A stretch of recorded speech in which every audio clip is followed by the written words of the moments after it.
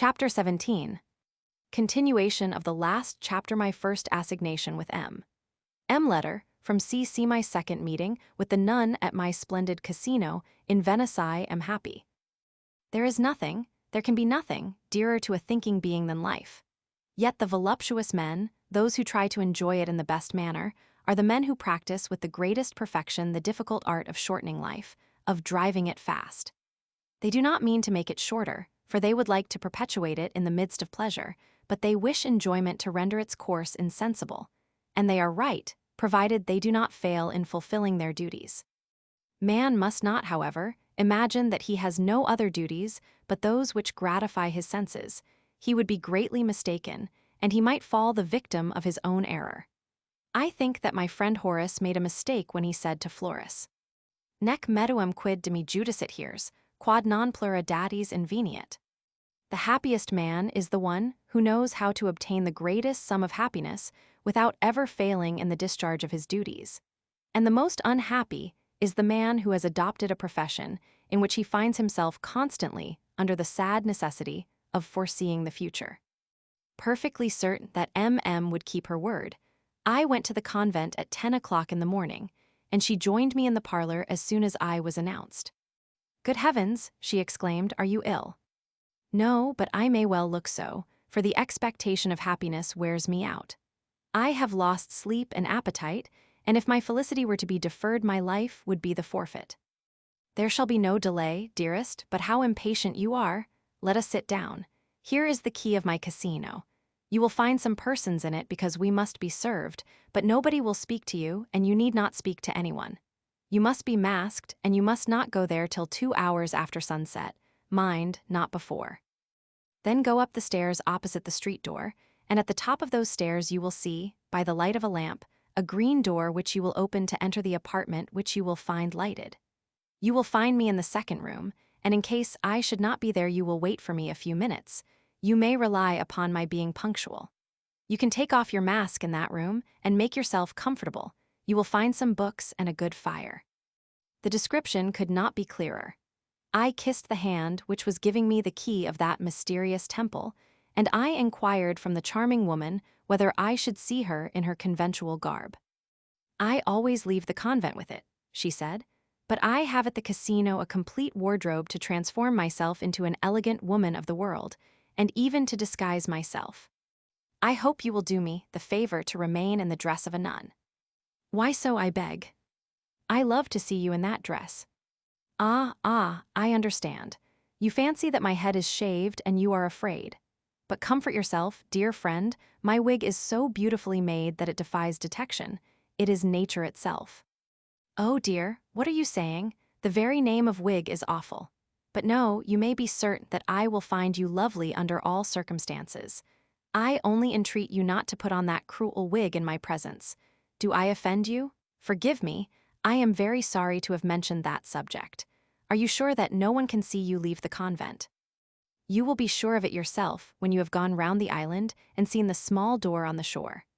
I have the key of a room opening on the shore, and I have every confidence in the sister who serves me." "And the gondola?" "My lover himself answers for the fidelity of the gondoliers."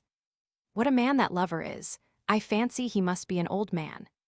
"You are mistaken. If he were old, I should be ashamed.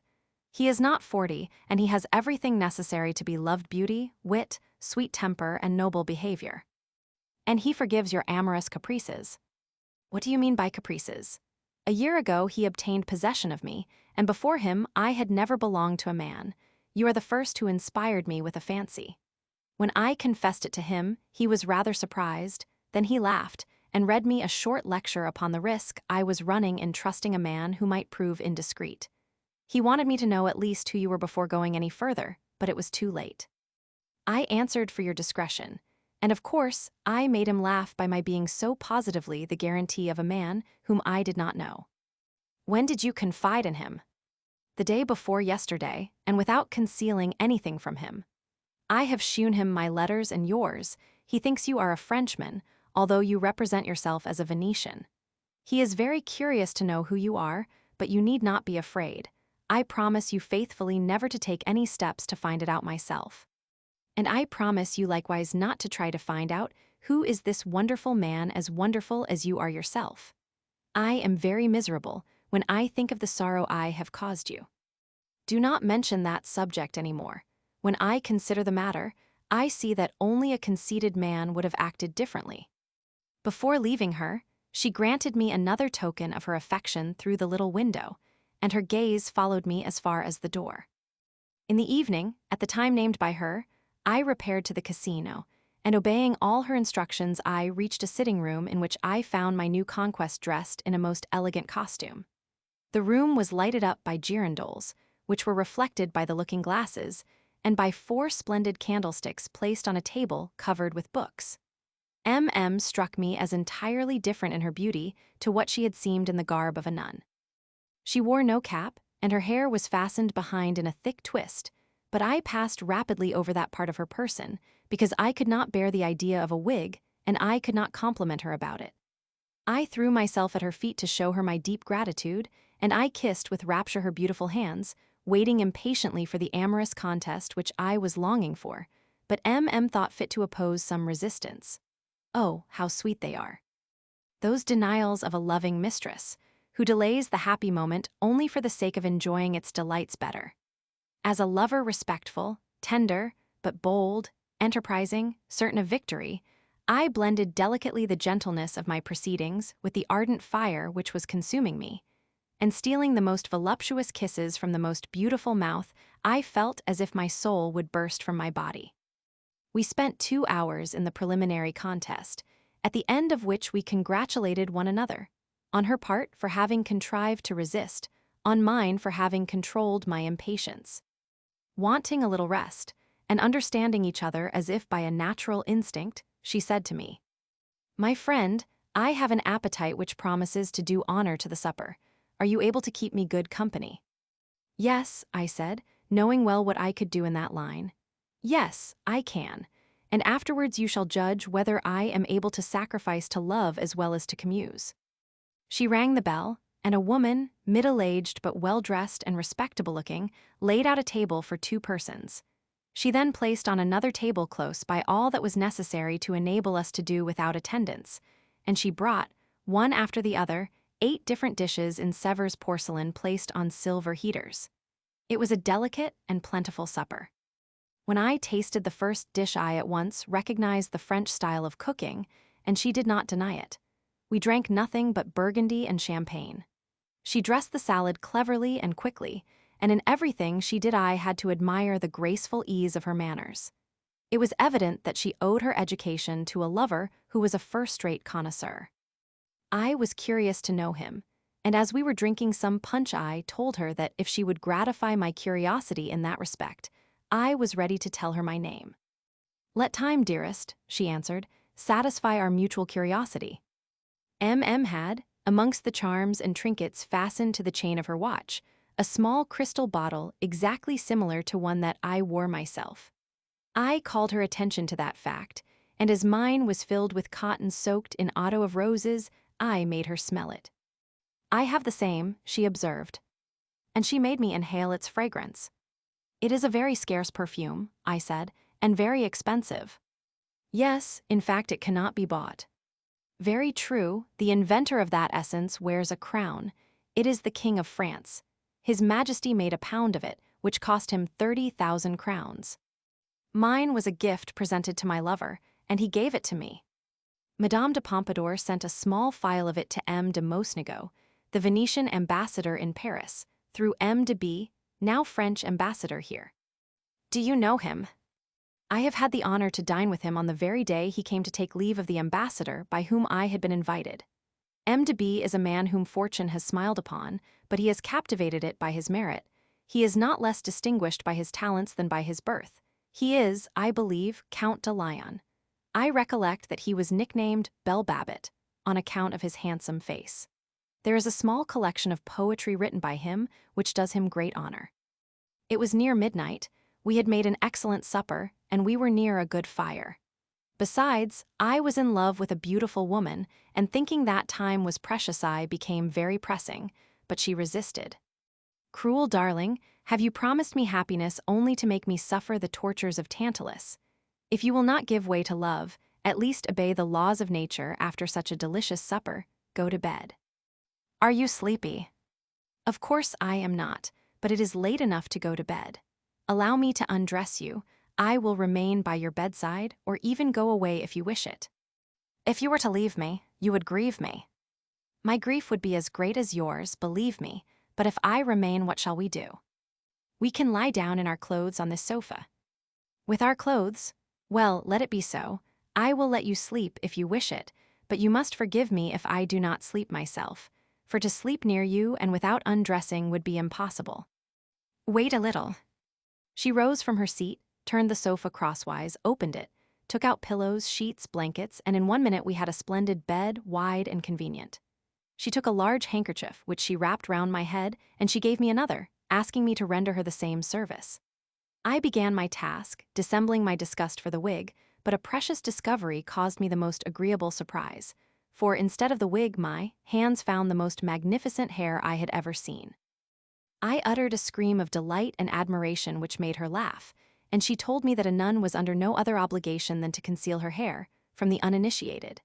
Thereupon she pushed me adroitly and made me fall on the sofa. I got up again, and, having thrown off my clothes as quick as lightning, I threw myself on her rather than near her. She was very strong, and folding me in her arms, she thought that I ought to forgive her for all the torture she was condemning me to. I had not obtained any essential favor. I was burning, but I was trying to master my impatience, for I did not think that I had yet the right to be exacting. I contrived to undo 5 or 6 bows of ribbons, and satisfied, with her not opposing any resistance in that quarter, my heart throbbed with pleasure, and I possessed myself of the most beautiful bosom, which I smothered under my kisses. But her favors went no further, and my excitement increasing in proportion to the new perfections I discovered in her, I doubled my efforts, all in vain. At last, compelled to give way to fatigue, I fell asleep in her arms, holding her tightly against me. A noisy chime of bells woke us. "What is the matter?" I exclaimed. "Let us get up, dearest. It is time for me to return to the convent. Dress yourself, and let me have the pleasure of seeing you in the garb of a saint, since you are going away a virgin. Be satisfied for this time, dearest, and learn from me how to practice abstinence. We shall be happier another time. When I have gone, if you have nothing to hurry you, you can rest here." She rang the bell, and the same woman who had appeared in the evening, and was most likely the secret minister and the confidant of her amorous mysteries, came in. After her hair had been dressed, she took off her gown, locked up her jewelry in her bureau, put on the stays of a nun, in which she hid the 2 magnificent globes which had been during that fatiguing night the principal agents of my happiness, and assumed her monastic robes. The woman having gone out to call the gondoliers, M.M. kissed me warmly and tenderly, and said to me, "I expect to see you the day after tomorrow, so as to hear from you which night I am to meet you in Venice. And then, my beloved lover, you shall be happy and I too. Farewell." Pleased without being satisfied, I went to bed and slept soundly until noon. I left the casino without seeing anyone, and being well masked I repaired to the house of Laura, who gave me a letter from my dear C.C. Here is a copy of it. I am going to give you, my best beloved, a specimen of my way of thinking, and I trust that, far from lowering me in your estimation, you will judge me, in spite of my youth, capable of keeping a secret and worthy of being your wife. Certain that your heart is mine, I do not blame you for having made a mystery of certain things, and not being jealous of what can divert your mind and help you to bear patiently our cruel separation. I can only delight in whatever procures you some pleasure. Listen now. Yesterday, as I was going along one of the halls, I dropped a toothpick which I held in my hand, and to get it again, I was compelled to displace a stool which happened to be in front of a crack in the partition. I have already become as curious as a nun, a fault very natural to idle people. I placed my eye against the small opening, and whom did I see? You in person, my darling, conversing in the most lively manner with my charming friend, Sister M.M. It would be difficult for you to imagine my surprise and joy, but those 2 feelings gave way soon to the fear of being seen and of exciting the curiosity of some inquisitive nun. I quickly replaced the stool, and I went away. Tell me all, dearest friend, you will make me happy. How could I cherish you with all my soul and not be anxious to know the history of your adventure? Tell me if she knows you, and how you have made her acquaintance. She is my best friend, the one of whom I have spoken so often to you in my letters, without thinking it necessary to tell you her name. She is the friend who teaches me French and has lent me books which gave me a great deal of information on a matter generally little known to women. If it had not been for her, the cause of the accident which has been so near costing me my life would have been discovered. She gave me sheets and linen immediately. To her I owe my honor, but she has necessarily learned in that way that I have a lover, as I know that she has one, but neither of us has shewn any anxiety to know the secrets of the other. Sister M.M. is a rare woman. I feel certain, dearest, that you love one another. It cannot be otherwise since you are acquainted, but as I am not jealous of that affection, I deserve that you should tell me all. I pity you both, however, for all you may do will, I fear, only irritate your passion. Everyone in the convent thinks that you are ill, and I am longing to see you.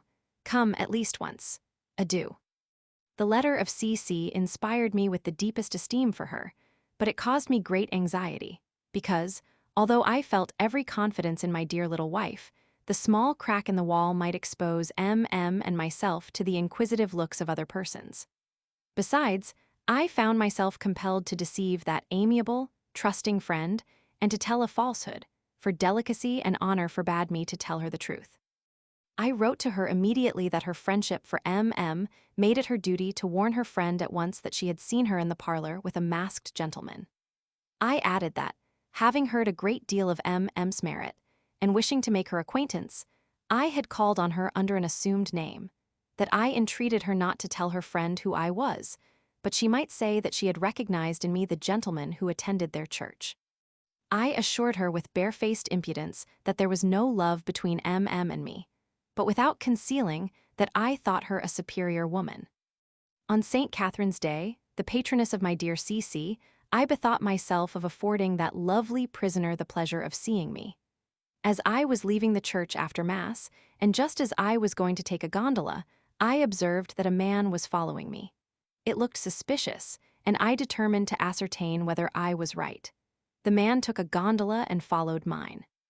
It might have been purely accidental, but keeping on my guard for fear of surprise, I alighted in Venice at the Morosini Palace. The fellow alighted at the same place. His intentions were evident. I left the palace, and turning towards the Flanders Gate I stopped in a narrow street, took my knife in my hand, waited for the spy, seized him by the collar, and pushing him against the wall with the knife at his throat, I commanded him to tell me what business he had with me. Trembling all over, he would have confessed everything, but unluckily someone entered the street. The spy escaped, and I was no wiser, but I had no doubt that for the future that fellow at least would keep at a respectful distance. It showed me how easy it would be for an obstinate spy to discover my identity, and I made up my mind never to go to Murin but with a mask or at night. The next day I had to see my beautiful nun in order to ascertain which day she would sup with me in Venice, and I went early to the convent. She did not keep me waiting, and her face was radiant with joy. She complimented me upon my having resumed my attendance at their church. All the nuns had been delighted to see me again after an absence of 3 weeks. The abbess, she said, told me how glad she was to see you, and that she was certain to find out who you are. I then related to her the adventure of the spy, and we both thought that it was most likely the means taken by the sainted woman to gratify her curiosity about me. I have resolved not to attend your church any more. That will be a great deprivation to me, but in our common interest, I can but approve your resolution. She related the affair of the treacherous crack in the partition, and added, "It is already repaired, and there is no longer any fear in that quarter. I heard of it from a young boarder whom I love dearly, and who is much attached to me. I am not curious to know her name, and she has never mentioned it to me.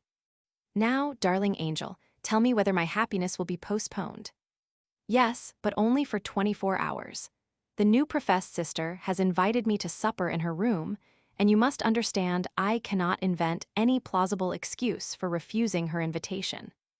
You would not, then, tell her in confidence the very legitimate obstacle, which makes me wish that the new sisters never take supper." "Certainly not. We never trust anyone so far in a convent. Besides, dearest, such an invitation cannot be declined unless I wish to gain a most bitter enemy. Could you not say that you are ill?" "Yes, but then the visits." I understand. If you should refuse, the escape might be suspected. The escape? Impossible. Here no one admits the possibility of breaking out of the convent. Then you are the only one able to perform that miracle. You may be sure of that, but as is always the case, it is gold which performs that miracle. And many others, perhaps. Oh, the time has gone by for them. But tell me, my love, where will you wait for me tomorrow, 2 hours after the setting of the sun? Could I not wait for you at your casino? No, because my lover will take me himself to Venice.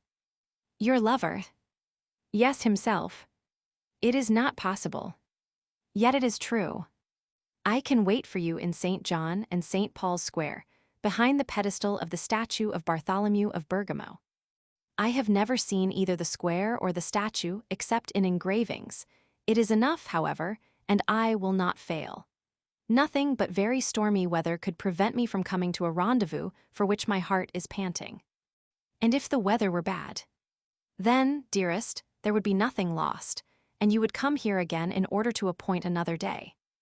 I had no time to lose, for I had no casino. I took a second rower so as to reach St. Mark's Square more rapidly, and I immediately set to work looking for what I wanted. When a mortal is so lucky as to be in the good graces of the god Plutus, and is not crack-brained, he is pretty sure to succeed in everything. I had not to search very long before I found a casino suiting my purpose exactly. It was the finest in the neighborhood of Venice, but, as a natural consequence, it was likewise the most expensive. It had belonged to the English ambassador, who had sold it cheap to his cook before leaving Venice. The owner let it to me until Easter for 100 sequins, which I paid in advance on condition that he would himself cook the dinners and the suppers I might order. I had 5 rooms furnished in the most elegant style, and everything seemed to be calculated for love, pleasure, and good cheer. The service of the dining room was made through a sham window in the wall, provided with a dumbwaiter revolving upon itself, and fitting the window so exactly that master and servants could not see each other. The drawing room was decorated with magnificent looking glasses, crystal chandeliers, girandoles in gilt, bronze, and with a splendid pier glass placed on a chimney of white marble. The walls were covered with small squares of real china, representing little cupids and naked amorous couples in all sorts of positions, well calculated to excite the imagination. Elegant and very comfortable sofas were placed on every side. Next to it was an octagonal room, the walls, the ceiling, and the floor of which were entirely covered with splendid Venetian glass, arranged in such a manner as to reflect on all sides every position of the amorous couple enjoying the pleasures of love. Close by was a beautiful alcove with 2 secret outlets. On the right, an elegant dressing room on the left, a boudoir which seemed to have been arranged by the mother of love, with a bath in Carrara marble. Everywhere the wainscots were embossed in ormolu, or painted with flowers and arabesques. After I had given my orders for all the chandeliers to be filled with wax candles, and the finest linen to be provided wherever necessary, I ordered a most delicate and sumptuous supper for 2, without regard to expense, and especially the most exquisite wines. I then took possession of the key of the principal entrance, and warned the master that I did not want to be seen by anyone when I came in or went out. I observed with pleasure that the clock in the alcove had an alarum, for I was beginning, in spite of love, to be easily influenced by the power of sleep. Everything being arranged according to my wishes, I went, as a careful and delicate lover, to purchase the finest slippers I could find, and a cap in a Lenken point. I trust my reader does not think me too particular. Let him recollect that I was to receive the most accomplished of the sultanas of the Master of the Universe, and I told that 4th Grace that I had a casino. Was I to begin by giving her a bad idea of my truthfulness? At the appointed time, that is 2 hours after sunset, I repaired to my palace, and it would be difficult to imagine the surprise of His Honor the French cook when he saw me arrive alone. Not finding all the chandeliers lighted up as I had ordered, I scolded him well, giving him notice that I did not like to repeat an order. I shall not fail, sir, another time to execute your commands. Let the supper be served. Your Honor ordered it for 2. Yes, for 2, and this time be present during my supper, so that I can tell you which dishes I find good or bad. The supper came through the revolving dumbwaiter in very good order, 2 dishes at a tune. I passed some remarks upon everything, but to tell the truth, everything was excellent. Game, fish, oysters, truffles, wine, dessert, and the whole served in very fine Dresden china and silver-gilt plate. I told him that he had forgotten hard eggs, anchovies, and prepared vinegar to dress a salad. He lifted his eyes towards heaven, as if to plead guilty to a very heinous crime. After a supper which lasted 2 hours, and during which I must certainly have won the admiration of my host, I asked him to bring me the bill. He presented it to me shortly afterwards, and I found it reasonable.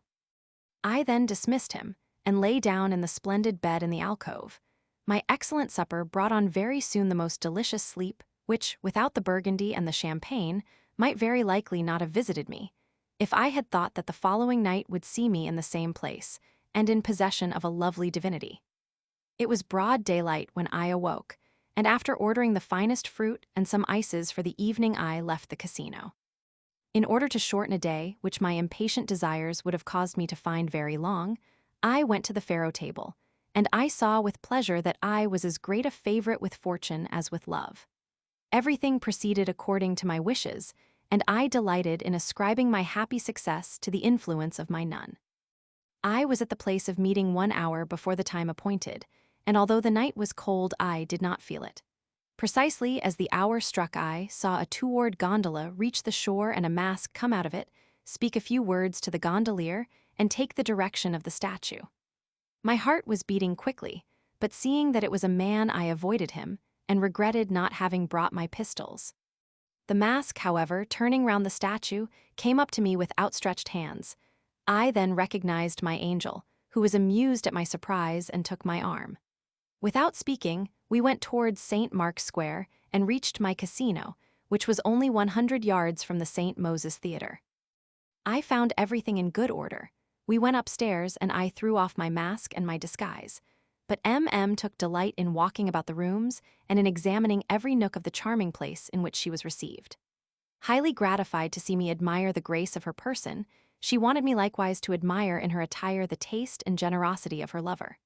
She was surprised at the almost magic spell which, although she remained motionless, showed her lovely person in 1,000 different manners. Her multiplied portraits, reproduced by the looking-glasses, and the numerous wax candles disposed to that effect, offered to her sight a spectacle entirely new to her, and from which she could not withdraw her eyes. Sitting down on a stool, I contemplated her elegant person with rapture. A coat of rosy velvet, embroidered with gold spangles, a vest to match, embroidered likewise in the richest fashion, breeches of black satin, diamond buckles, a solitaire of great value on her little finger, and on the other hand a ring. Such was her toilet. Her black lace mask was remarkable for its fineness and the beauty of the design. To enable me to see her better, she stood before me. I looked in her pockets, in which I found a gold snuff-box, a sweetmeat box adorned with pearls, a gold case, a splendid opera glass, handkerchiefs of the finest cambric, soaked rather than perfumed with the most precious essences. I examined attentively the richness and the workmanship of her 2 watches, of her chains, of her trinkets, brilliant with diamonds. The last article I found was a pistol. It was an English weapon of fine steel and of the most beautiful finish. All I see, my divine angel, is not worthy of you. Yet I cannot refrain from expressing my admiration for the wonderful, I might almost say adorable, being who wants to convince you that you are truly his mistress. That is what he said when I asked him to bring me to Venice and to leave me. Amuse yourself, he said, and I hope that the man whom you are going to make happy will convince you that he is worthy of it. He is indeed an extraordinary man, and I do not think there is another like him. Such a lover is a unique being, and I feel that I could not be like him, as deeply as I fear to be unworthy of a happiness which dazzles me. Allow me to leave you, and to take off these clothes alone. Do anything you please. A quarter of an hour afterwards, my mistress came back to me. Her hair was dressed like a man's, the front locks came down her cheeks, and the black hair, fastened with a knot of blue ribbon, reached the bend of her legs. Her form was that of Antinous. Her clothes alone, being cut in the French style, prevented the illusion from being complete. I was in a state of ecstatic delight, and I could not realize my happiness. "No, adorable woman," I exclaimed, You are not made for a mortal, and I do not believe that you will ever be mine. At the very moment of possessing you, some miracle will wrest you from my arms. Your divine spouse, perhaps jealous of a simple mortal, will annihilate all my hope. It is possible that in a few minutes I shall no longer exist. Are you mad, dearest? I am yours this very instant if you wish it. Ah, if I wish it, although fasting come, love and happiness will be my food. She felt cold. We sat near the fire, and unable to master my impatience, I unfastened a diamond brooch which pinned her ruffle. Dear reader, there are some sensations so powerful and so sweet that years cannot weaken the remembrance of them. My mouth had already covered with kisses that ravishing bosom, but then the troublesome corset had not allowed me to admire all its perfection. Now I felt it free from all restraint and from all unnecessary support. I have never seen, never touched, anything more beautiful, and the two magnificent globes of the Venus de Medicis, even if they had been animated by the spark of life given by Prometheus, would have yielded the palm to those of my divine nun. I was burning with ardent desires, and I would have satisfied them on the spot, if my adorable mistress had not calmed my impatience by these simple words. Wait until after supper. I rang the bell. She shuddered. Do not be anxious, dearest. And I showed her the secret of the sham window. You will be able to tell your lover that no one saw you. He will appreciate your delicate attention, and that will prove to him that you are not a novice in the art of love. But it is evident that I am not the only one who enjoys with you the delights of this charming residence. You are wrong, believe me. You are the first woman I have seen here. You are not, adorable creature, my first love, but you shall be the last. I shall be happy if you are faithful. My lover is constant, kind, gentle, and amiable, yet my heart has ever been fancy-free with him. Then his own heart must be the same, for if his love was of the same nature as mine, you would never have made me happy. He loves me as I love you. Do you believe in my love for you? Yes, I want to believe in it, but you would not allow me to. Do not say any more, for I feel that I could forgive you in anything, provided you told me all. The joy I experience at this moment is caused more by the hope I have of gratifying your desires than by the idea that I am going to pass a delightful night with you. It will be the first in my life. What, have you never passed such a night with your lover? Several, but friendship, compliance, and gratitude, perhaps, were then the only contributors to our pleasures. The most essential love was never present. In spite of that, my lover is like you. His wit is lively, very much the same as yours, and as far as his features are concerned, he is very handsome, yet it is not you. I believe him more wealthy than you, although this casino almost convinces me that I am mistaken, but what does love care for riches? Do not imagine that I consider you endowed with less merit than he, because you confess yourself incapable of his heroism in allowing me to enjoy another love. Quite the contrary. I know that you would not love me as you do, if you told me that you could be as indulgent as he is for one of my caprices. Will he be curious to hear the particulars of this night?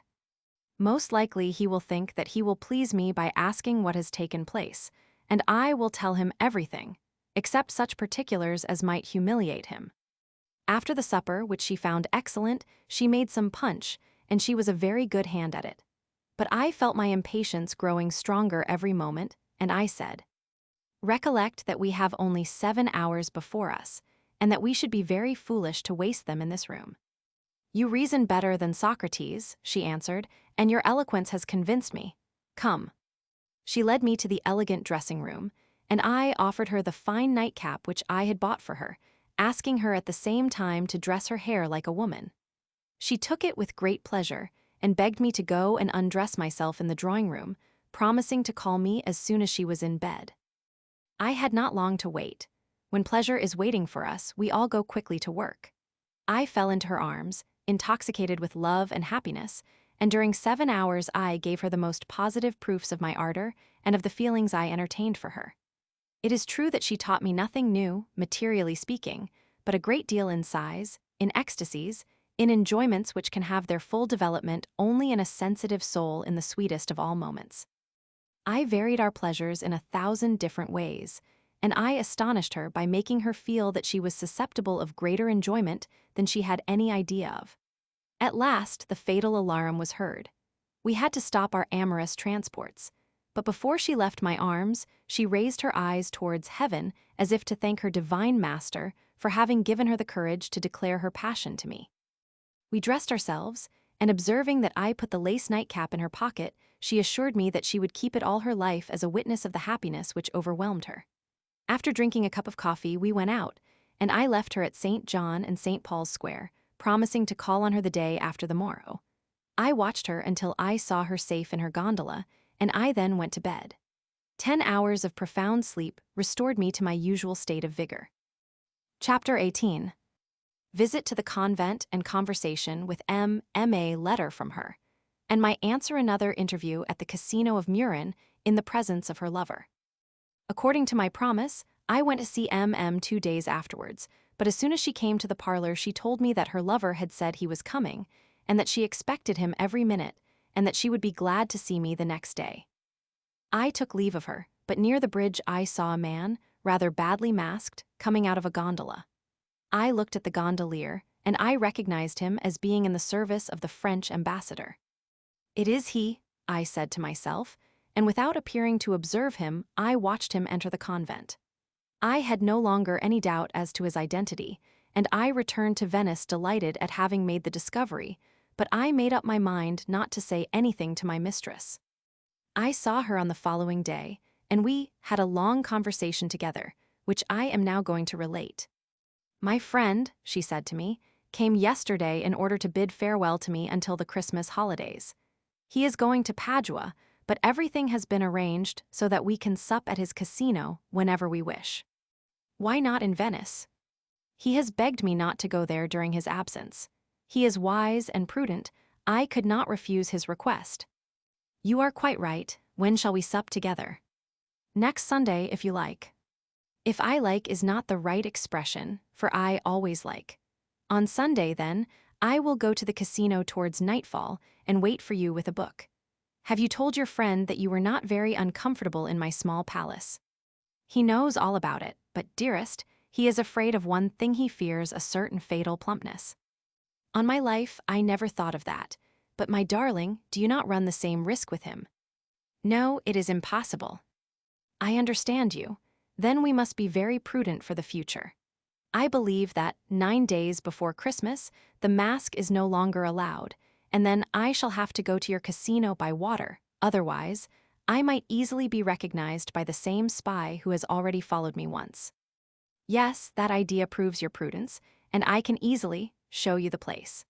I hope you will be able to come also during Lent, although we are told that at that time God wishes us to mortify our senses. Is it not strange that there is a time during which God wants us to amuse ourselves almost to frenzy, and another during which, in order to please him, we must live in complete abstinence? What is there in common between a yearly observance and the deity, and how can the action of the creature have any influence over the Creator, whom my reason cannot conceive otherwise than independent? It seems to me that if God had created man with the power of offending him, man would be right in doing everything that is forbidden to him, because the deficiencies of his organization would be the work of the Creator himself. How can we imagine God grieved during Lent? My beloved one, you reason beautifully, but will you tell me where you have managed, in a convent, to pass the Rubicon?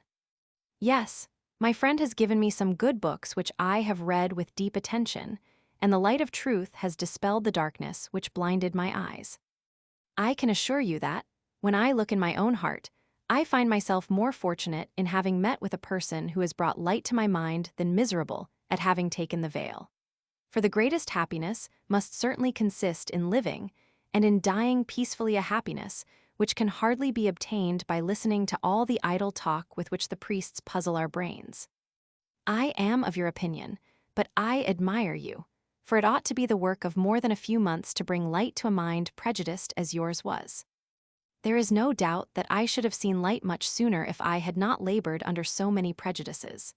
There was in my mind a curtain dividing truth from error, and reason alone could draw it aside, but that poor reason eye had been taught to fear it, to repulse it, as if its bright flame would have devoured, instead of enlightening me. The moment it was proved to me that a reasonable being ought to be guided only by his own inductions, I acknowledged the sway of reason, and the mist which hid truth from me was dispelled. The evidence of truth shone before my eyes, nonsensical trifles disappeared, and I have no fear of their resuming their influence over my mind, for every day it is getting stronger. And I may say that I only began to love God when my mind was disabused of priestly superstitions concerning him. I congratulate you. You have been more fortunate than I, for you have made more progress in 1 year than I have made in 10. Then you did not begin by reading the writings of Lord Bolingbroke. 5 or 6 months ago, I was reading Las Sages by Charon, and somehow or other my confessor heard of it. When I went to him for confession, he took upon himself to tell me to give up reading that book. I answered that my conscience did not reproach me, and that I could not obey him. In that case, replied he, I will not give you absolution. That will not prevent me from taking the communion, I said. This made him angry, and in order to know what he ought to do, he applied to Bishop Dito. His Eminence came to see me, and told me that I ought to be guided by my confessor. I answered that we had mutual duties to perform, and that the mission of a priest in the confessional was to listen to me, to impose a reasonable penance, and to give me absolution, that he had not even the right of offering me any advice if I did not ask for it. I added that the confessor being bound to avoid scandal, if he dared to refuse me the absolution, which of course he could do, I would all the same go to the altar with the other nuns. The bishop, seeing that he was at his wits' end, told the priest to abandon me to my conscience. But that was not satisfactory to me, and my lover obtained a brief from the Pope authorizing me to go to confession to any priest I like. All the sisters are jealous of the privilege, but I have availed myself of it only once, for the sake of establishing a precedent and of strengthening the right by the fact, for it is not worth the trouble. I always confess to the same priest, and he has no difficulty in giving me absolution, for I only tell him what I like. And for the rest you absolve yourself. I confess to God, who alone can know my thoughts and judge the degree of merit or of demerit to be attached to my actions.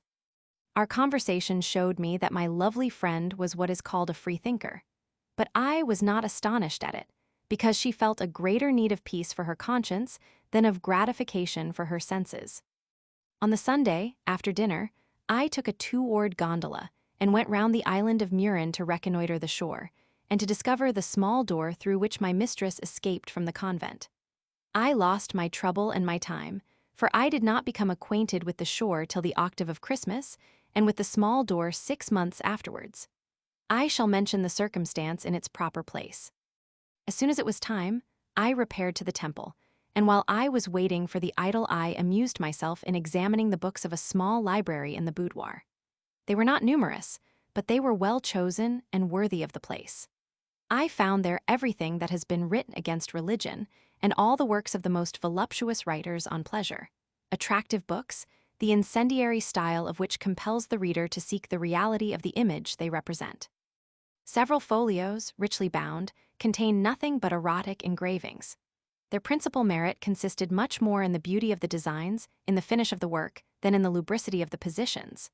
I found amongst them the prints of the Portier des Chartreux, published in England, the engravings of Musaeus, of Aloysia Sigiatoltana, and others, all very beautifully done. A great many small pictures covered the walls of the boudoir, and they were all masterpieces in the same style as the engravings. I had spent an hour in examining all these works of art, the sight of which had excited me in the most irresistible manner, when I saw my beautiful mistress enter the room, dressed as a nun. Her appearance was not likely to act as a sedative, and therefore, without losing any time in compliments, I said to her, "You arrive most opportunely. All these erotic pictures have fired my imagination, and it is in your garb of a saint that you must administer the remedy that my love requires. Let me put on another dress, darling. It will not take more than 5 minutes. 5 minutes will complete my happiness, and then you can attend to your metamorphosis. But let me take off these woolen robes, which I dislike. No, I want you to receive the homage of my love in the same dress which you had on when you gave birth to it." She uttered in the humblest manner a fiat voluntas tua, accompanied by the most voluptuous smile, and sank on the sofa. For one instant we forgot all the world besides. After that delightful ecstasy, I assisted her to undress, and a simple gown of Indian muslin soon metamorphosed my lovely nun into a beautiful nymph. After an excellent supper, we agreed not to meet again till the first day of the octave. She gave me the key of the gate on the shore and told me that a blue ribbon attached to the window over the door would point it out by day, so as to prevent my making a mistake at night. I made her very happy by telling her that I would come and reside in her casino until the return of her friend. During the 10 days that I remained there, I saw her 4 times, and I convinced her that I lived only for her. During my stay in the casino, I amused myself in reading, in writing to CC, but my love for her had become a calm affection. The lines which interested me most in her letters were those in which she mentioned her friend. She often blamed me for not having cultivated the acquaintance of MM, and my answer was that I had not done so for fear of being known. I always insisted upon the necessity of discretion. I do not believe in the possibility of equal love being bestowed upon 2 persons at the same time, nor do I believe it possible to keep love to a high degree of intensity if you give it either too much food or none at all. That which maintained my passion for MM in a state of great vigor was that I could never possess her without running the risk of losing her. "It is impossible," I said to her once, "that some time or other one of the nuns should not want to speak to you when you are absent." "No," she answered, "that cannot happen, because there is nothing more religiously respected in a convent than the right of a nun to deny herself, even to the abbess. A fire is the only circumstance I have to fear, because in that case there would be general uproar and confusion, and it would not appear natural that a nun should remain quietly locked up in her cell in the midst of such danger. My escape would then be discovered. I have contrived to gain over the lay sister and the gardener, as well as another nun, and that miracle was performed by my cunning, assisted by my lover's gold. He answers for the fidelity of the cook and his wife who take care of the casino. He has likewise every confidence in the 2 gondoliers, although one of them is sure to be a spy of the state inquisitors. On Christmas Eve, she announced the return of her lover, and she told him that on St. Stephen's Day she would go with him to the opera, and that they would afterwards spend the night together. "I shall expect you, my beloved one," she added, "on the last day of the year, and here is a letter which I beg you not to read till you get home."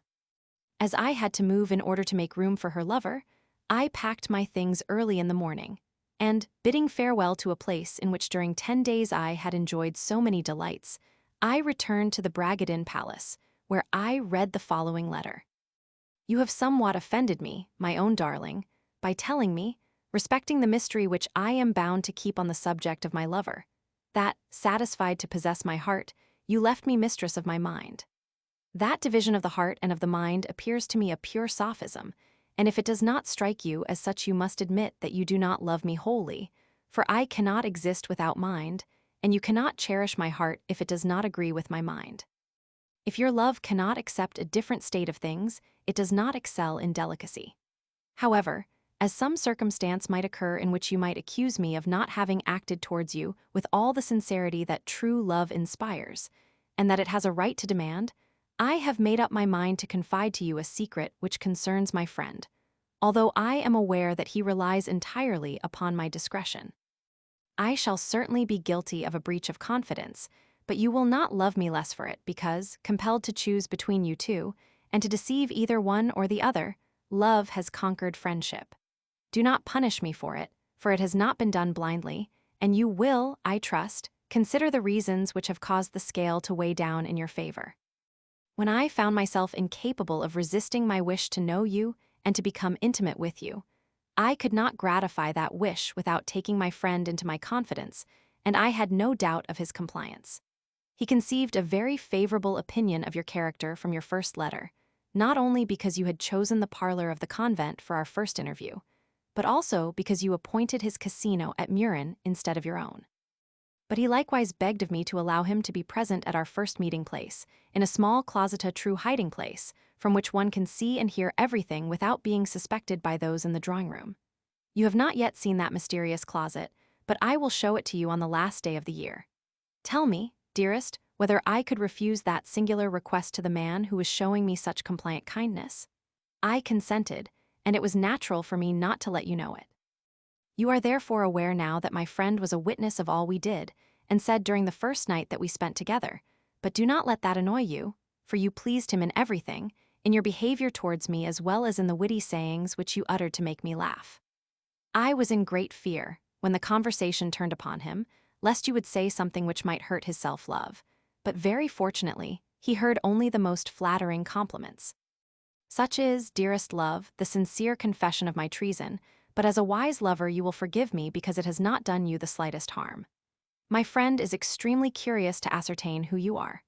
But listen to me, that night you were natural and thoroughly amiable. Would you have been the same if you had known that there was a witness? It is not likely, and if I had acquainted you with the truth, you might have refused your consent, and perhaps you would have been right.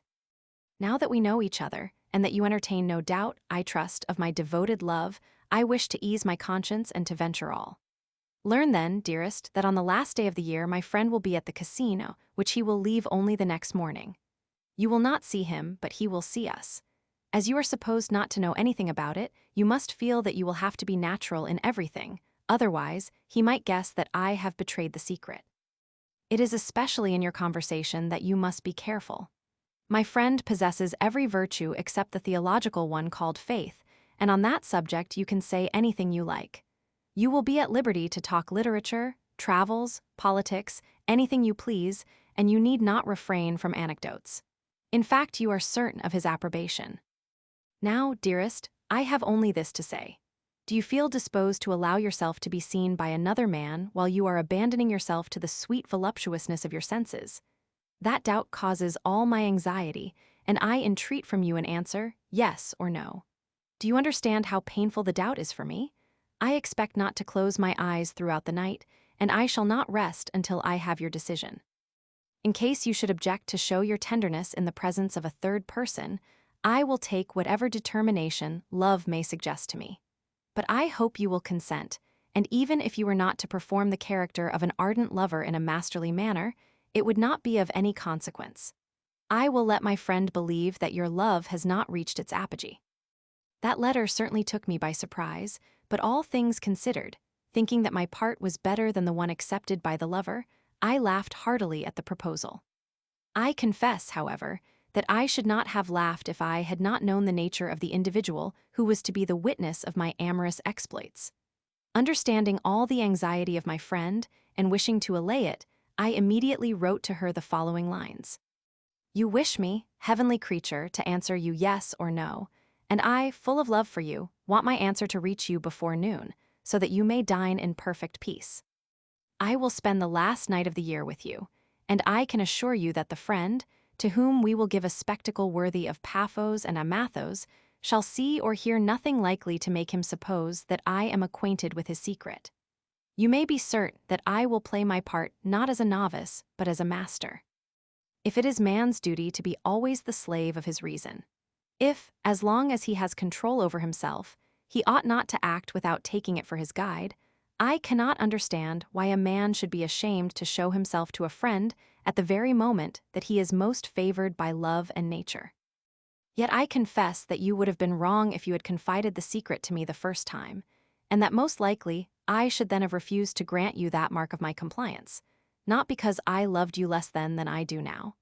But there are such strange tastes in nature that I might have imagined that your lover's ruling taste was to enjoy the sight of an ardent and frantic couple in the midst of amorous connection, and in that case, conceiving an unfavorable opinion of you. Vexation might have frozen the love you had just sent through my being. Now, however, the case is very different. I know all I possess in you, and from all you have told me of your lover, I am well disposed towards him, and I believe him to be my friend. If a feeling of modesty does not deter you from showing yourself tender, loving, and full of amorous ardor with me in his presence, how could I be ashamed when, on the contrary, I ought to feel proud of myself? I have no reason to blush at having made a conquest of you, or at showing myself in those moments during which I prove the liberality with which nature has bestowed upon me the shape and the strength which assure such immense enjoyment to me, besides the certainty that I can make the woman I love share it with me.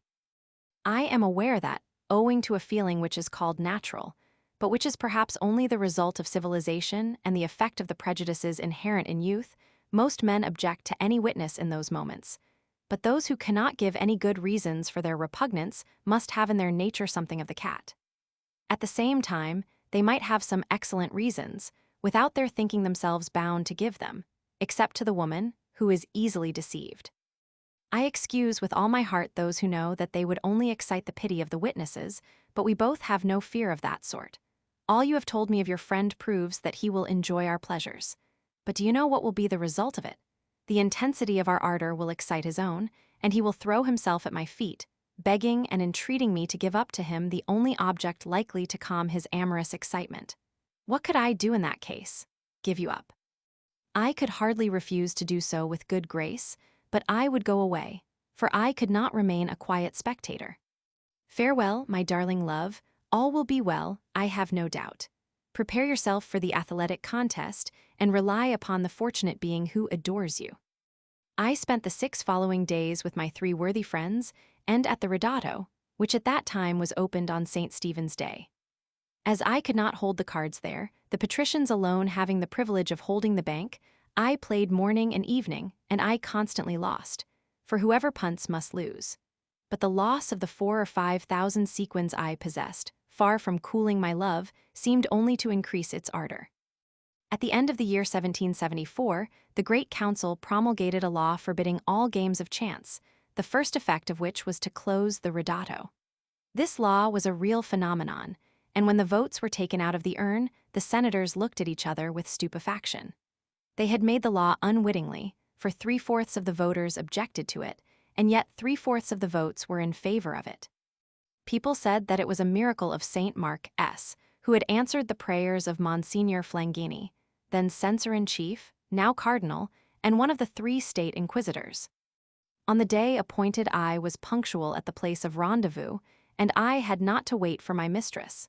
She was in the dressing-room, where she had had time to attend to her toilet, and as soon as she heard me, she came to me dressed with the greatest elegance. "My friend is not yet at his post," she said to me, "but the moment he is there I will give you a wink." "Where is the mysterious closet?" "There it is. Look at the back of this sofa against the wall. All those flowers in relief have a hole in the center which communicates with the closet behind that wall. There is a bed, a table, and everything necessary to a person who wants to spend the night in amusing himself by looking at what is going on in this room. I will show it to you whenever you like." "Was it arranged by your lover's orders?" "No, for he could not foresee that he would use it.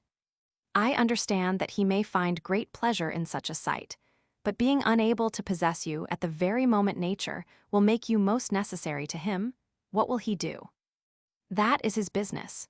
Besides, he is at liberty to go away when he has had enough of it, or to sleep if he has a mind to, but if you play your part naturally, he will not feel any weariness.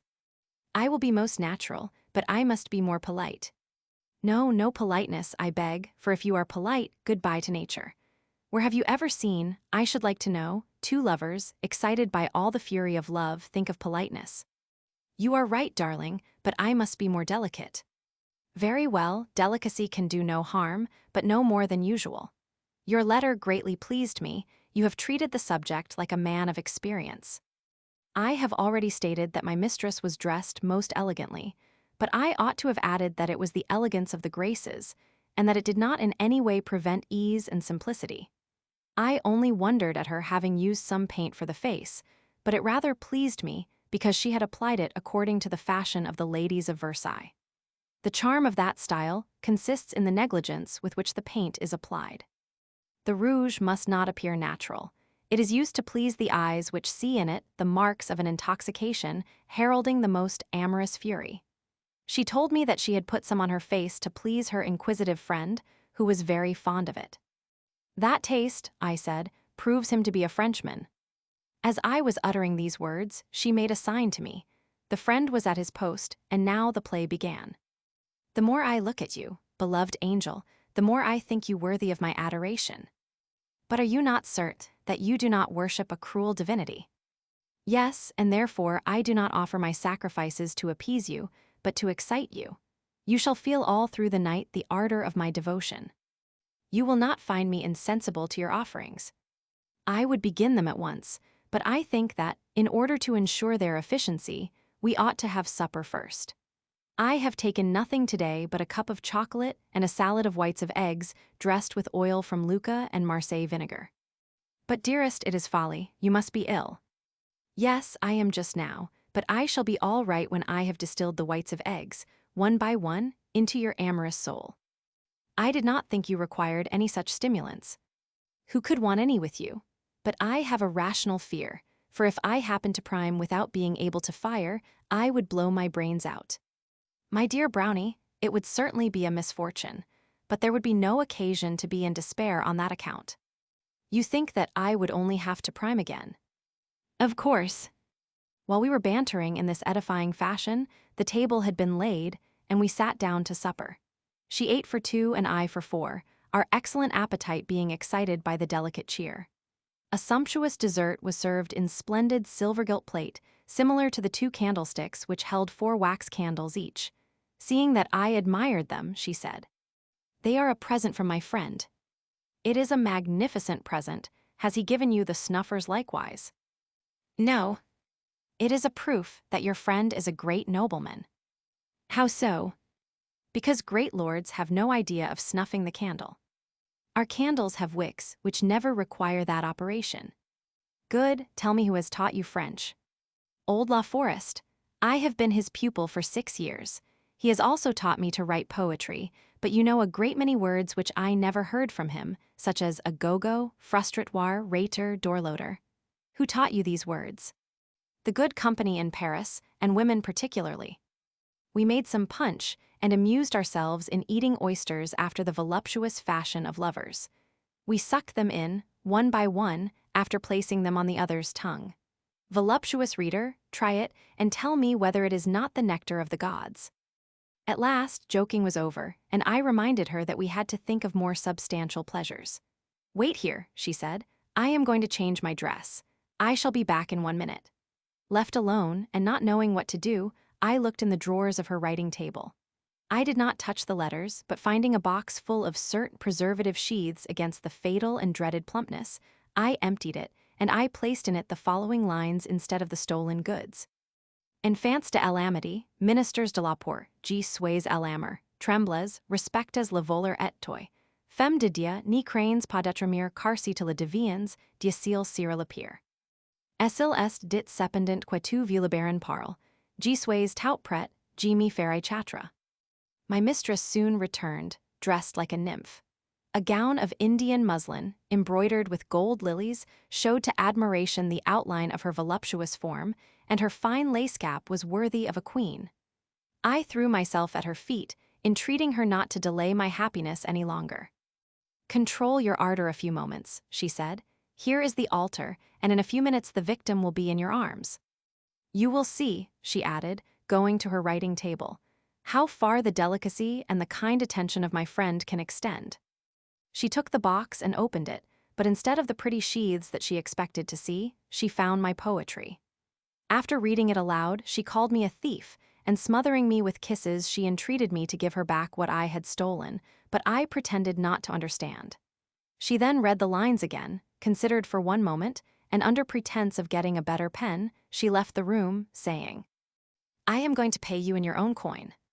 She came back after a few minutes, and wrote the following 6 lines. "Sans rien odeur au plaisir amoureux, l'objet de ton larcin sur de combir nos voix. Et l'abri du danger, mon âme satisfait savor and short parfait et si tu veux jouer avec ce curate, rends-moi mon doux ami, ces dons de l'amity." After this, I could not resist any longer, and I gave her back those objects so precious to a nun who wants to sacrifice on the altar of Venus. The clock striking 12, I showed her the principal actor who was longing to perform, and she arranged the sofa, saying that the alcove being too cold we had better sleep on it. But the true reason was that, to satisfy the curious lover, it was necessary for us to be seen. Dear reader, a picture must have shades, and there is nothing, no matter how beautiful in one point of view, that does not require to be sometimes veiled if you look at it from a different one. In order to paint the diversified scene which took place between me and my lovely mistress until the dawn of day, I should have to use all the colors of Aretino's palette. I was ardent and full of vigor, but I had to deal with a strong partner, and in the morning, after the last exploit, we were positively worn out, so much so that my charming nun felt some anxiety on my account. It is true that she had seen my blood spurt out and cover her bosom during my last offering, and as she did not suspect the true cause of that phenomenon, she turned pale with fright. I allayed her anxiety by 1,000 follies which made her laugh heartily.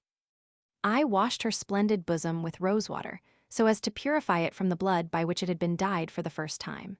She expressed a fear that she had swallowed a few drops, but I told her that it was of no consequence, even if were the case. She resumed the costume of a nun, and entreating me to lie down and to write to her before returning to Venice, so as to let her know how I was, she left the casino. I had no difficulty in obeying her, for I was truly in great need of rest. I slept until evening.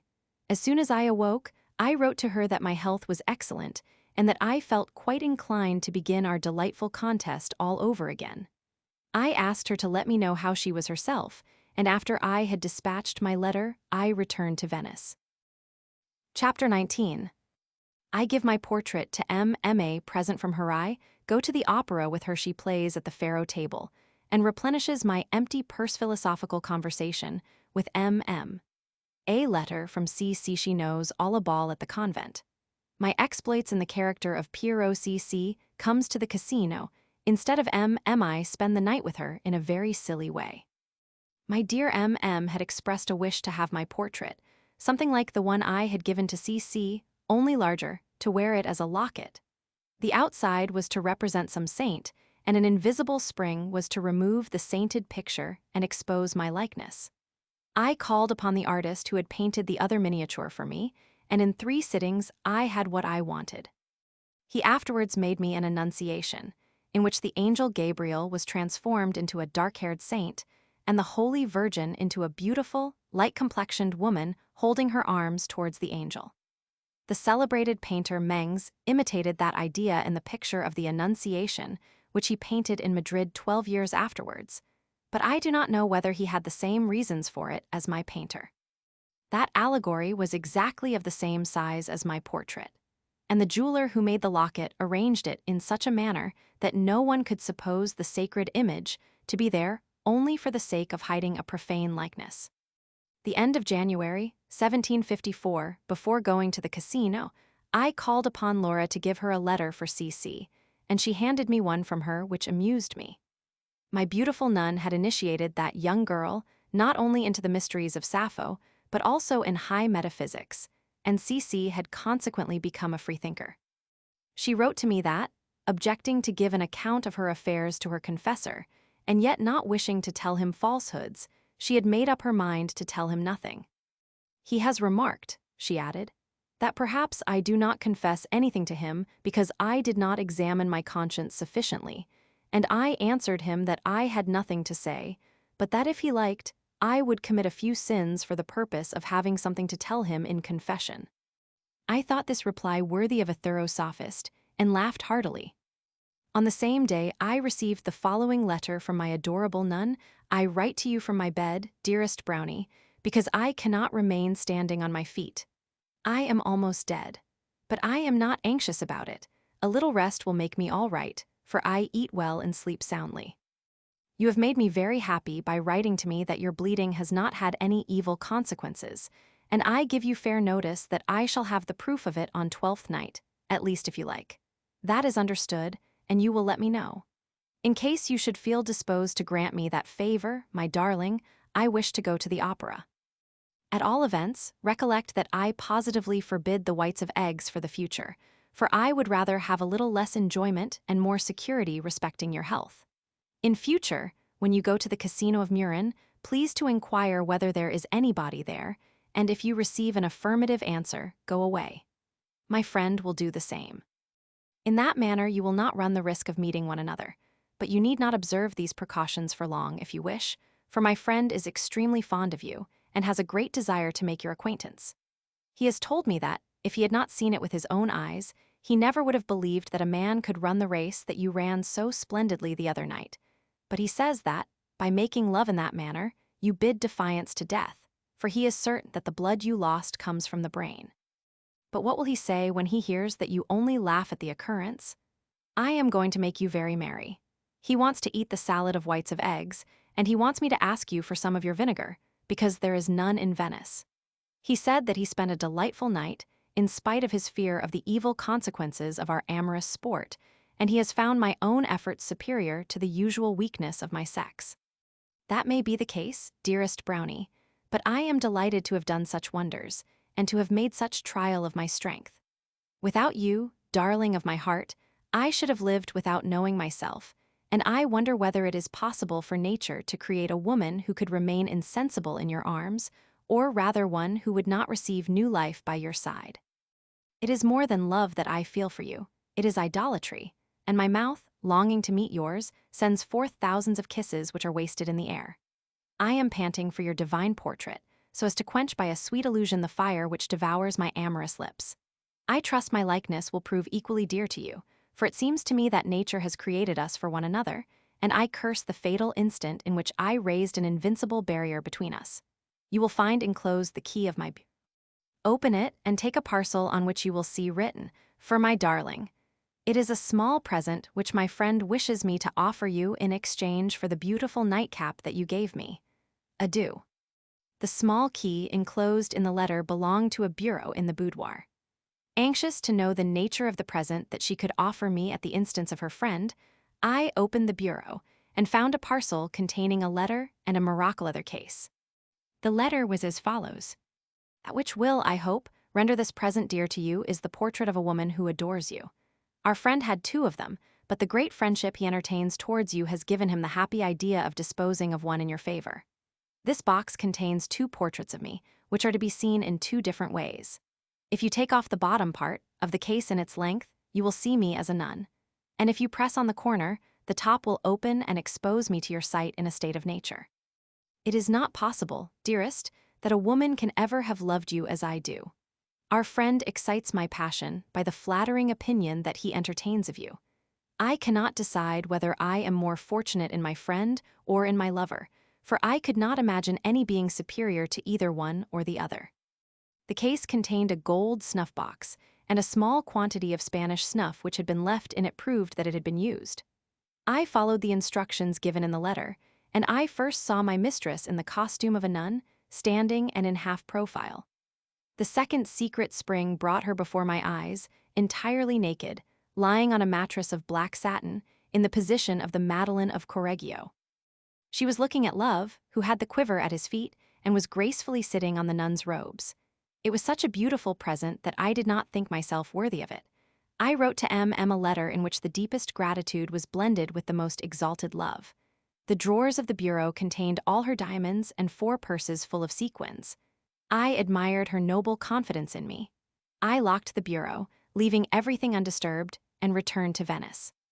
If I had been able to escape out of the capricious clutches of fortune by giving up gambling, my happiness would have been complete.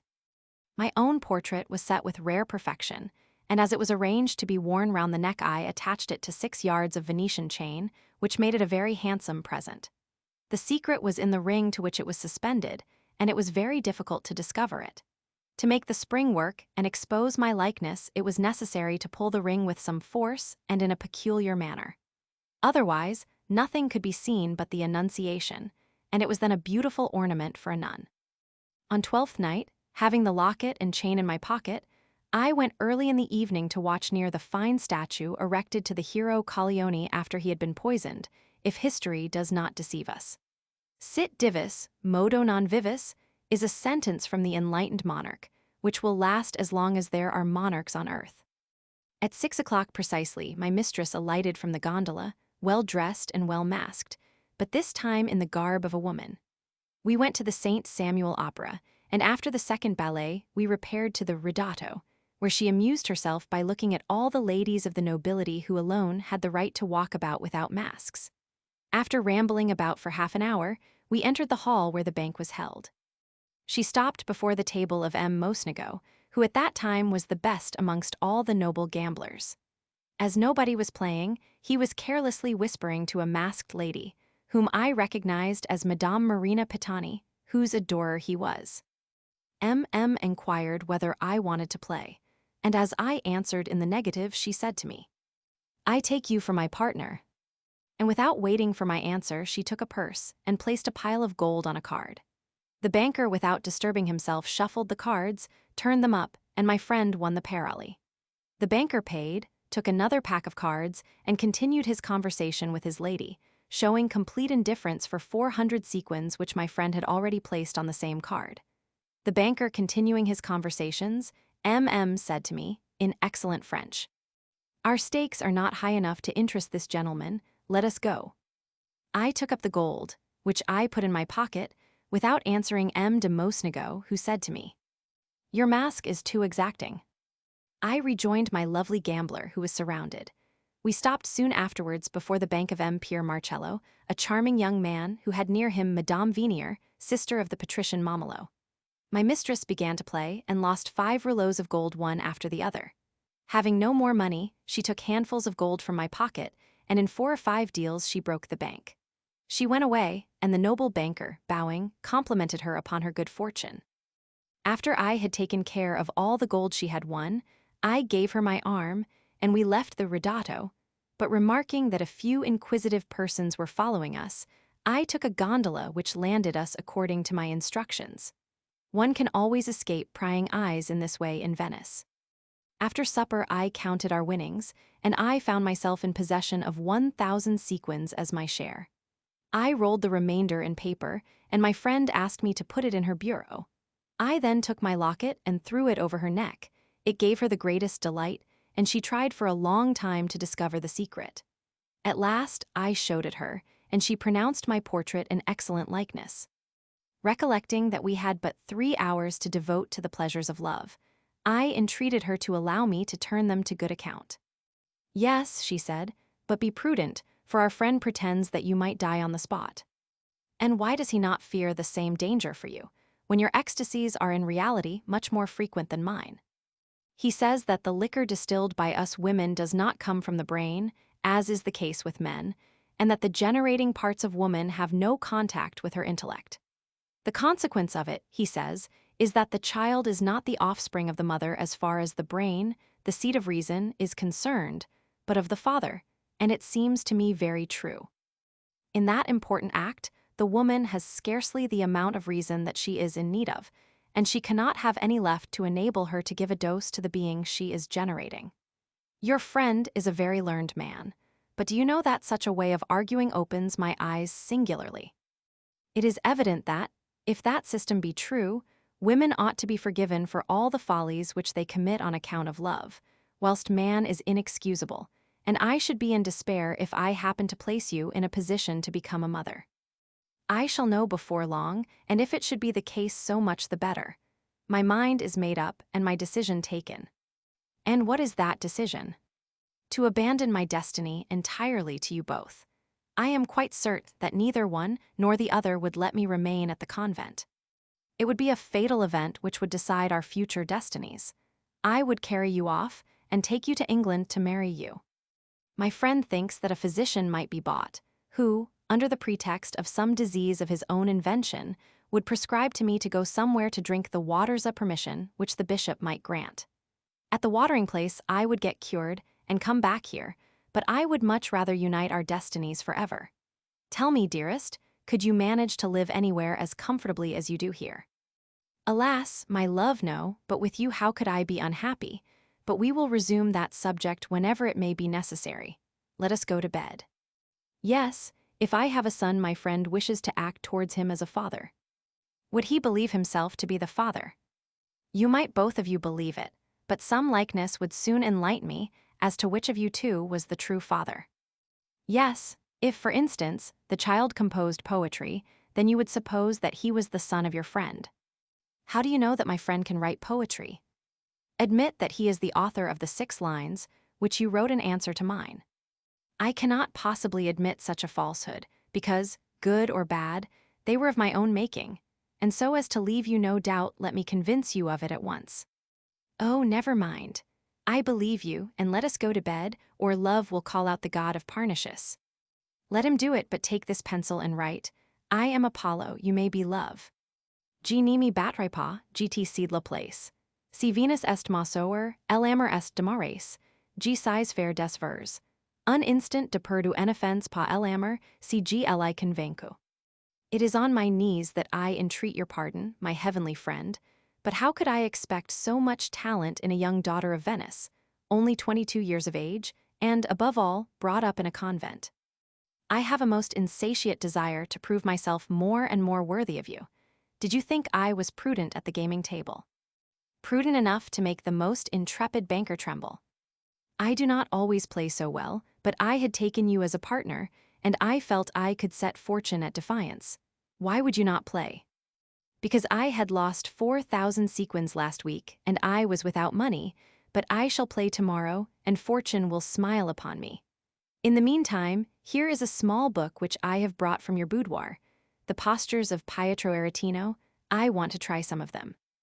The thought is worthy of you, but some of these positions could not be executed, and others are insipid. True, but I have chosen 4 very interesting ones. These delightful labors occupied the remainder of the night until the alarm warned us that it was time to part. I accompanied my lovely nun as far as her gondola, and then went to bed, but I could not sleep. I got up in order to go and pay a few small debts, for one of the greatest pleasures that a spendthrift can enjoy is, in my opinion, to discharge certain liabilities. The gold won by my mistress proved lucky for me, for I did not pass a single day of the carnival without winning. 3 days after 12th night, having paid a visit to the Casino of Murin for the purpose of placing some gold in M.M.'s bureau, the doorkeeper handed me a letter from my nun. Laura had, a few minutes before, delivered me one from C.C. My new mistress, after giving me an account of her health, requested me to inquire from my jeweler whether he had not by chance made a ring having on its bezel a Saint Catherine which, without a doubt, concealed another portrait. She wished to know the secret of that ring. A young boarder, she added, a lovely girl and my friend is the owner of that ring. There must be a secret, but she does not know it. I answered that I would do what she wished, but here is the letter of C.C. It was rather amusing, because it placed me in a regular dilemma. It bore a late date, but the letter of M.M. had been written 2 days before it. Ah, how truly happy I am, my beloved husband. You love Sister M.M., my dear friend. She has a locket as big as a ring, and she cannot have received it from anyone but you.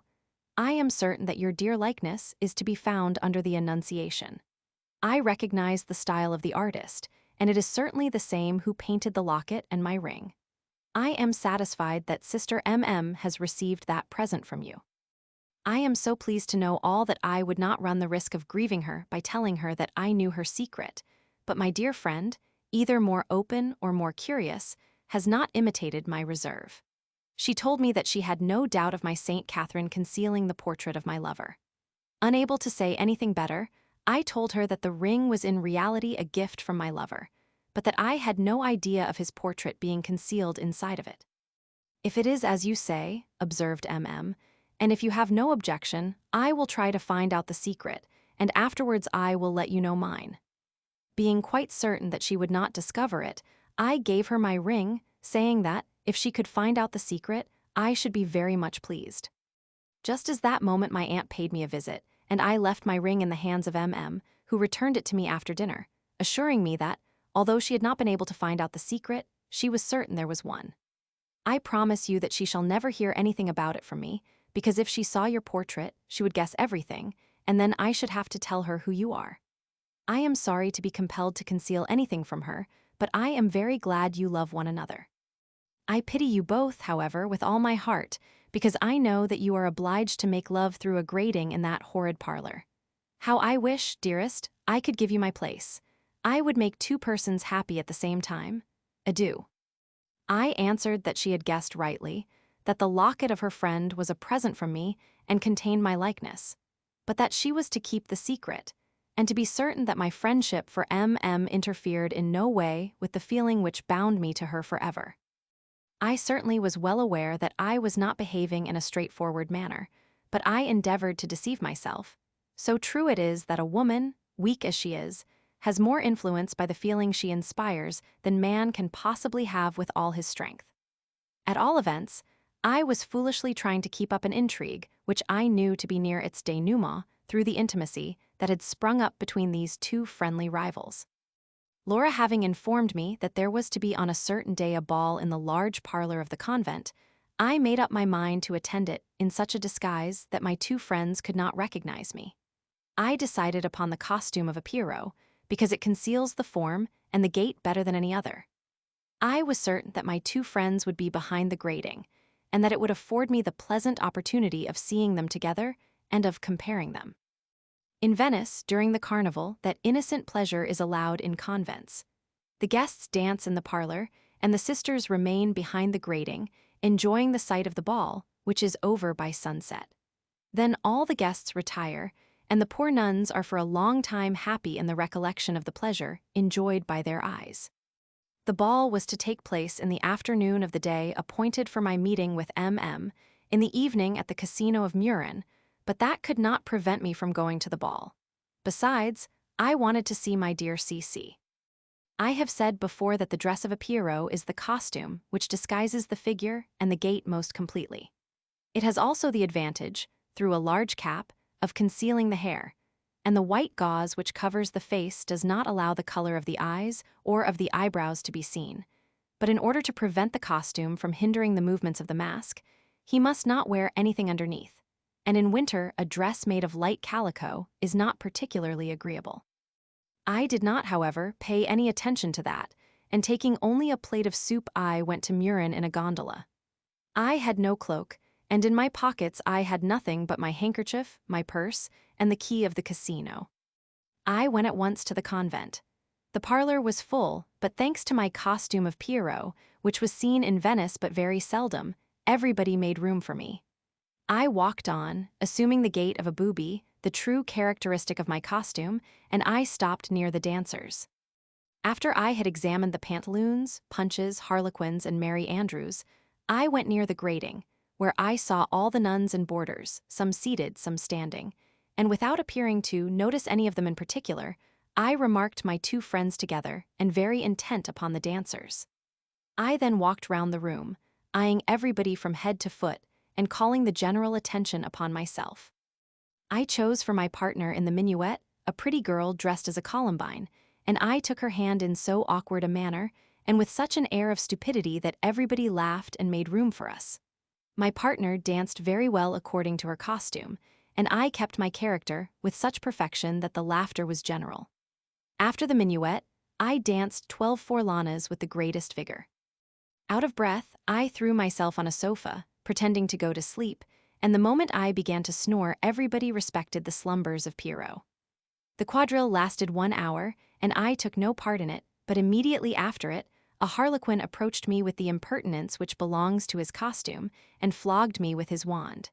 It is harlequin's weapon. In my quality of Pierrot, I had no weapons. I seized him round the waist and carried him round the parlor, running all the time, while he kept on flogging me. I then put him down. Adroitly snatching his wand out of his hand, I lifted his columbine on my shoulders and pursued him, striking him with the wand, to the great delight and mirth of the company. The columbine was screaming because she was afraid of my tumbling down and of showing her center of gravity to everybody in the fall. She had good reason to fear, for suddenly a foolish Merry Andrew came behind me, tripped me up, and down I tumbled. Everybody hooted Master Punch. I quickly picked myself up, and rather vexed I began a regular fight with the insolent fellow. He was of my size, but awkward, and he had nothing but strength. I threw him, and shaking him vigorously on all sides, I contrived to deprive him of his hump and false stomach. The nuns, who had never seen such a merry sight, clapped their hands, everybody laughed loudly, and improving my opportunity, I ran through the crowd and disappeared. I was in a perspiration, and the weather was cold. I threw myself into a gondola, and in order not to get chilled, I landed at the Ridotto. I had 2 hours to spare before going to the Casino of Murin, and I longed to enjoy the astonishment of my beautiful nun when she saw M. Pierrot standing before her. I spent those 2 hours in playing at all the banks, winning, losing, and performing all sorts of antics with complete freedom, being satisfied that no one could recognize me, enjoying the present, bidding defiance to the future, and laughing at all those reasonable beings who exercise their reason to avoid the misfortunes which they fear, destroying at the same time the pleasure that they might enjoy. But 2 o'clock struck and gave me warning that love and Camus were calling me to bestow new delights upon me. With my pockets full of gold and silver, I left the Redato, hurried to Murin, entered the sanctuary, and saw my divinity leaning against the mantelpiece. She wore her convent dress. I come near her by stealth in order to enjoy her surprise. I look at her, and I remain petrified, astounded. The person I see is not MM. It is CC, dressed as a nun, who, more astonished even than myself, does not utter one word or make a movement. I throw myself in an armchair in order to breathe and to recover from my surprise. The sight of CC had annihilated me, and my mind was as much stupefied as my body. I found myself in an inextricable maze. It is MM, I said to myself, who has played that trick upon me, but how has she contrived to know that I am the lover of CC? Has CC betrayed my secret?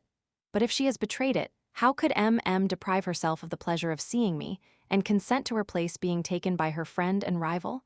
That cannot be a mark of kind compliance, for a woman never carries it to such an extreme. I see in it only a mark of contempta gratuitous insult. My self-love tried hard to imagine some reason likely to disprove the possibility of that contempt, but in vain. Absorbed in that dark discontent, I believed myself wantonly trifled with, deceived, despised, and I spent half an hour silent and gloomy, staring at CC, who scarcely dared to breathe, perplexed, confused, and not knowing in whose presence she was, for she could only know me as the Pierrot whom she had seen at the ball. Deeply in love with MM, and having come to the casino only for her, I did not feel disposed to accept the exchange, although I was very far from despising CC, whose charms were as great, at least, as those of MM. I loved her tenderly, I adored her, but at that moment it was not her whom I wanted, because at first her presence had struck me as a mystification. It seemed to me that if I celebrated the return of CC in an amorous manner, I would fail in what I owed to myself, and I thought that I was bound in honor not to lend myself to the imposition.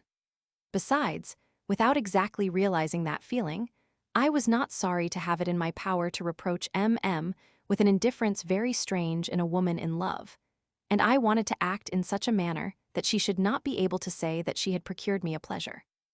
I must add that I suspected MM to be hiding in the secret closet, perhaps with her friend. I had to take a decision, for I could not pass the whole night in my costume of Pierrot, and without speaking. At first I thought of going away, the more so that both CC and her friend could not be certain that I and Pierrot were the same individual, but I soon abandoned the idea with horror, thinking of the deep sorrow which would fill the loving soul of CC if she ever heard I was the Pierrot. I almost fancied that she knew it already, and I shared the grief which she evidently would feel in that case. I had seduced her. I had given her the right to call me her husband. These thoughts broke my heart. If MM is in the closet, said I to myself, she will show herself in good time. With that idea, I took off the gauze which covered my features. My lovely CC gave a deep sigh and said, "I breathe again. It could not be anyone but you, my heart felt it. You seemed surprised when you saw me, dearest. Did you not know that I was waiting for you?" I had not the faintest idea of it. If you are angry, I regret it deeply, but I am innocent. My adored friend, come to my arms and never suppose that I can be angry with you. I am delighted to see you. You are always my dear wife. But I entreat you to clear up a cruel doubt, for you could never have betrayed my secret. I would never have been guilty of such a thing, even if death had stared me in the face. Then, how did you come here? How did your friend contrive to discover everything?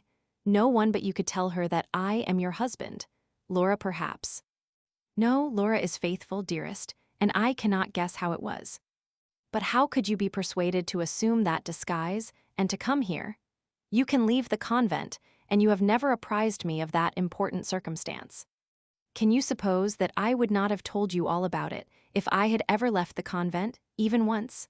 I came out of it 2 hours ago, for the first time, and I was induced to take that step in the simplest, the most natural manner.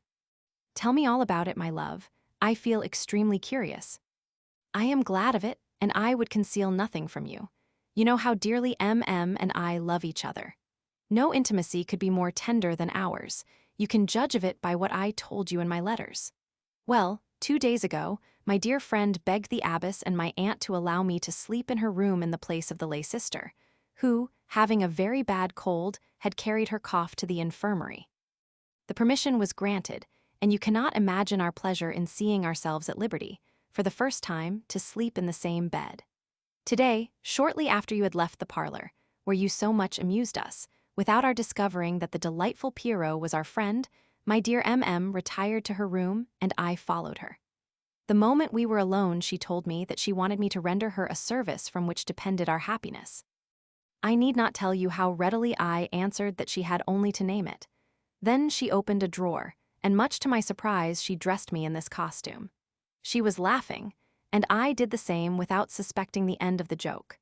When she saw me entirely metamorphosed into a nun, she told me that she was going to trust me with a great secret, but that she entertained no fear of my discretion. "Let me tell you, dearest friend," she said to me, "that I was on the point of going out of the convent to return only tomorrow morning.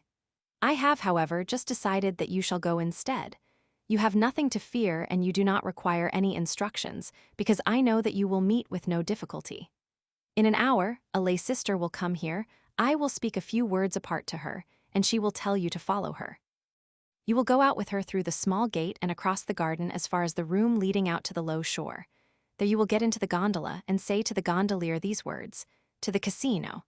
You will reach it in 5 minutes. You will step out and enter a small apartment where you will find a good fire. You will be alone and you will wait."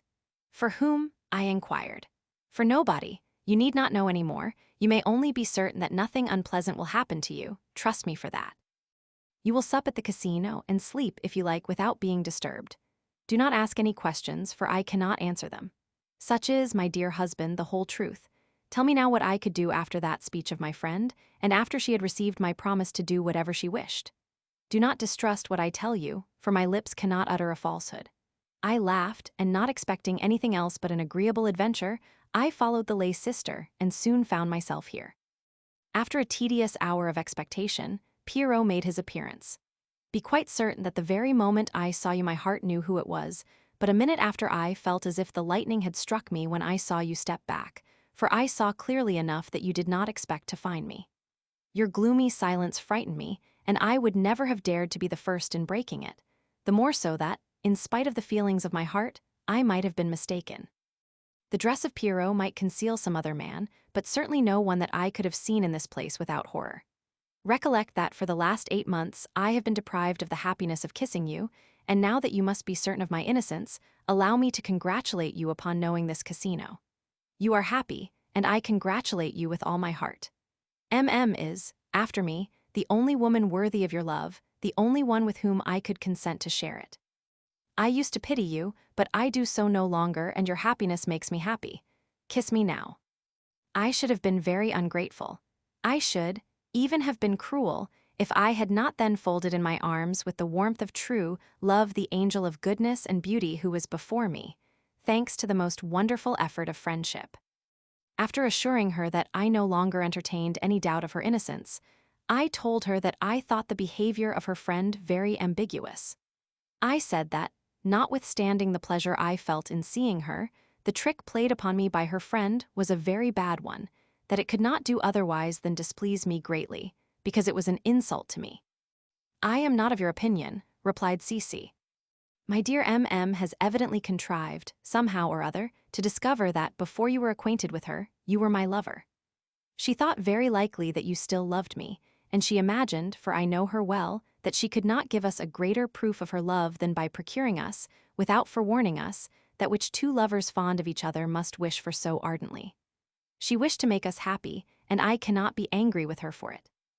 You are right to think so, dearest, but my position is very different from yours. You have not another lover, you could not have another, but I, being free and unable to see you, have not found it possible to resist the charms of M.M. I love her madly. She knows it, and intelligent as she is, she must have meant to show her contempt for me by doing what she has done. I candidly confess that I feel hurt in the highest degree. If she loved me as I love her, she never could have sent you here instead of coming herself. I do not think so, my beloved friend. Her soul is as noble as her heart is generous, and just in the same manner that I am not sorry to know that you love one another and that you make each other happy, as this beautiful casino proves to me, she does not regret our love, and she is, on the contrary, delighted to show us that she approves of it. Most likely she meant to prove that she loved you for your own sake, that your happiness makes her happy, and that she is not jealous of her best friend being her rival. To convince you that you ought not to be angry with her for having discovered our secret, she proves, by sending me here in her place, that she is pleased to see your heart divided between her and me. You know very well that she loves me, and that I am often either her wife or her husband, and as you do not object to my being your rival and making her often as happy as I can, she does not want you either to suppose that her love is like hatred, for the love of a jealous heart is very much like it.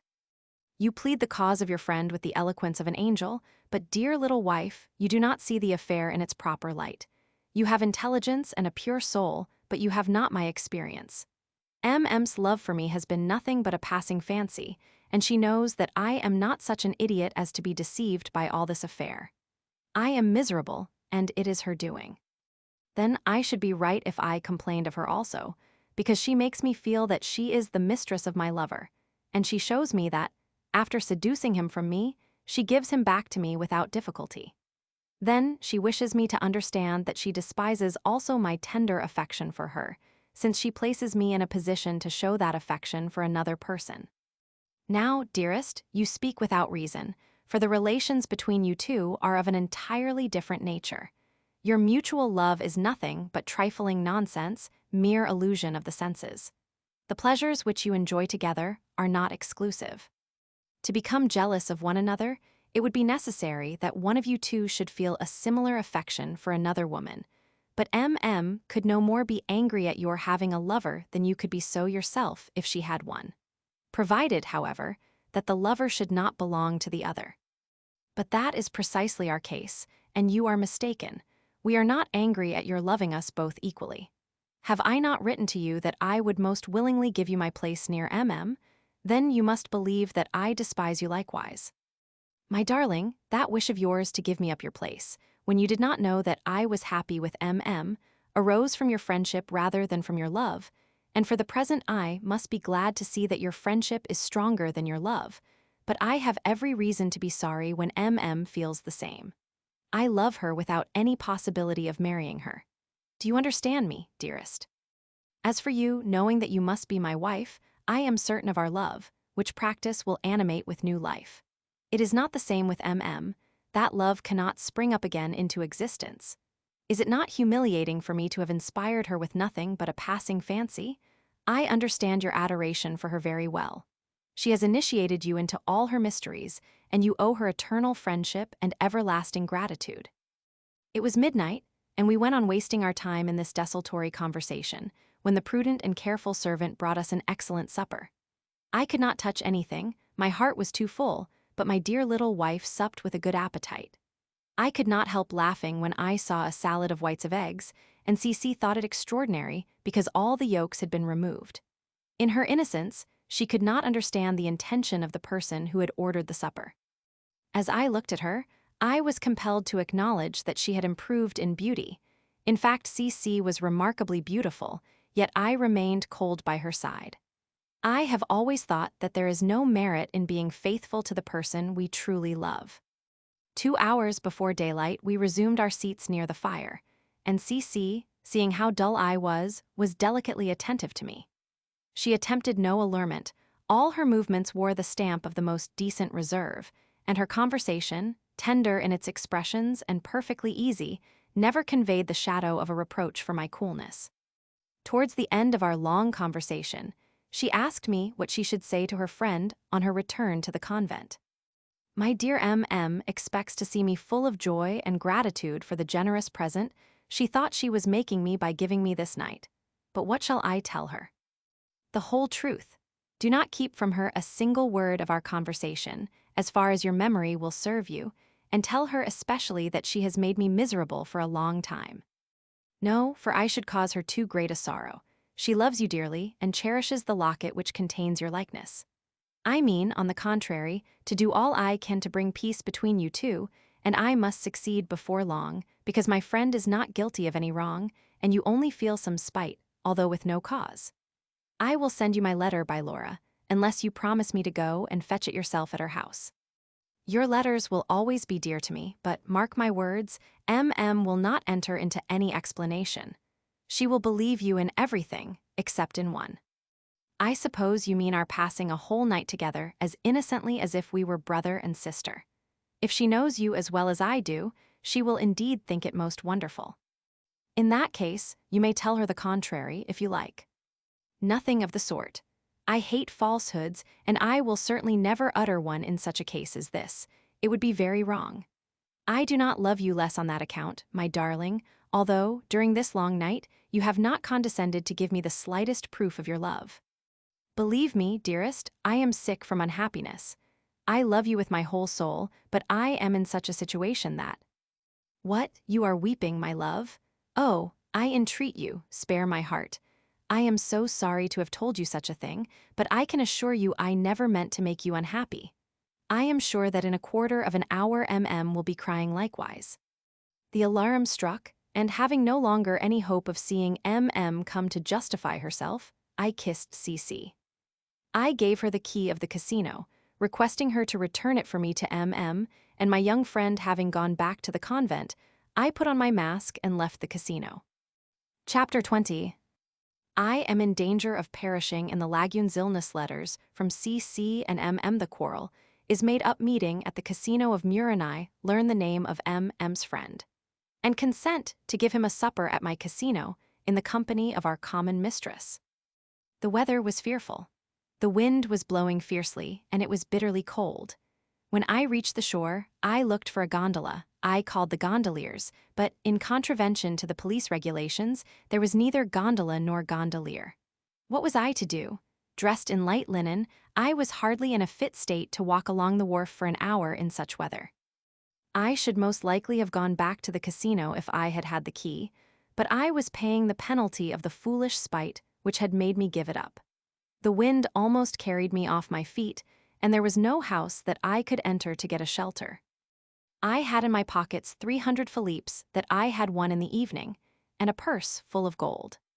I had therefore every reason to fear the thieves of Murina, very dangerous class of cutthroats, determined murderers who enjoyed and abused a certain impunity, because they had some privileges granted to them by the government on account of the services they rendered in the manufactories of looking-glasses and in the glassworks which are numerous on the island. In order to prevent their emigration, the government had granted them the freedom of Venice. I dreaded meeting a pair of them who would have stripped me of everything, at least. I had not, by chance, with me the knife which all honest men must carry to defend their lives in my dear country. I was truly in an unpleasant predicament. I was thus painfully situated when I thought I could see a light through the crevices of a small house. I knocked modestly against the shutter. A voice called out, "Who is knocking?" And at the same moment, the shutter was pushed open. "What do you want?" asked a man, rather astonished at my costume. I explained my predicament in a few words, and giving him one sequin, I begged his permission to shelter myself under his roof. Convinced by my sequin rather than my words, he opened the door, I went in, and promising him another sequin for his trouble, I requested him to get me a gondola to take me to Venice. He dressed himself hurriedly, thanking God for that piece of good fortune, and went out assuring me that he would soon get me a gondola. I remained alone in a miserable room in which all his family, sleeping together in a large, ill-looking bed, were staring at me in consequence of my extraordinary costume. In half an hour, the good man returned to announce that the gondoliers were at the wharf, but that they wanted to be paid in advance. I raised no objection, gave a sequin to the man for his trouble, and went to the wharf. The sight of two strong gondoliers made me get into the gondola without anxiety, and we left the shore without being much disturbed by the wind. But when we had gone beyond the island, the storm attacked us with such fury that I thought myself lost. For, although a good swimmer, I was not sure I had strength enough to resist the violence of the waves and swim to the shore. I ordered the men to go back to the island, but they answered that I had not to deal with a couple of cowards, and that I had no occasion to be afraid. I knew the disposition of our gondoliers, and I made up my mind to say no more. But the wind increased in violence, the foaming waves rushed into the gondola, and my two rowers, in spite of their vigor and of their courage, could no longer guide it. We were only within 100 yards of the mouth of the Jesuits' Canal, when a terrible gust of wind threw one of the barcarolles into the sea. Most fortunately, he contrived to hold by the gondola and to get in again, but he had lost his oar, and while he was securing another, the gondola had tacked and had already gone a considerable distance abreast. The position called for immediate decision, and I had no wish to take my supper with Neptune. I threw a handful of Philippes into the gondola and ordered the gondoliers to throw overboard the felse which covered the boat. The ringing of money, as much as the imminent danger, ensured instant obedience, and then, the wind having less hold upon us, my brave boatmen showed Aeolus that their efforts could conquer him, for in less than 5 minutes we shot into the Beggar's Canal, and I reached the Bragadin Palace. I went to bed at once, covering myself heavily in order to regain my natural heat, but sleep, which alone could have restored me to health, would not visit me. 5 or 6 hours afterwards, M. de Bragadin and his 2 inseparable friends paid me a visit and found me raving with fever. That did not prevent my respectable protector from laughing at the sight of the costume of Pierrot lying on the sofa. After congratulating me upon having escaped with my life out of such a bad predicament, they left me alone. In the evening, I perspired so profusely that my bed had to be changed. The next day my fever and delirium increased, and 2 days after, the fever having abated, I found myself almost crippled and suffering fearfully with lumbago. I felt that nothing could relieve me but a strict regimen, and I bore the evil patiently. Early on the Wednesday morning, Laura, the faithful messenger, called on me. I was still in my bed. I told her that I could neither read nor write, and I asked her to come again the next day. She placed on the table, near my bed, the parcel she had for me, and she left me, knowing what had occurred to me sufficiently to enable her to inform C.C. of the state in which I was.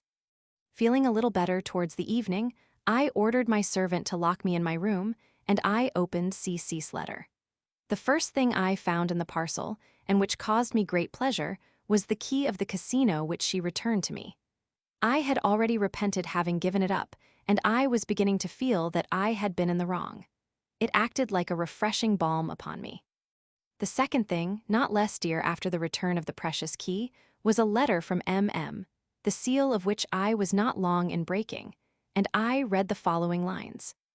The particulars which you have read, or which you are going to read in the letter of my friend, will cause you, I hope, to forget the fault which I have committed so innocently, for I trusted, on the contrary, that you would be very happy. I saw all and heard all, and you would not have gone away without the key if I had not, most unfortunately, fallen asleep an hour before your departure. Take back the key and come to the casino tomorrow night, since heaven has saved you from the storm.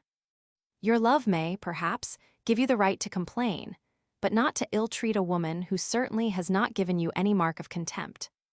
I afterwards read the letter of my dear C.C., and I will give a copy of it here, because I think it will prove interesting.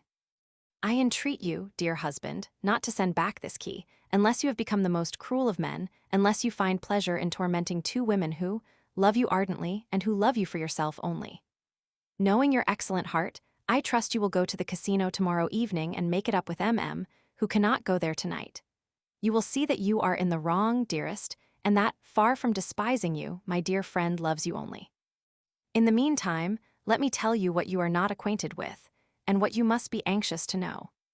Immediately after you had gone away in that fearful storm which caused me such anguish, and just as I was preparing to return to the convent, I was much surprised to see standing before me my dear M.M., who from some hiding place had heard all you had said. She had several times been on the point of showing herself, but she had always been prevented by the fear of coming out of season, and thus stopping a reconciliation which she thought was inevitable between 2 fond lovers. Unfortunately, sleep had conquered her before your departure, and she only woke when the alarm struck, too late to detain you, for you had rushed with the haste of a man who is flying from some terrible danger. As soon as I saw her, I gave her the key, although I did not know what it meant, and my friend, heaving a deep sigh, told me that she would explain everything as soon as we were safe in her room. We left the casino in a dreadful storm, trembling for your safety, and not thinking of our own danger. As soon as we were in the convent, I resumed my usual costume, and M.M. went to bed. I took a seat near her, and this is what she told me. When you left your ring in my hands to go to your aunt, who had sent for you, I examined it with so much attention that at last I suspected the small blue spot to be connected with the secret spring. I took a pin, succeeded in removing the top part, and I cannot express the joy I felt when I saw that we both loved the same man. But no more can I give you an idea of my sorrow when I thought that I was encroaching upon your rights. Delighted, however, with my discovery, I immediately conceived a plan which would procure you the pleasure of supping with him. I closed the ring again and returned it to you, telling you at the same time that I had not been able to discover anything. I was then truly the happiest of women. Knowing your heart, knowing that you were aware of the love of your lover for me, since I had innocently showed you his portrait, and happy in the idea that you were not jealous of me, I would have despised myself if I had entertained any feelings different from your own, the more so that your rights over him were by far stronger than mine. As for the mysterious manner in which you always kept from me the name of your husband, I easily guessed that you were only obeying his orders, and I admired your noble sentiments and the goodness of your heart. In my opinion, your lover was afraid of losing us both, if we found out that neither the one nor the other of us possessed his whole heart. I could not express my deep sorrow when I thought that, after you had seen me in possession of his portrait, you continued to act in the same manner towards me, although you could not any longer hope to be the sole object of his love. Then I had but one idea, to prove to both of you that M.M. is worthy of your affection, of your friendship, of your esteem. I was indeed thoroughly happy when I thought that the felicity of our trio would be increased 100-fold, for is it not an unbearable misery to keep a secret from the being we adore? I made you take my place, and I thought that proceeding a masterpiece. You allowed me to dress you as a nun, and with a compliance which proves your confidence in me, you went to my casino without knowing where you were going. As soon as you had landed, the gondola came back, and I went to a place well known to our friend from which, without being seen, I could follow all your movements and hear everything you said. I was the author of the play. It was natural that I should witness it, the more so that I felt certain of seeing and hearing nothing that would not be very agreeable to me. I reached the casino a quarter of an hour after you, and I cannot tell you my delightful surprise when I saw that dear Pierrot who had amused us so much, and whom we had not recognized. But I was fated to feel no other pleasure than that of his appearance. Fear, surprise, and anxiety overwhelmed me at once when I saw the effect produced upon him by the disappointment of his expectation, and I felt unhappy. Our lover took the thing wrongly, and he went away in despair. He loves me still, but if he thinks of me, it is only to try to forget me. Alas, he will succeed but too soon. By sending back that key, he proves that he will never again go to the casino. Fatal night. When my only wish was to minister to the happiness of 3 persons, how is it that the very reverse of my wish has occurred? It will kill me, dear friend, unless you contrive to make him understand reason, for I feel that without him I cannot live. You must have the means of writing to him, you know his name.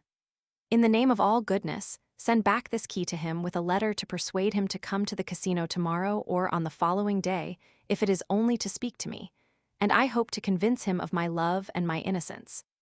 Rest today, dearest, but tomorrow write to him, tell him the whole truth, take pity on your poor friend, and forgive her for loving your lover. I shall write a few lines myself, you will enclose them in your letter. It is my fault if he no longer loves you, you ought to hate me, and yet you are generous enough to love me. I adore you, I have seen his tears, I have seen how well his soul can love, I know him now. I could not have believed that men were able to love so much. I have passed a terrible night. Do not think I am angry, dear friend, because you confided to him that we love one another like 2 lovers. It does not displease me, and with him it was no indiscretion, because his mind is as free of prejudices as his heart is good. Tears were choking her. I tried to console her, and I most willingly promised her to write to you. She never closed her eyes throughout that day, but I slept soundly for 4 hours. When we got up, we found the convent full of bad news, which interested us a great deal more than people imagined. It was reported that an hour before daybreak, a fishing boat had been lost in the lagoon, that 2 gondolas had been capsized, and that the people in them had perished. You may imagine our anguish. We dared not ask any questions, but it was just the hour at which you had left me, and we entertained the darkest forebodings. We returned to our room, where M.M. fainted away. More courageous than she is, I told her that you were a good swimmer, but I could not allay her anxiety, and she went to bed with a feverish chill. Just at that moment, my aunt, who is of a very cheerful disposition, came in laughing to tell us that during the storm the Pierrot who had made us laugh so much had had a narrow escape of being drowned. "Ah, the poor Pierrot," I exclaimed. "Tell us all about him, dear aunt. I am very glad he was saved. Who is he? Do you know?" "Oh, yes," she answered. "Everything is known, for he was taken home by our gondoliers. One of them has just told me that Pierrot, having spent the night at the Bridie Ball, did not find any gondola to return to Venice, and that our gondoliers took him for a sequin. One of the men fell into the sea, but then the brave Pierrot, throwing handfuls of silver upon the Xenia, pitched the False overboard, and the wind having less hold they reached Venice safely through the Beggars' Canal.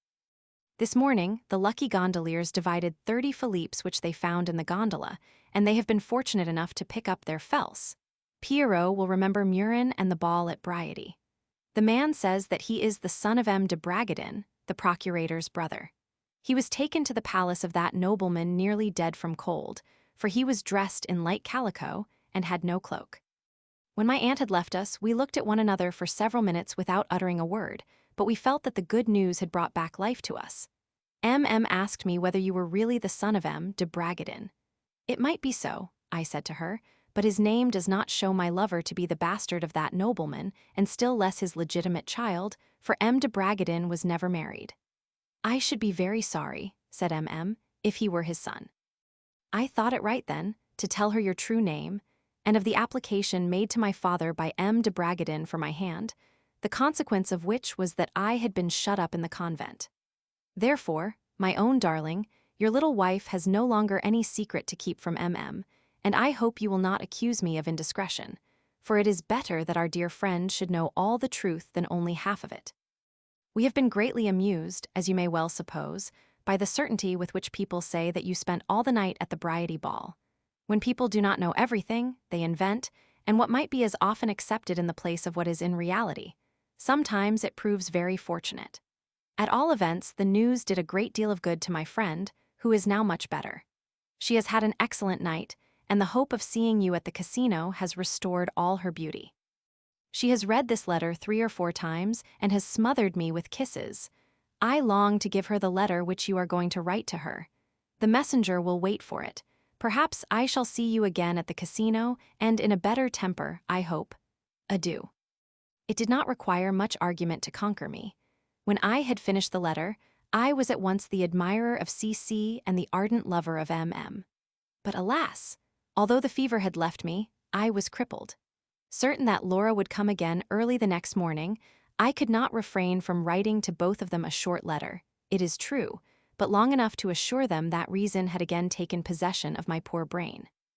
I wrote to C.C. that she had done right in telling her friend my name, the more so that, as I did not attend their church any longer, I had no reason to make a mystery of it.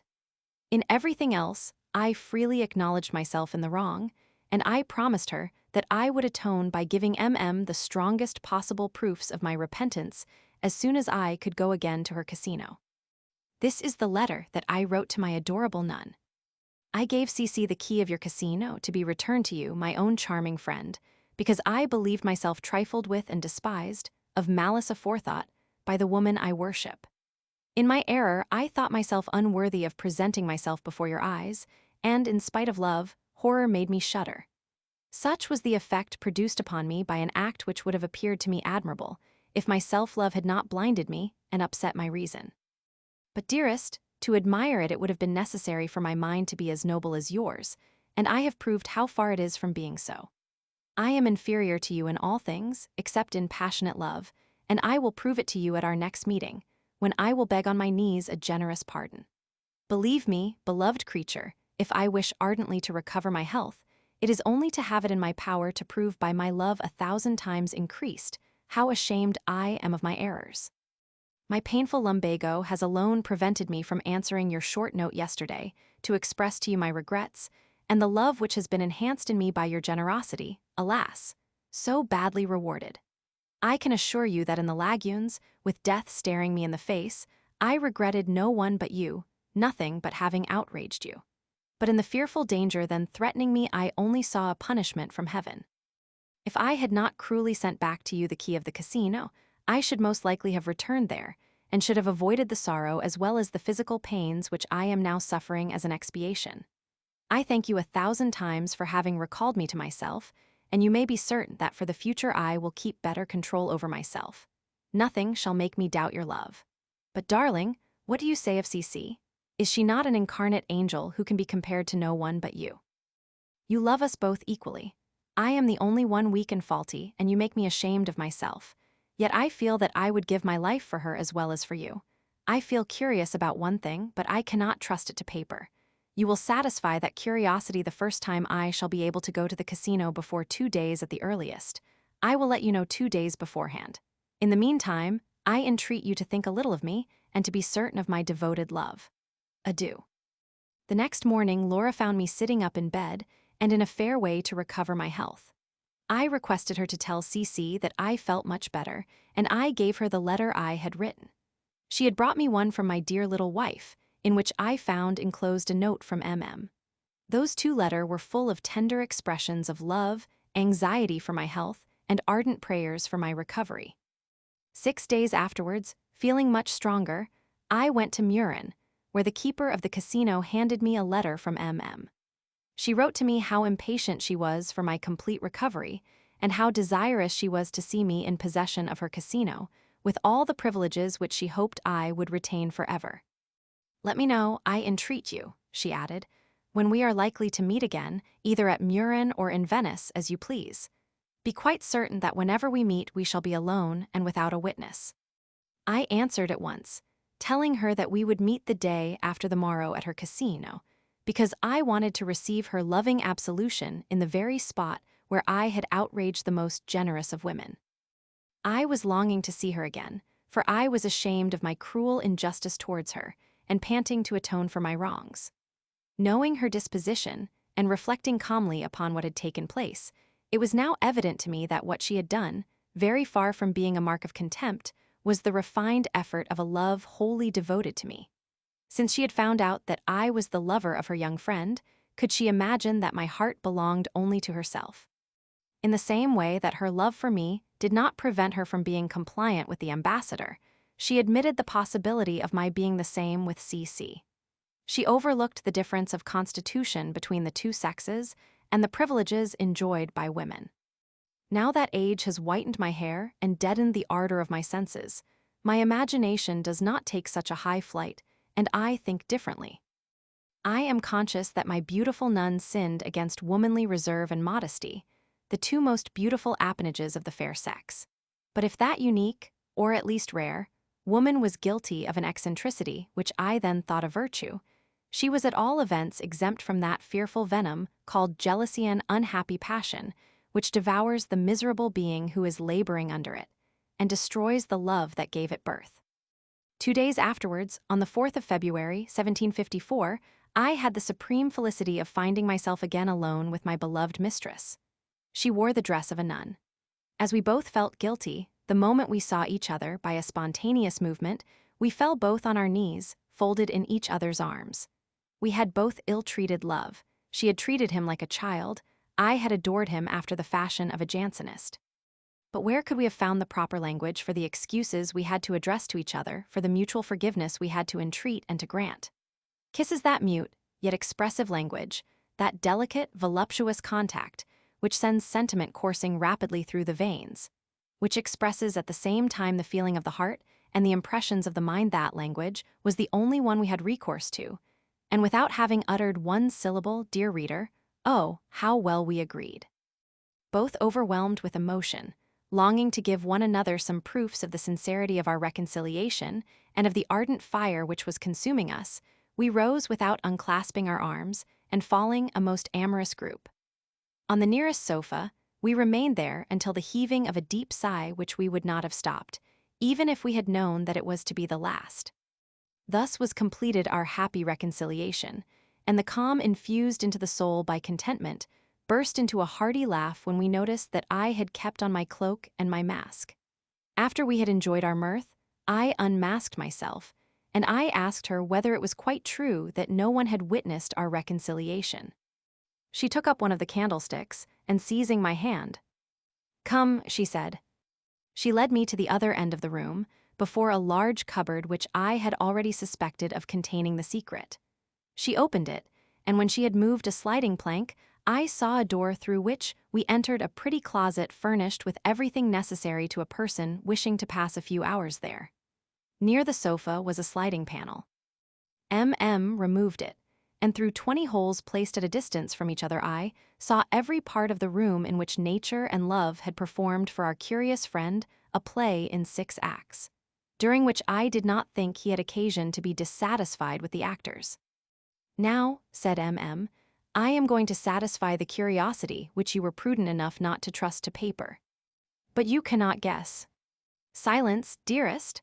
Love would not be of divine origin did he not possess the faculty of divination. He knows all, and here is the proof. Do you not wish to know whether my friend was with me during the fatal night which has cost me so many tears? You have guessed rightly. Well then, he was with me, and you must not be angry, for you then completed your conquest of him. He admired your character, your love, your sentiments, your honesty. He could not help expressing his astonishment at the rectitude of my instinct, or his approval of the passion I felt for you. It was he who consoled me in the morning, assuring me that you would certainly come back to me as soon as you knew my real feelings, the loyalty of my intentions, and my good faith. But you must often have fallen asleep, for unless excited by some powerful interest, it is impossible to pass 8 hours in darkness and in silence. We were moved by the deepest interest. Besides, we were in darkness only when we kept these holes open. The plank was on during our supper, and we were listening in religious silence to your slightest whisper. The interest which kept my friend awake was perhaps greater than mine. He told me that he never had had before a better opportunity of studying the human heart, and that you must have passed the most painful night. He truly pitied you. We were delighted with CC, for it is indeed wonderful that a young girl of 15 should reason as she did to justify my conduct, without any other weapons but those given her by nature and truth. She must have the soul of an angel. If you ever marry her, you will have the most heavenly wife. I shall of course feel miserable if I lose her, but your happiness will make amends for all. Do you know, dearest, that I cannot understand how you could fall in love with me after having known her, any more than I can conceive how she does not hate me ever since she has discovered that I have robbed her of your heart. My dear CC has truly something divine in her disposition. Do you know why she confided to you her barren loves with me? Because, as she told me herself, she wished to ease her conscience, thinking that she was in some measure unfaithful to you. Does she think herself bound to be entirely faithful to me, with the knowledge she has now of my own unfaithfulness? She is particularly delicate and conscientious, and though she believes herself truly your wife, she does not think that she has any right to control your actions, but she believes herself bound to give you an account of all she does. Noble girl! The prudent wife of the doorkeeper having brought the supper, we sat down to the well-supplied table. Remarked that I had become much thinner. "The pains of the body do not fatten a man," I said, "and the sufferings of the mind emaciate him.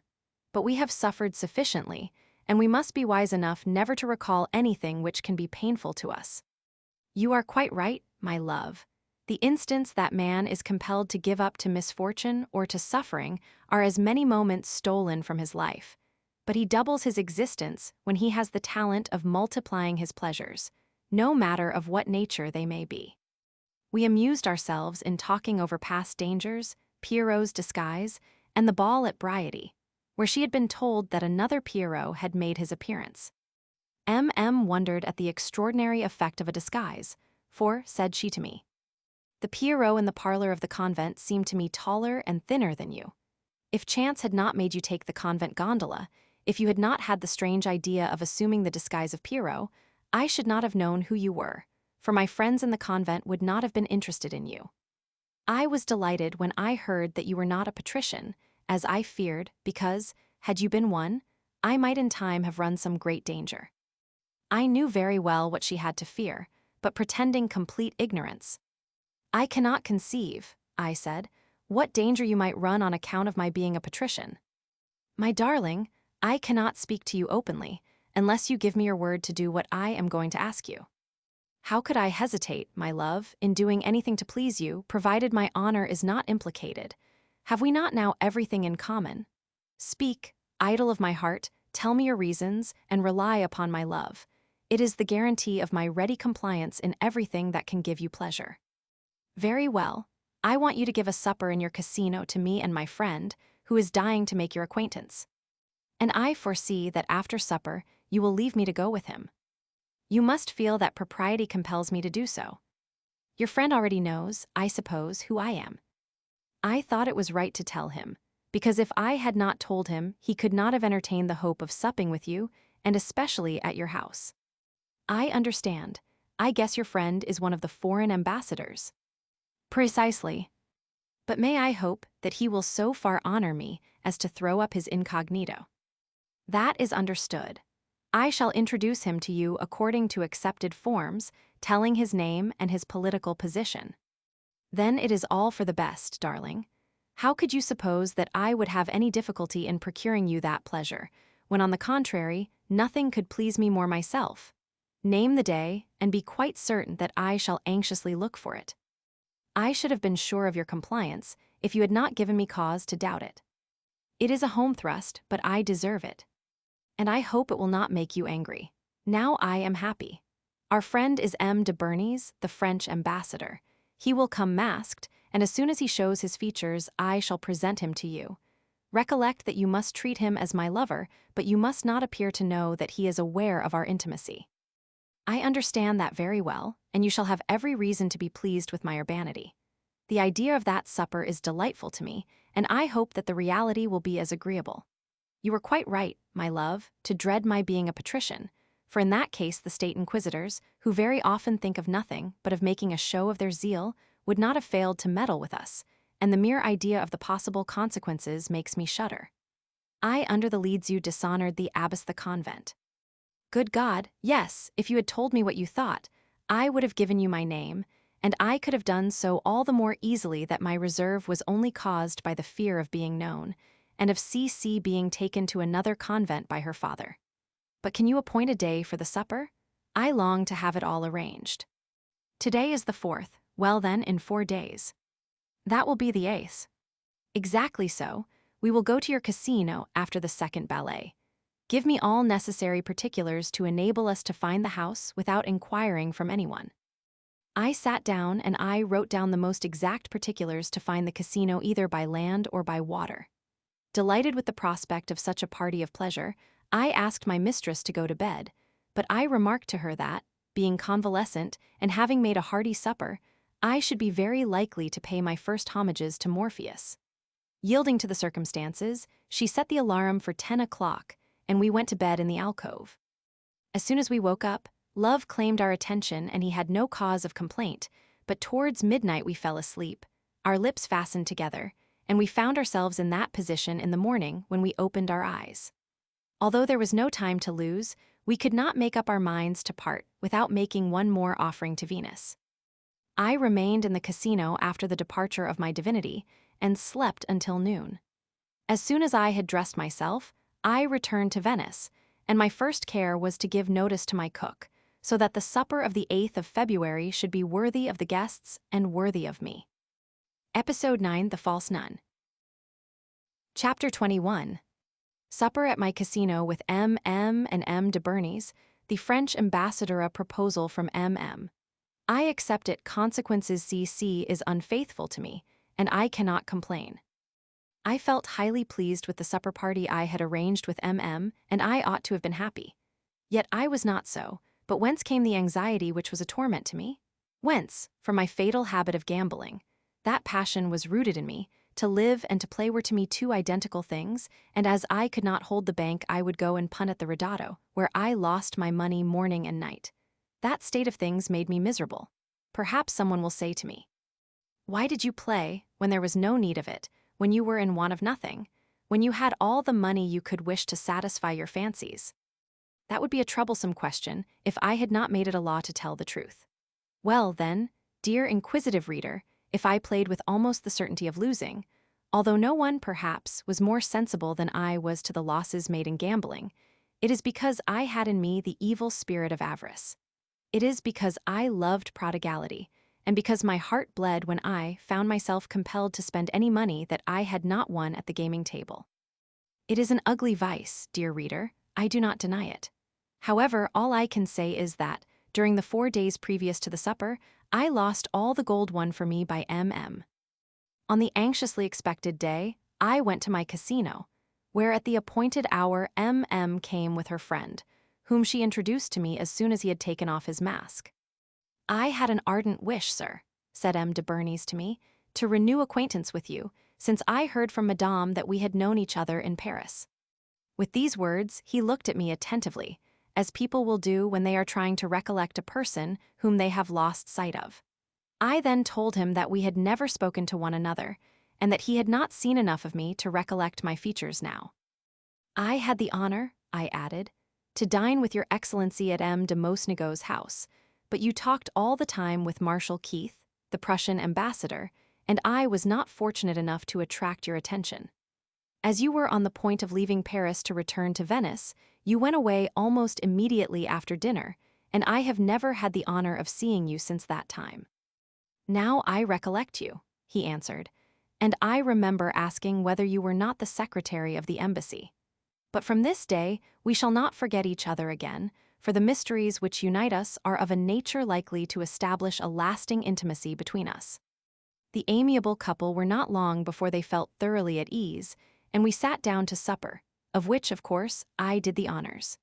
The ambassador, a fine connoisseur in wines, found mine excellent, and was delighted to hear that I had them from Count Algarotti, who was reputed as having the best cellar in Venice.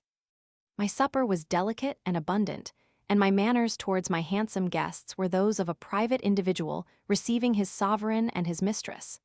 I saw that M.M. was charmed with the respect with which I treated her, and with my conversation, which evidently interested the ambassador highly. The serious character of a first meeting did not prevent the utterance of witty jests, for in that respect M. de Bernis was a true Frenchman. I have traveled much, I have deeply studied men, individually and in a body, but I have never met with true sociability except in Frenchmen. They alone know how to jest, and it is rare, delicate, refined jesting, which animates conversation and makes society charming. During our delightful supper, wit was never wanting, and the amiable M.M. led the conversation to the romantic combination which had given her occasion to know me. Naturally, she proceeded to speak of my passion for C.C., and she gave such an interesting description of that young girl that the ambassador listened with as much attention as if he had never seen the object of it. But that was his part, for he was not aware that I had been informed of his having witnessed from his hiding place my silly interview with C.C. He told M.M. that he would have been delighted if she had brought her young friend to sup with us. "That would be running too great a risk," answered the cunning nun, "but if you approve of it," she added, looking at me, "I can make you sup with her at my casino, for we sleep in the same room." That offer surprised me much, but it was not the moment to show it, so I replied, "It is impossible, madam, to add anything to the pleasure of your society. Yet I confess I should be pleased if you could contrive to do us that great favor." "Well, I will think of it. But," observed the ambassador, "if I am to be one of the party, I think it would be right to apprise the young lady of it." "It is not necessary, for I will write to her to agree to whatever Madame may propose to her. I will do so tomorrow." I begged the ambassador to prepare himself with a good stock of indulgence for a girl of 15 who had no experience of the world. In the course of the evening, I related the history of Omorphi, which greatly amused him. He entreated me to let him see her portrait. He informed me that she was still an inmate of the Parcock serfs, where she continued to be the delight of Louis Roman XV, to whom she had given a child. My guests left me after midnight, highly pleased, and I remained alone. The next morning, faithful to the promise I had made to my beautiful nun, I wrote to C.C. without informing her that there would be a fourth person at the projected supper, and having given my note to Laura, I repaired to Murin, where I found the following letter from M.M. "I could not sleep soundly, my love, if I did not ease my conscience of an unpleasant weight. Perhaps you did not approve of the party carry with our young friend, and you may not have objected out of mere politeness.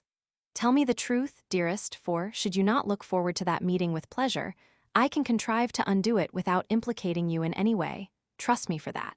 If, however, you have no objection to the party, it will take place as agreed." Believe me, I love your soul more than your heart. I mean than your person. Adieu. Her fear was very natural, but out of shamefacedness I did not like to retract. M knew me well, and as a skillful tactician she attacked my weak side. Here is my answer.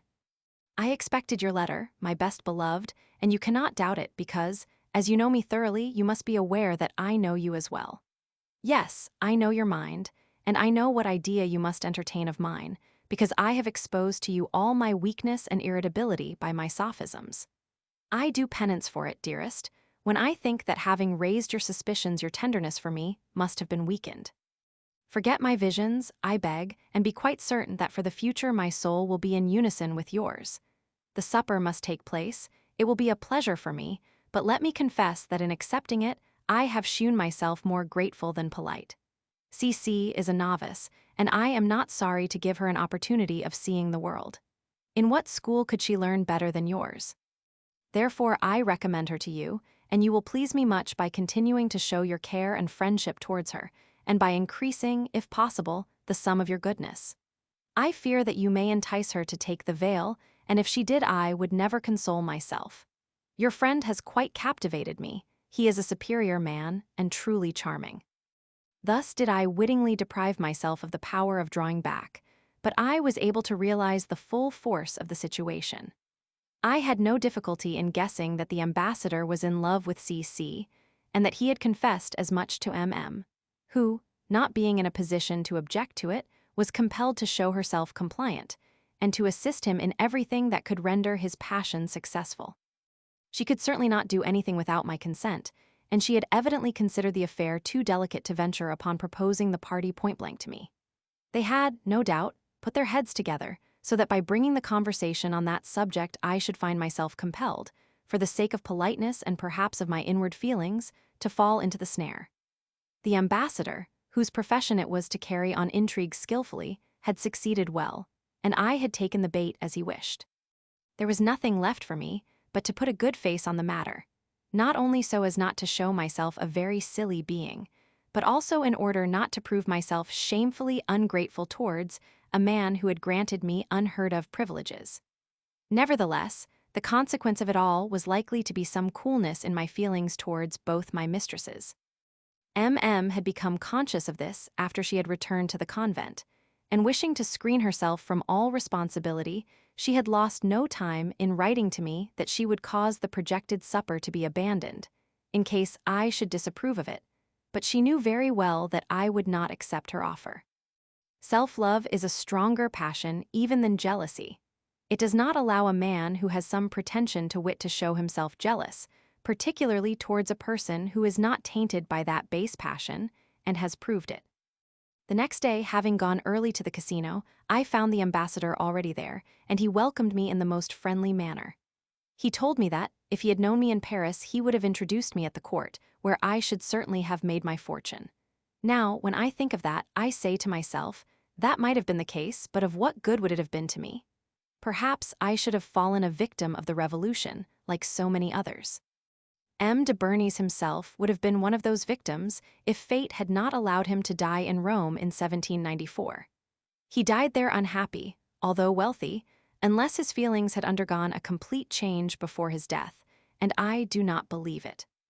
I asked him whether he liked Venice, and he answered that he could not do otherwise than like that city, in which he enjoyed excellent health, and in which, with plenty of money, life could be enjoyed better than anywhere else. But I do not expect, he added, to be allowed to keep this embassy very long. Be kind enough to let that remain between us. I do not wish to make unhappy. We were conversing in all confidence when arrived with her young friend, who showed her surprise at seeing another man with me, but I encouraged her by the most tender welcome, and she recovered all her composure when she saw the delight of the stranger at being answered by her in good French. It gave us both an opportunity of paying the warmest compliments to the mistress who had taught her so well. CC was truly charming. Her looks, bright and modest at the same time, seemed to say to me, "You must belong to me." I wished to see her shine before our friends, and I contrived to conquer a cowardly feeling of jealousy which, in spite of myself, was beginning to get hold of me. I took care to make her talk on such subjects as I knew to be familiar to her. I developed her natural intelligence and had the satisfaction of seeing her admired. Applauded, flattered, animated by the satisfaction she could read in my eyes, CC appeared a prodigy to M. de Bernis, and oh, what a contradiction of the human heart. I was pleased, yet I trembled lest he should fall in love with her. What an enigma! I was intent myself upon a work which would have caused me to murder any man who dared to undertake it. During the supper, which was worthy of a king, the ambassador treated CC with the most delicate attentions. Wit, cheerfulness, decent manners attended our delightful party, and did not expel the gaiety and the merry jests with which a Frenchman knows how to season every conversation. An observing critic who, without being acquainted with us, wished to guess whether love was present at our happy party, might have suspected, perhaps, but he certainly could not have affirmed that it was there. M. treated the ambassador as a friend. She showed no other feeling towards me than that of deep esteem, and she behaved to CC with the tender affection of a sister. M. de Bernis was kind, polite, and amiable with M., but he never ceased to take the greatest interest in every word uttered by CC, who played her part to perfection, because she had only to follow her own nature, and, that nature being beautiful, CC could not fail to be most charming. We had passed 5 delightful hours, and the ambassador seemed more pleased even than any of us. M. had the air of a person satisfied with her own work, and I was playing the part of an approving spectator. CC looked highly pleased at having secured the general approbation, and there was, perhaps, a slight feeling of vanity in her arising from the special attention which the ambassador had bestowed on her. She looked at me, smiling, and I could easily understand the language of her soul, by which she wished to tell me that she felt perfectly well the difference between the society in which she was then, and that in which her brother had given us such a disgusting specimen of his depravity.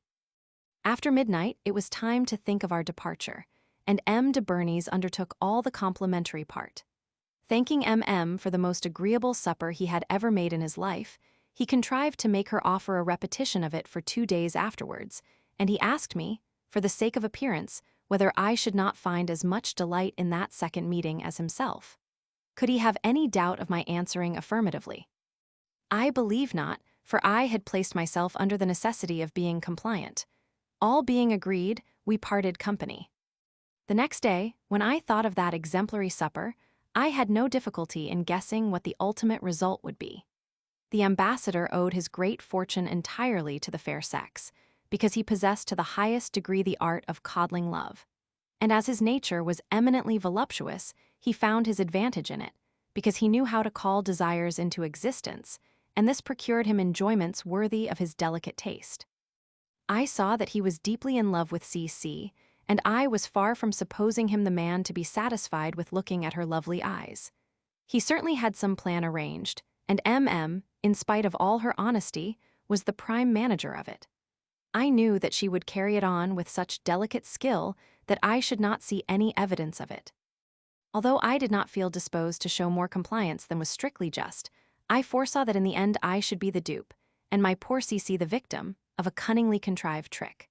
I could not make up my mind either to consent with a good grace, or to throw obstacles in the way, and, believing my dear little wife incapable of abandoning herself to anything likely to displease me, I allowed myself to be taken off my guard, and to rely upon the difficulty of seducing her. Stupid calculation. Self-love and shamefacedness prevented me from using my common sense. At all events, that intrigue kept me in a state of fever, because I was afraid of its consequences, and yet curiosity mastered me to such an extent that I was longing for the result. I knew very well that a second edition of the supper did not imply that the same play would be performed a second time, and I foresaw that the changes would be strongly marked. But I thought myself bound in honor not to retract. I could not lead the intrigue, but I believed myself sufficiently skillful to baffle all their maneuverings. After all those considerations, however, considerations which enabled me to assume the countenance of false bravery, the inexperience of CC, who, in spite of all the knowledge she had lately acquired, was only a novice, caused me great anxiety. It was easy to abuse her natural wish to be polite, but that fear gave way very soon before the confidence I had in M.'s delicacy. I thought that, having seen how I had spent 6 hours with that young girl, knowing for a certainty that I intended to marry her, would never be guilty of such base treason. All these thoughts, worthy only of a weak and bashful jealousy, brought no conclusive decision. I had to follow the current and watch events. At the appointed time, I repaired to the casino, where I found my two lovely friends sitting by the fire. "Good evening, my two divinities. Where is our charming Frenchman?" "He has not arrived yet," answered "but he will doubtless soon be here." I took off my mask, and sitting between them, I gave them 1,000 kisses, taking good care not to show any preference, and although I knew that they were aware of the unquestionable right I had upon both of them, I kept within the limits of the utmost decency. I congratulated them upon the mutual inclination they felt for each other, and I saw that they were pleased not to have to blush on that account. More than 1 hour was spent in gallant and friendly conversation, without my giving any satisfaction to my burning desires. Attracted me more than CC, but I would not for the world have offended the charming girl. Was beginning to show some anxiety about the absence of M. de Bernis, when the doorkeeper brought her a note from him. "A courier," he wrote, "who arrived 2 hours ago, prevents my being happy tonight, for I am compelled to pass it in answering the dispatches I have received. I trust that you will forgive and pity me. May I hope that you will kindly grant me on Friday the pleasure of which I am so unfortunately deprived today? Let me know your answer by tomorrow. I wish ardently, in that case, to find you with the same guests, to whom I beg you will present my affectionate compliments." "Well," said "it is not his fault. We will sup without him. Will you come on Friday?" "Yes, with the greatest pleasure. But what is the matter with you, dear CC? You look sad." "Sad, no, unless it should be for the sake of my friend, for I have never seen a more polite and more obliging gentleman." "Very well, dear. I am glad he has rendered you so sensible." "What do you mean? Could anyone be insensible to his merit?" "Better still, but I agree with you. Only tell me if you love him." "Well, even if I loved him, do you think I would go and tell him? Besides, I am certain that he loves my friend." So saying, she sat down on M's knee, calling her her own little wife, and my two beauties began to bestow on one another caresses which made me laugh heartily. Far from troubling their sport, I excited them, in order to enjoy a spectacle with which I had long been acquainted. Took up a book full of the most lascivious engravings, and said, with a significant glance in my direction, "Do you wish me to have a fire lighted in the alcove?" I understood her and replied, "You would oblige me, for the bed being large we can all three sleep comfortably in it." I guessed that she feared my suspecting the ambassador of enjoying from the mysterious closet the sight of our amorous trio, and she wished to destroy that suspicion by her proposal. The table having been laid in front of the alcove, supper was served, and we all did honor to it. We were all blessed with a devouring appetite. While was teaching her friend how to mix punch, I was admiring with delight the progress made in beauty by CC. "Your bosom," I said to her, "must have become perfect during the last 9 months." "It is like mine," answered "Would you like to see for yourself?" Of course, I did not refuse. Unlaced her friend, who made no resistance, and performing afterwards the same office upon herself, in less than 2 minutes I was admiring 4 rivals contending for the golden apple like the 3 goddesses, and which would have set at defiance the handsome Paris himself to adjudge the prize without injustice. Need I say what an ardent fire that ravishing sight sent coursing through my veins? I placed immediately on the table the Académie des Dames, and pointed out a certain position to who, understanding my wishes, said to CC, "Will you, darling, represent that group with me?" A look of compliance was CC's only answer. She was not yet inured to amorous pleasures as much as her lovely teacher. While I was laughing with delight, the 2 friends were getting ready, and in a few minutes we were all 3 in bed and in a state of nature. At first, satisfied with enjoying the sight of the barren contest of my 2 bacchanalians, I was amused by their efforts and by the contrast of colors, for one was dark and the other fair, but soon, excited myself, and consumed by all the fire of voluptuousness, I threw myself upon them, and I made them, one after the other, almost faint away from the excess of love and enjoyment. Worn out and satiated with pleasure, I invited them to take some rest. We slept until we were awakened by the alarm, which I had taken care to set at 4 o'clock. We were certain of turning to good account the 2 hours we had then to spare before parting company, which we did at the dawn of day, humiliated at having to confess our exhaustion, but highly pleased with each other and longing for a renewal of our delightful pleasures. The next day, however, when I came to think of that rather too lively night, during which, as is generally the case, love had routed reason, I felt some remorse. Wanted to convince me of her love, and for that purpose she had combined all the virtues which I attached to my own affection, namely, honor, delicacy, and truth, but her temperament, of which her mind was the slave, carried her towards excess, and she prepared everything in order to give way to it, while she awaited the opportunity of making me her accomplice. She was coaxing love to make it compliant, and to succeed in mastering it because her heart, enslaved by her senses, never reproached her. She likewise tried to deceive herself by endeavoring to forget that I might complain of having been surprised. She knew that to utter such a complaint, I would have to acknowledge myself weaker or less courageous than she was, and she relied upon my being ashamed to make such a confession. I had no doubt whatever that the absence of the ambassador had been arranged and concerted beforehand. I could see still further, for it seemed evident to me that the two conspirators had foreseen that I would guess the artifice, and that, feeling stung to the quick, in spite of all my regrets, I would not show myself less generous than they had been themselves. The ambassador having first procured me a delightful night, how could I refuse to let him enjoy as pleasant a one? My friends had argued very well, for, in spite of all the objections of my mind, I saw that I could not on my side put any obstacle in their way.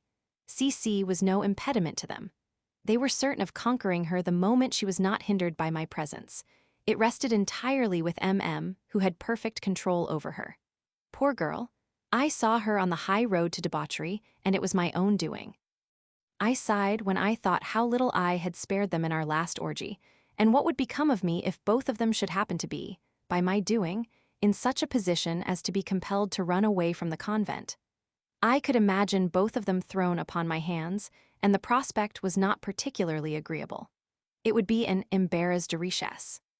In this miserable contest between reason and prejudice, between nature and sentiment, I could not make up my mind either to go to the supper or to remain absent from it.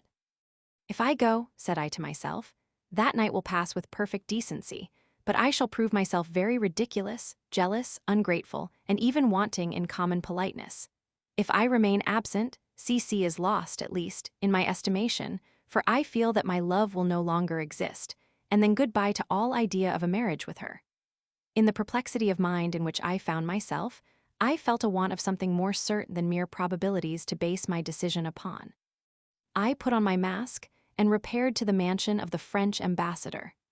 I addressed myself to the gatekeeper, saying that I had a letter for Versailles, and that I would thank him to deliver it to the courier when he went back to France with His Excellency's dispatches.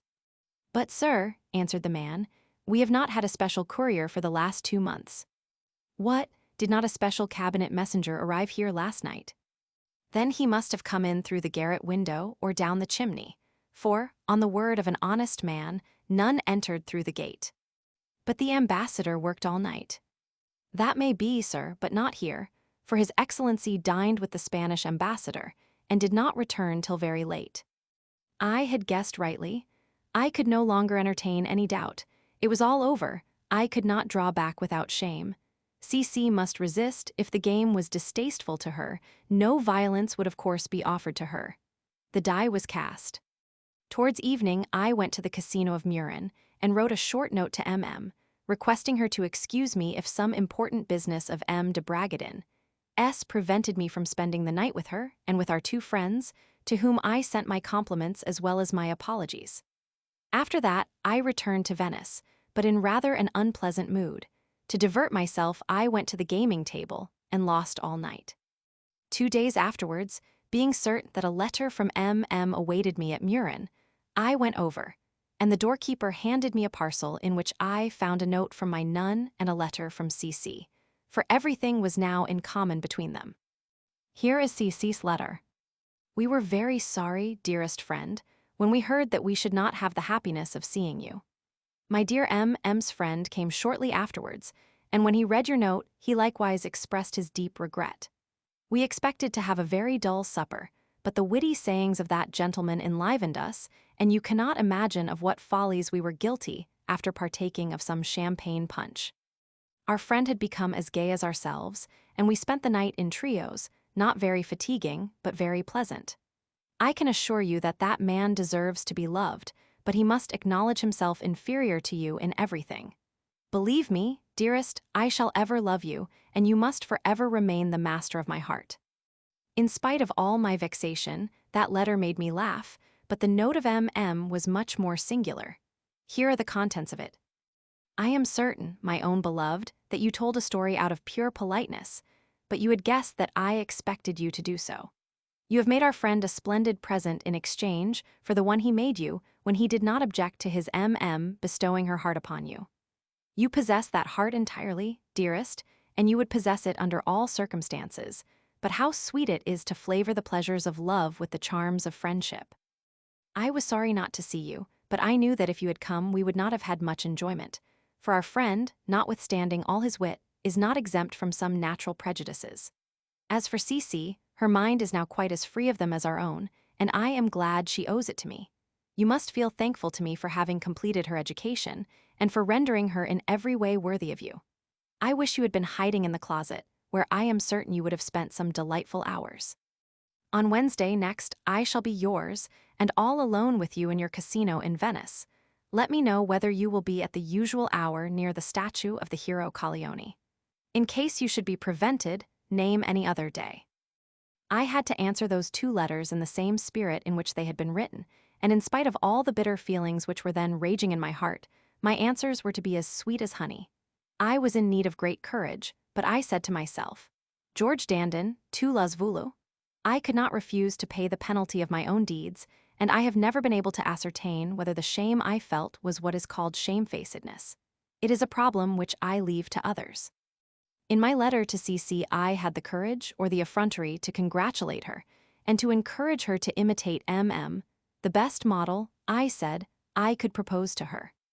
I wrote to my nun that I would be punctual at the appointment near the statue, and amidst many false compliments, which ought to have betrayed the true state of my heart, I told her that I admired the perfect education she had given to C.C., but that I congratulated myself upon having escaped the torture I should have suffered in the mysterious observatory, for I felt that I could not have borne it. On the Wednesday I was punctual at the rendezvous, and I had not to wait long for M.M., who came disguised in male attire. No theater tonight, she said to me. Let us go to the Ridotto to lose or double our money. She had 600 sequins. I had about 100. Fortune turned her back upon us, and we lost all.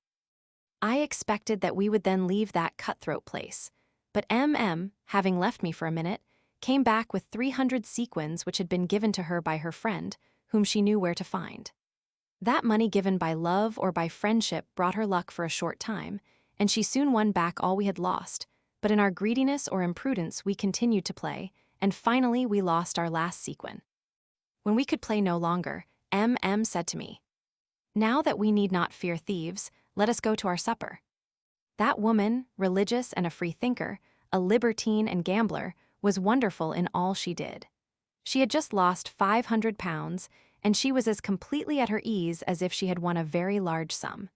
It is true that the money she had just lost had not cost her much. As soon as we were alone, she found me sad and low-spirited, although I tried hard not to appear so. But, as for her, always the same, she was handsome, brilliant, cheerful, and amorous. She thought she would bring back my spirits by giving me the fullest particulars of the night she had passed with C.C. and her friend, but she ought to have guessed that she was going the wrong way. That is a very common error. It comes from the mind, because people imagine that what they feel themselves others must feel likewise. I was on thorns, and I tried everything to avoid that subject, and to lead the conversation into a different channel, for the amorous particulars, on which she was dwelling with apparent delight, vexed me greatly, and spite causing coldness, I was afraid of not playing my part very warmly in the amorous contest which was at hand. When a lover doubts his own strength, he may almost always be sure that he will fail in his efforts. After supper we went to bed in the alcove, where the beauty, the mental and physical charms, the grace and the ardor of my lovely nun, cast all my bad temper to the winds, and soon restored me to my usual good spirits. The nights being shorter, we spent 2 hours in the most delightful pleasures, and then parted, satisfied and full of love. Before leaving, asked me to go to her casino, to take some money and to play, taking her for my partner. I did so. I took all the gold I found, and playing the martingale and doubling my stakes continuously, I won every day during the remainder of the carnival.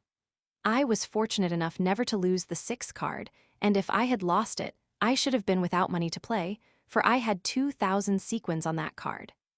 I congratulated myself upon having increased the treasure of my dear mistress, who wrote to me that, for the sake of civility, we ought to have a supper and party carry on Shrove Monday. I consented. That supper was the last I ever had in my life with C.C. She was in excellent spirits, but I had made up my mind, and as I paid all my attentions to C.C. imitated my example without difficulty, and she devoted herself wholly to her new lover. Foreseeing that we would, a little later, be all of us in each other's way, I begged to arrange everything so that we could be apart, and she contrived it marvelously well. After supper, the ambassador proposed a game of faro, which our beauties did not know. He called for cards and placed 100 louis on the table before him. He dealt, and took care to make C.C. win the whole of that sum. It was the best way to make her accept it as pin money. The young girl, dazzled by so much gold and not knowing what to do with it, asked her friend to take care of it for her until such time as she should leave the convent to get married. When the game was over, complained of a headache and said that she would go to bed in the alcove. She asked me to come and lull her to sleep. We thus left the new lovers free to be as gay as they chose. 6 hours afterwards, when the alarum warned us that it was time to part, we found them asleep in each other's embrace. I had myself passed an amorous and quiet night, pleased with and without giving one thought to C.C. Chapter 22. M. de Bernis goes away, leaving me the use of his casino, his good advice. How I follow at peril of and myself, Mr. Murray. The English ambassador sale of the casino and end of our meeting, serious illness of Zorzy and Condulmer Tunney. Though the infidelities of C.C. made me look at her with other eyes than before, and I had now no intention of making her the companion of my life, I could not help feeling that it had rested with me to stop her on the brink of the stream, and I therefore considered it my duty always to be her friend. If I had been more logical, the resolution I took with respect to her would doubtless have been of another kind. I should have said to myself, after seducing her, I myself have set the example of infidelity. I have bidden her to follow blindly the advice of her friend, although I knew that the advice and the example of would end in her ruin. I had insulted, in the most grievous manner, the delicacy of my mistress, and that before her very eyes, and after all this, how could I ask a weak woman to do what a man, priding himself on his strength, would shrink from attempting? I should have stood self-condemned, and have felt that it was my duty to remain the same to her, but flattering myself that I was overcoming mere prejudices.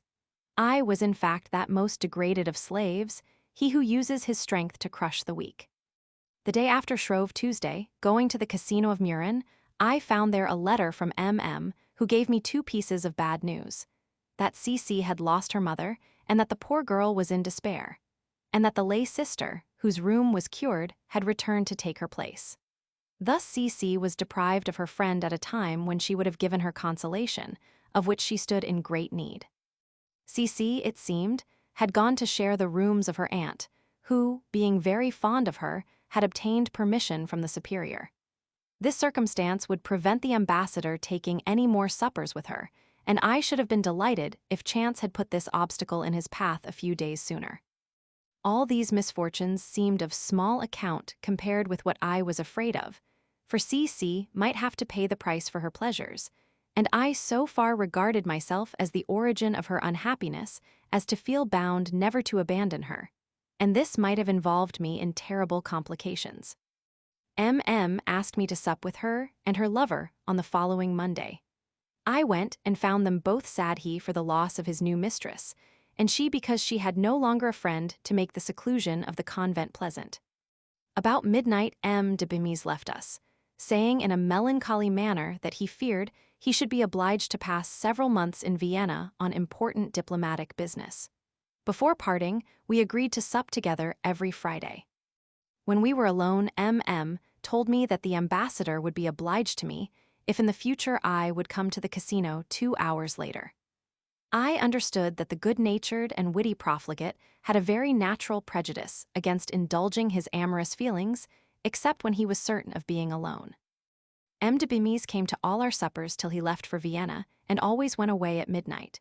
He no longer made use of his hiding place, partly because we now only lay in the recess, and partly because, having had time to make love before my arrival, his desires were appeased. M.M. always found me amorous. My love, indeed, was even hotter than it had been since, only seeing her once a week and remaining faithful to her, I had always an abundant harvest to gather in. C.'s letters which she brought to me softened me to tears, for she said that after the loss of her mother, she could not count upon the friendship of any of her relations. She called me her sole friend, her only protector, and in speaking of her grief in not being able to see me any more whilst she remained in the convent, she begged me to remain faithful to her dear friend. On Good Friday, when I got to the casino, I found the lovers overwhelmed with grief.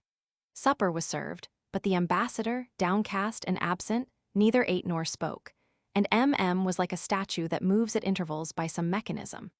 Good sense and ordinary politeness prevented me from asking any questions, but on M.M. leaving us together, M. de Bemis told me that she was distressed, and with reason, since he was obliged to set out for Vienna 15 days after Easter. I may tell you confidentially, he added, that I believe I shall scarcely be able to return, but she must not be told, as she would be in despair. M.M. came back in a few minutes, but it was easy to see that she had been weeping. After some commonplace conversation, M. de Bernis, seeing M.M. still low-spirited, said, "Do not grieve thus, sweetheart, go I must, but my return is a matter of equal certainty when I have finished the important business which summons me to Vienna. You will still have the casino, but dearest, both friendship and prudence make me advise you not to come here in my absence. For after I have left Venice, I cannot depend upon the faith of the gondoliers in my service, and I suspect our friend here cannot flatter himself on his ability to get reliable ones.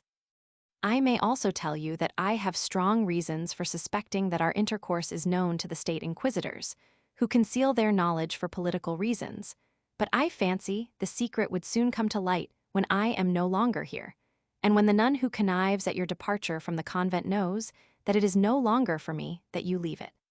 The only people whom I would trust are the housekeeper and his wife. I shall order them, before I go, to look upon our friend here as myself, and you can make your arrangements with them. I trust all will go well till my return, if you will only behave discreetly. I will write to you under cover of the housekeeper, his wife will give you my letters as before, and in the same way you may reply.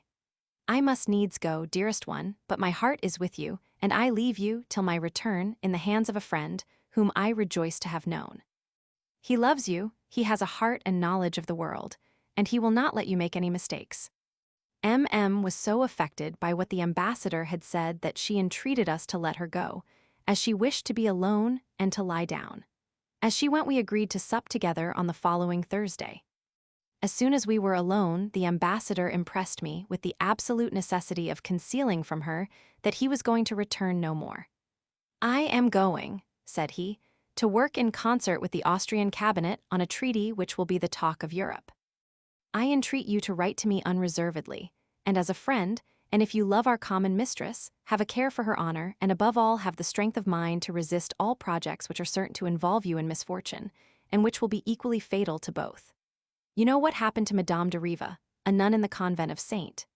She had to disappear after it became known that she was with child, and M. de Fruly, my predecessor, went mad and died shortly after. J. Rousseau told me that he died of poison, but he is a visionary who sees the black side of everything. For my part, I believe that he died of grief at not being able to do anything for the unfortunate woman, who afterwards procured a dispensation from her vows from the Pope, and having got married, is now living at Padua without any position in society. Let the prudent and loyal friend master the lover. Go and see M.M. sometimes in the parlor of the convent, but not here, or the boatmen will betray you. The knowledge which we both have that the girls are in a satisfactory condition is a great alleviation to my distress, but you must confess that you have been very imprudent. You have risked a terrible misfortune. Consider the position you would have been in, for I am sure you would not have abandoned her." She had an idea that the danger might be overcome by means of drugs, but I convinced her that she was mistaken. "In God's name, be discreet in the future, and write to me fully, for I shall always be interested in her fate, both from duty and sentiment." We returned together to Venice, where we separated, and I passed the rest of the night in great distress. In the morning, I wrote to the fair afflicted, and whilst endeavoring to console her to the best of my ability, I tried to impress on her the necessity for prudence and the avoidance of such escapades as might eventually ruin us. Next day, I received her reply, every word of which spelt despair. Nature had given her a disposition which had become so intensified by indulgence that the cloister was unbearable to her, and I foresaw the hard fights I should have to undergo. We saw each other the Thursday after Easter, and I told her that I should not come to the casino before midnight.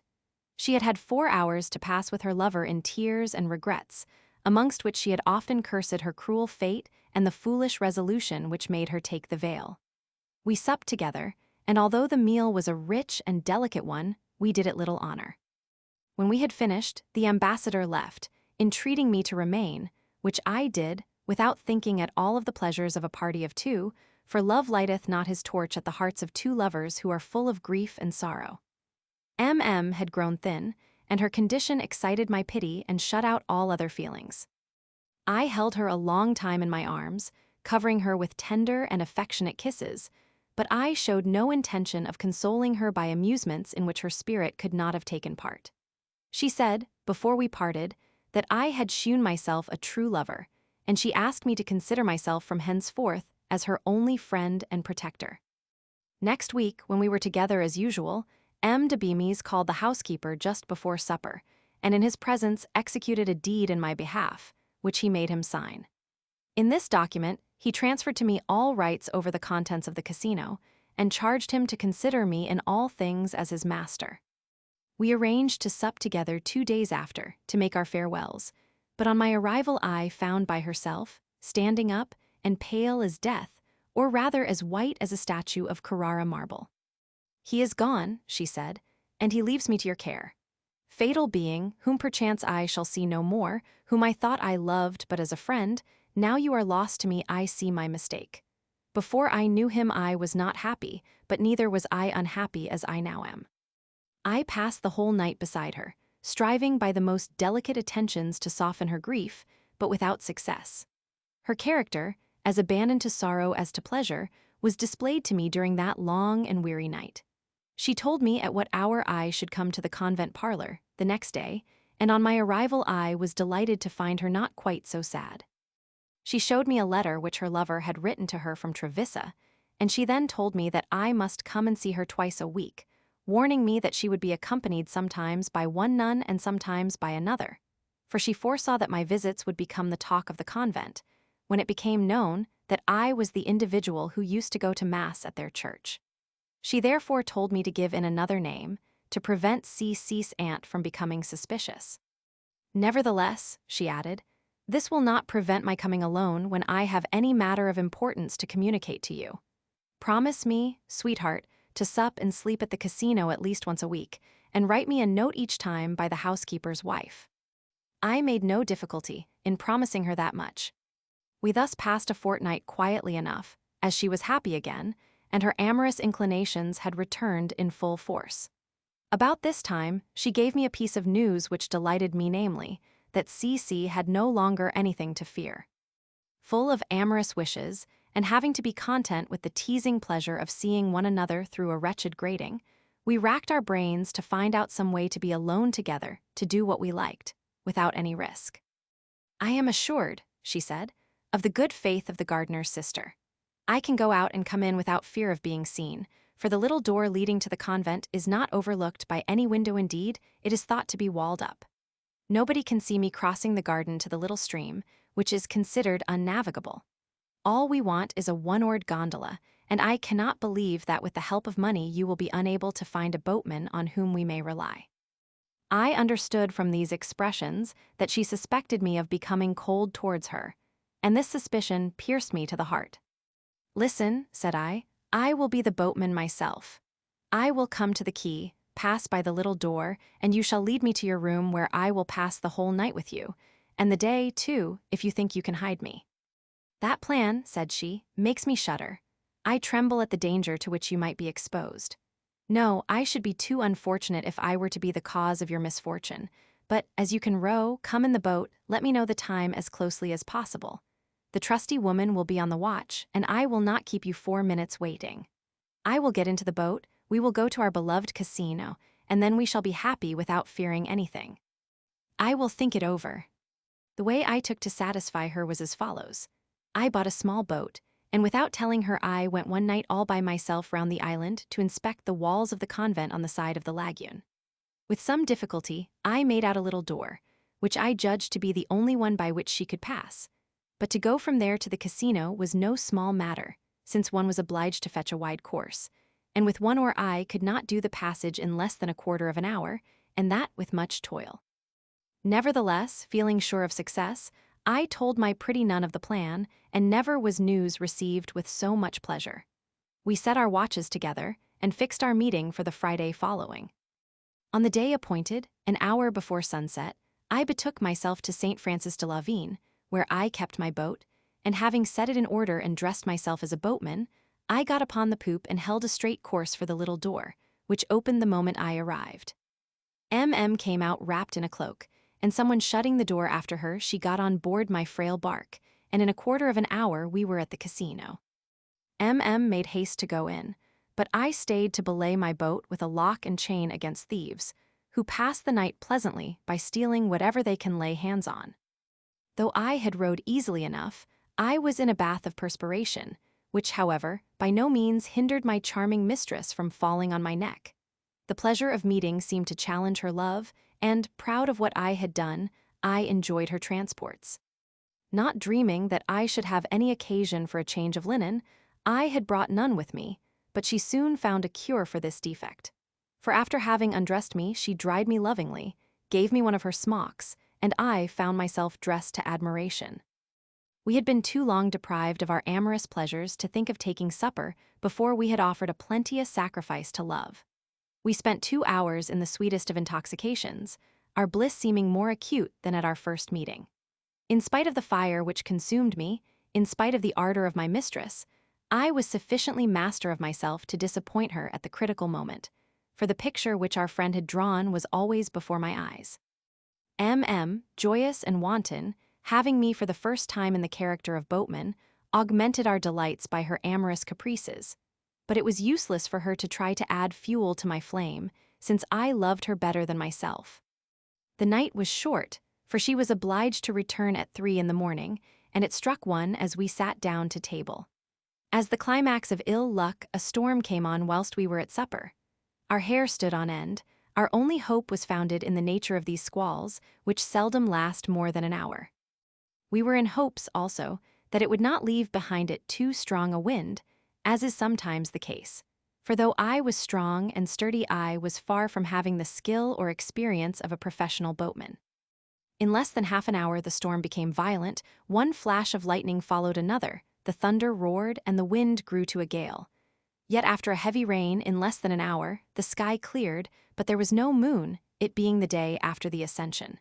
2 o'clock struck. I put my head out at the window, but perceive that a contrary gale is blowing. Materano del mar Libcio resta.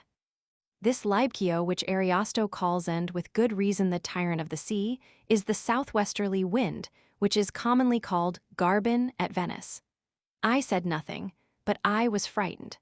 I told my sweetheart that we must needs sacrifice an hour of pleasure, since prudence would have it so. Let us set out forthwith, for if the gale gets stronger, I shall not be able to double the island.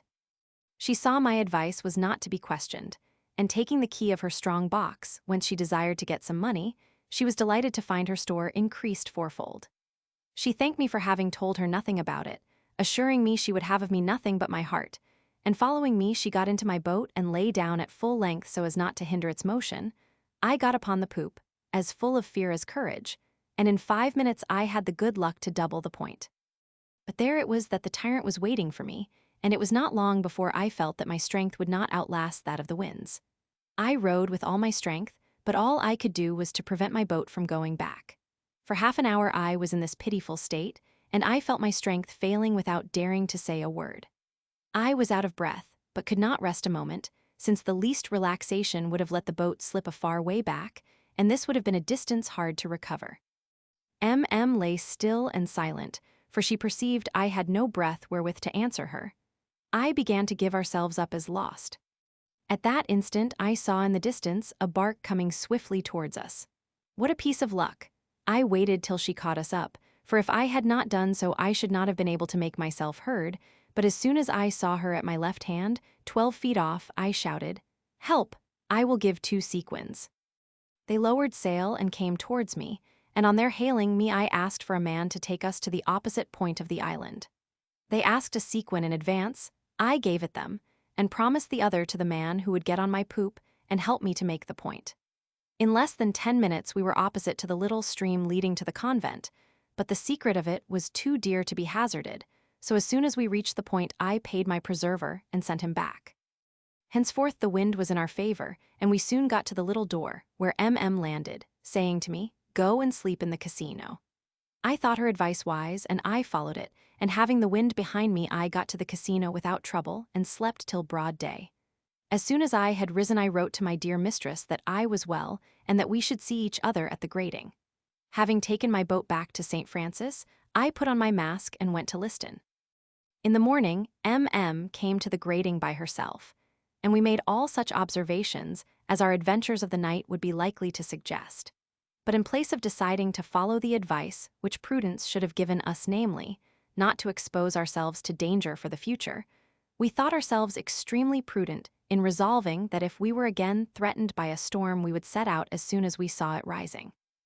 All the same, we had to confess that if chance had not thrown the bark in our way, we should have been obliged to return to the casino, for could not have got to the convent, and how could she ever have entered its walls again?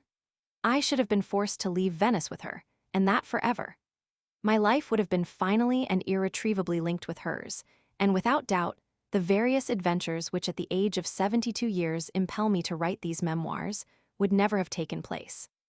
For the next 3 months, we continued to meet each other once a week, always amorous, and never disturbed by the slightest accidents. Could not resist giving the ambassador a full account of our adventures, and I had promised to write to him, and always to write the whole truth. He replied by congratulating us on our good fortune, but he prophesied inevitable disaster if we had not the prudence to stop our intercourse. Mr. Murray, the English ambassador, a witty and handsome man, and a great amateur of the fair sex, wine, and good cheer, then kept the fair Ancilla, who introduced me to him. This fine fellow became my friend in much the same way as M. de Bernis, the only difference being that the Frenchman liked to look on, while the Englishman preferred to give the show. I was never unwelcome at their amorous battles, and the voluptuous Ancilla was delighted to have me for a witness. I never gave them the pleasure of mingling in the strife. I loved but I should avow that my fidelity to her was not entirely dependent on my love.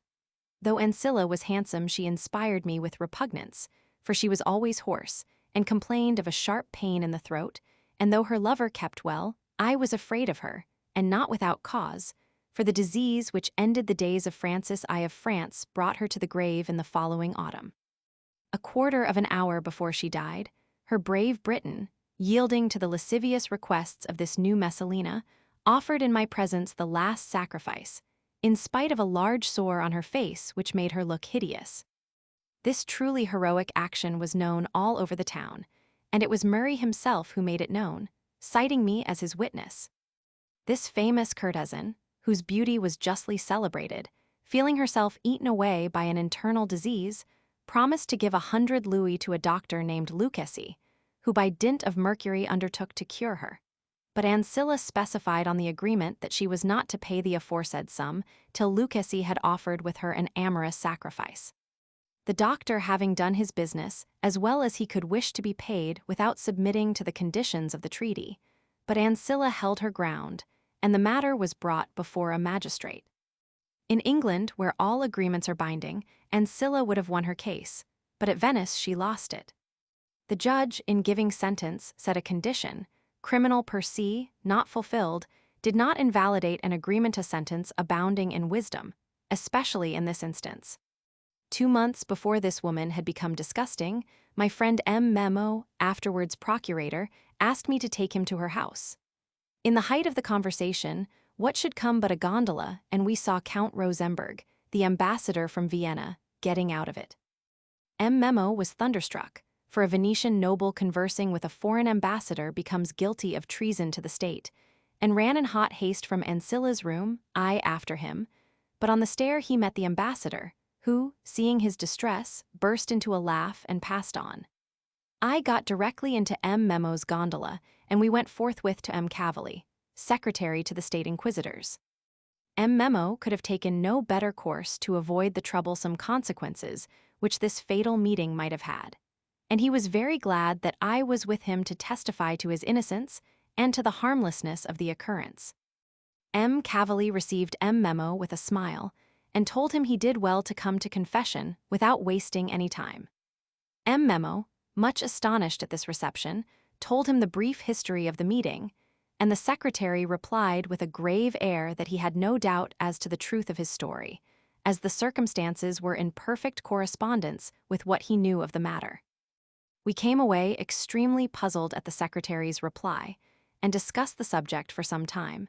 But then we came to the conclusion that M. Cavalli could have had no positive knowledge of the matter before we came, and that he only spoke as he did from the instinct of an inquisitor, who likes it to be understood that nothing is hid from him for a moment. After the death of Ancilla, Mr. Murray remained without a titular mistress, but fluttering about like a butterfly, he had, one after another, the prettiest girls in Venice. This good-natured Epicurean set out for Constantinople 2 years later, and was for 20 years the ambassador of the court of St. James at the Sublime Porte. He returned to Venice in 1778 with the intention of ending his days there, far from affairs of state, but he died in the lazaretto 8 days before the completion of his quarantine. At play fortune continued to favor me.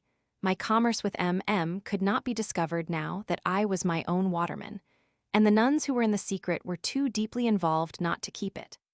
I led them a merry life, but I foresaw that as soon as M. de Bernis decided to let M. know that he would not return to Venice, he would recall his people, and we should then have the casino no longer.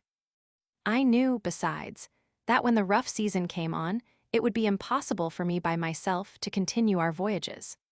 The first Monday in October, when the theaters are opened and masks may be worn, I went to St. Francis to get my boat, and thence to Murin for my mistress, afterwards making for the casino. The nights were now long enough for us to have ample time for enjoyment, so we began by making an excellent supper, and then devoted ourselves to the worship of love and sleep. Suddenly, in the midst of a moment of ecstasy, I heard a noise in the direction of the canal, which aroused my suspicions, and I rushed to the window. What was my astonishment and anger to see a large boat taking mine in tow. Nevertheless, without giving way to my passion, I shouted to the robbers that I would give them 10 sequins if they would be kind enough to return me my boat. A shout of laughter was all the reply they made, and not believing what I said, they continued their course. What was I to do? I dared not cry, "Stop, thief!" And not being endued with the power of walking on the water dry-footed, I could not give chase to the robbers. I was in the utmost distress, and for the moment M. showed signs of terror, for she did not see how I could remedy this disaster. I dressed myself hastily, giving no more thoughts to love, my only comfort being that I had still 2 hours to get the indispensable boat, should it cost me 100 sequins.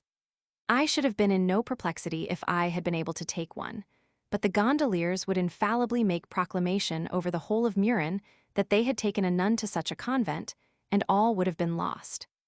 The only way, then, that was open to me was either to buy a boat or to steal one. I put my pistols and dagger in my pocket, took some money, and with an oar on my shoulder set out. The robbers had filed the chain of my boat with a silent file. This I could not do, and I could only reckon on having the good luck to find a boat moored with cords.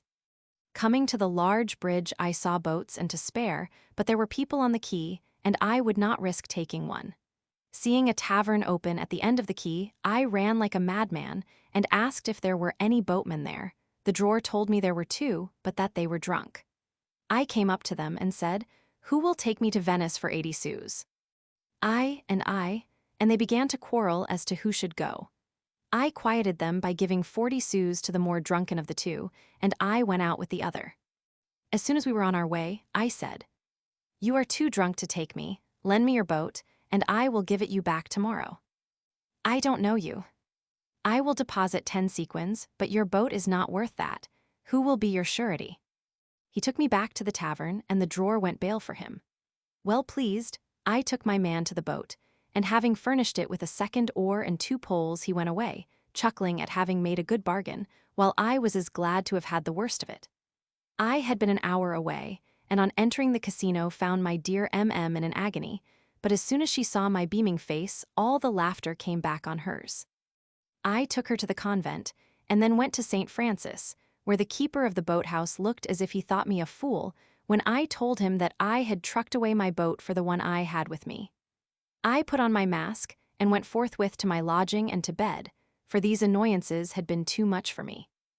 About this time, my destiny made me acquainted with a nobleman called Mark Antony Zorzi, a man of parts and famous for his skill in writing verses in the Venetian dialect. Zorzi, who was very fond of the play, and desired to offer a sacrifice to Thalia, wrote a comedy which the audience took the liberty of hissing. But having persuaded himself that his piece only failed through the conspiracies of the Abbé Chieri, who wrote for the theatre of St. Angelo, he declared open war against all the Abbé's plays. I felt no reluctance whatever to visit M. Zorzi, for he possessed an excellent cook and a charming wife. He knew that I did not care for Chieri as an author, and M. Zorzi had in his pay people who, without pity, rhyme, or reason, hissed all the compositions of the ecclesiastical playwright. My part was to criticize them in hammer versus a kind of doggerel, then much in fashion, and Zorzi took care to distribute my lucubrations far and wide.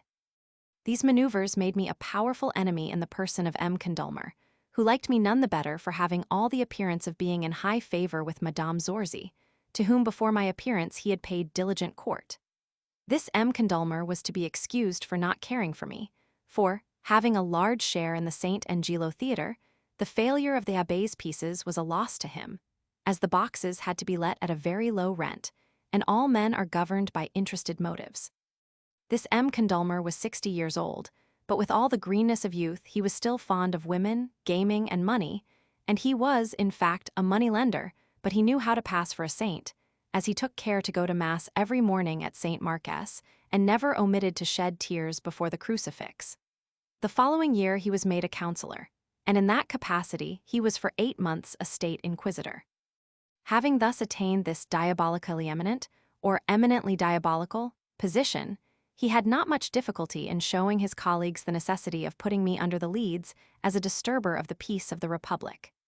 In the beginning of the winter, the astounding news of the treaty between France and Austria was divulged, a treaty by which the political balance was entirely readjusted, and which was received with incredulity by the powers. The whole of Italy had reason to rejoice, for the treaty guarded that fair land from becoming the theatre of war on the slightest difference which might arise between the two powers. What astonished the most acute was that this wonderful treaty was conceived and carried out by a young ambassador who had hitherto been famed only as a wit. The first foundations had been laid in 1750 by Madame de Pompadour, Count Canes, who was created a prince, and M. l'Abbé de Bernis, who was not known till the following year, when the king made him ambassador to Venice. The House of Bourbon and the House of Habsburg had been foes for 240 years when this famous treaty was concluded, but it only lasted for 40 years, and it is not likely that any treaty will last longer between two courts so essentially opposed to one another. The Abbé de Bernis was created Minister for Foreign Affairs some time after the ratification of the treaty. 3 years after he re-established the Parliament, became a cardinal, was disgraced, and finally sent to Rome, where he died. Mors ultimo linea rerum est. Affairs fell out as I had foreseen. For 9 months after he left Venice, he conveyed to M.M. the news of his recall, though he did it in the most delicate manner. Nevertheless, M.M. felt the blow so severely that she would very possibly have succumbed, had I not been preparing her for it in every way I could think of. M. de Bernis sent me all instructions. He directed that all the contents of the casino should be sold, and the proceeds given to M.M., with the exception of the books and prints which the housekeeper was ordered to bring to Paris. It was a nice breviary for a cardinal, but would to God they had nothing worse. Whilst M.M. abandoned herself to grief, I carried out the orders of M. de Bernis, and by the middle of January we had no longer a casino. She kept by her 2,000 sequins and her pearls, intending to sell them later on to buy herself an annuity. We were now only able to see each other at the grating, and soon, worn with grief, she fell dangerously ill, and on the 2nd of February I recognized in her features the symptoms of approaching death. She sent me her jewel case with all her diamonds and nearly all her money, all the scandalous books she possessed, and all her letters, telling me that if she did not die I was to return her the whole, but that all belonged to me if, as she thought, she should succumb to the disease. She also told me that C.C. was aware of her state, and asked me to take pity on her and write to her, as my letters were her only comfort, and that she hoped to have strength to read them till her latest breath. I burst into tears, for I loved her passionately, and I promised her to come and live in Murin until she recovered her health. Having placed the property in a gondola, I went to the Bragadin Palace to deposit it, and then returned to Murin to get Laura to find me a furnished room where I could live as I liked. "I know of a good room with meals provided," she said. "You will be quite comfortable and will get it cheaply, and if you like to pay in advance, you need not even say who you are. The old man to whom the house belongs lives on the ground floor. He will give you all the keys, and if you like you need see no one." She gave me the address, and I went there on the spot, and having found everything to my liking, I paid a month in advance, and the thing was done. It was a little house at the end of a blind alley abutting on the canal. I returned to Laura's house to tell her that I wanted a servant to get my food and to make my bed, and she promised to get me one by the next day. Having set all in order for my new lodging, I returned to Venice and packed my mails as if I were about to make a long journey. After supper, I took leave of M. de Bragadin and of his 2 friends, telling them that I was going to be away for several weeks on important business. Next day, going to my new room, I was surprised to find there Tonine, Laura's daughter, a pretty girl not more than 15 years old, who told me with a blush, but with more spirit than I gave her credit for, that she would serve me as well as her mother would have done. I was in too much distress to thank Laura for this pretty present, and I even determined that her daughter should not stay in my service. We know how much such resolutions are commonly worth. In the meanwhile, I was kind to the girl.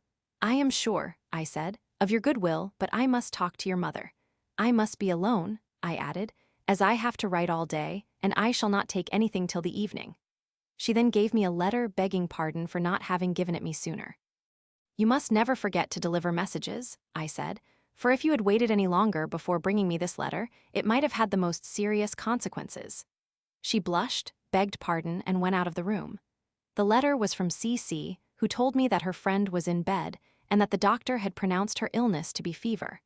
I passed the rest of the day in putting my room in order and in writing to C.C. and her suffering friend. Towards evening Tonine brought in the candles and told me that my supper was ready. "Follow me," I said. Seeing that she had only laid supper for one a pleasing proof of her modesty, I told her to get another knife and fork, as I wished her always to take her meals with me. I can give no account of my motives. I only wished to be kind to her, and I did everything in good faith. By and by, reader, we shall see whether this is not one of the devices by which the devil compasses his ends. Not having any appetite, I ate little, but I thought everything good with the exception of the wine. But Tonine promised to get some better by the next day, and when supper was over she went to sleep in the anteroom. After sealing my letters, wishing to know whether the outer door was locked, I went out and saw Tonine in bed, sleeping peacefully or pretending to do so. I might have suspected her thoughts, but I had never been in a similar situation, and I measured the extremity of my grief by the indifference with which I looked at this girl. She was pretty, but for all that I felt that neither she nor I ran any risk. Next day, waking very early, I called her, and she came in neatly dressed. I gave her my letter to CC, which enclosed the letter to MM, telling her to take it to her mother and then to return to make my coffee. I shall dine at noon, Tonine, I said. Take care to get what is necessary in good time. Sir, I prepared yesterday's supper myself, and if you like, I can cook all your meals. I am satisfied with your abilities, go on, and here is a sequin for expenses. I still have 120 sous remaining from the one you gave me yesterday, and that will be enough. No, they are for yourself, and I shall give you as much every day. Her delight was so great that I could not prevent her covering my hand with kisses. I took care to draw it back and not to kiss her in return, for I felt as if I should be obliged to laugh, and this would have dishonored my grief. The second day passed like the first. Tonine was glad that I said no more about speaking to her mother, and drew the conclusion that her services were agreeable to me. Feeling tired and weak, and fearing that I should not wake early enough to send the letter to the convent, but not wishing to rouse Tonine if she were asleep, I called her softly. She rose immediately and came into my room with nothing on but a slight petticoat. Pretending to see nothing, I gave her my letter, and told her to take it to her mother in the morning before she came into my room. She went out, saying that my instructions should be carried out, but as soon as she was gone I could not resist saying to myself that she was very pretty, and I felt both sad and ashamed at the reflection that this girl could very easily console me. I hugged my grief, and I determined to separate myself from a being who made me forget it. In the morning, I said, I will tell Laura to get me something less seducing. But the night brought counsel, and in the morning I put on the armor of sophism, telling myself that my weakness was no fault of the girl, and that it would therefore be unjust to punish her for it. We shall see, dear reader, how all this ended. Chapter 23 continues the preceding chapter. M recovers. I return to Venestone, consoles me decrease of my love for M. Dr. Righelini curious conversation, with him how this conversation affected M. Mr. Murray, undeceived and avenged. Tontine had what is called tact and common sense, and thinking these qualities were required in our economy, she behaved with great delicacy, not going to bed before receiving my letters, and never coming into my room except in a proper dress, and all this pleased me. For a fortnight M. was so ill that I expected every moment to hear the news of her death. On Shrove Tuesday CC wrote that her friend was not strong enough to read my letter, and that she was going to receive extreme unction. This news so shocked me that I could not rise, and passed the whole day in weeping and writing, Tane not leaving me till midnight. I could not sleep. On Ash Wednesday I got a letter, in which CC told me that the doctor had no hopes for her friend, and that he only gave her a fortnight to live. A low fever was wasting her away, her weakness was extreme, and she could scarcely swallow a little broth. She had also the misfortune to be harassed by her confessor, who made her foretaste all the terrors of death. I could only solace my grief by writing, and Tane now and again made bold to observe that I was cherishing my grief, and that it would be the death of me. I knew myself that I was making my anguish more poignant, and that keeping to my bed, continued writing, and no food would finally drive me mad. I had told my grief to poor Tonine, whose chief duty was to wipe away my tears. She had compassion on me. A few days later, after assuring CC that if our friend died I should not survive her, I asked her to tell that, if she wanted me to take care of my life, she must promise to let me carry her off on her recovery. I have, I said, 4,000 sequins and her diamonds, which are worth 6,000. We should therefore have a sufficient sum to enable us to live honorably in any part of Europe. CC wrote to me on the following day, and said that my mistress, after hearing my letter read, had fallen into a kind of convulsion, and, becoming delirious, she talked incessantly in French for 3 whole hours in a fashion which would have made all the nuns take to their heels, if they had understood her. I was in despair, and was nearly raving as wildly as my poor nun. Her delirium lasted 3 days, and as soon as she got back her reason, she charged her young friend to tell me that she was sure to get well if I promised to keep to my word, and to carry her off as soon as her health would allow. I hastened to reply that if I lived, she might be sure my promise would be fulfilled.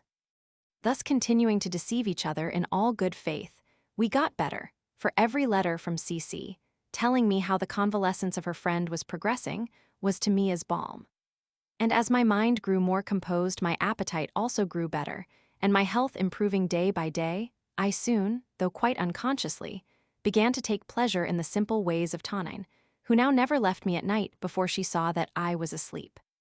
Towards the end of March, M.M. wrote to me herself, saying that she believed herself out of danger, and that by taking care she hoped to be able to leave her room after Easter. I replied that I should not leave Murin till I had the pleasure of seeing her at the grating, where, without hurrying ourselves, we could plan the execution of our scheme.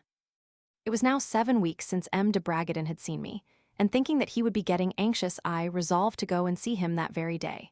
Telling Tonine that I should not be back till the evening, I started for Venice without a cloak, for having gone to Murin masked, I had forgot to take one. I had spent 48 days without going out of my room, chiefly in tears and distress, and without taking any food. I had just gone through an experience which flattered my self-esteem. I had been served by a girl who would have passed for a beauty anywhere in Europe.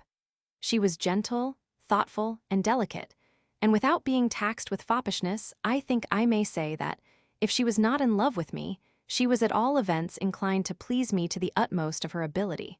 For all that I had been able to withstand her youthful charms, and I now scarcely dreaded them. Seeing her every day, I had dispersed my amorous fancies, and friendship and gratitude seemed to have vanquished all other feelings. For I was obliged to confess that this charming girl had lavished on me the most tender and assiduous care. She had passed whole nights on a chair by my bedside, tending me like a mother, and never giving me the slightest cause for complaint. Never had I given her a kiss, never had I allowed myself to undress in her presence, and never, with one exception, had she come into my room without being properly dressed. For all that, I knew that I had fought a battle, and I felt inclined to boast at having won the victory.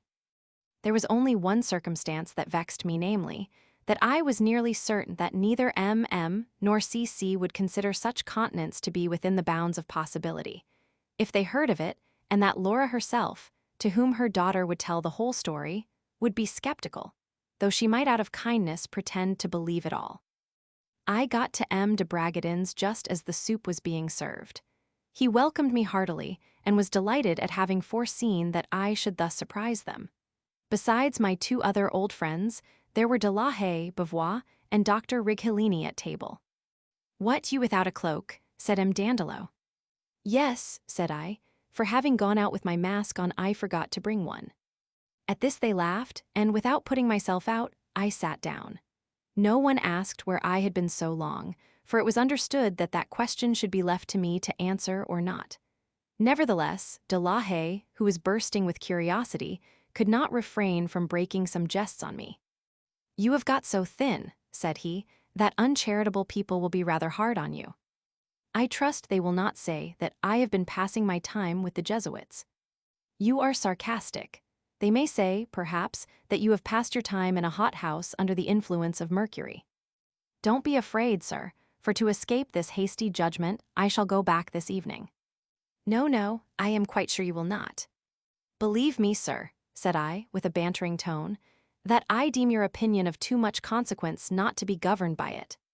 Seeing that I was in earnest, my friends were angry with him, and the Aristarchus was in some confusion. Righelini, who was one of Murray's intimate friends, said to me in a friendly way that he had been longing to tell Murray of my reappearance, and of the falsity of all the reports about me. "We will go to sup with him," said I, "and I will return after supper." Seeing that M. de Bragadin and his 2 friends were uneasy about me, I promised to dine with them on April 25th, St. Mark's Day. As soon as Mr. Murray saw me, he fell on my neck and embraced me. He introduced me to his wife, who asked me to supper with great politeness.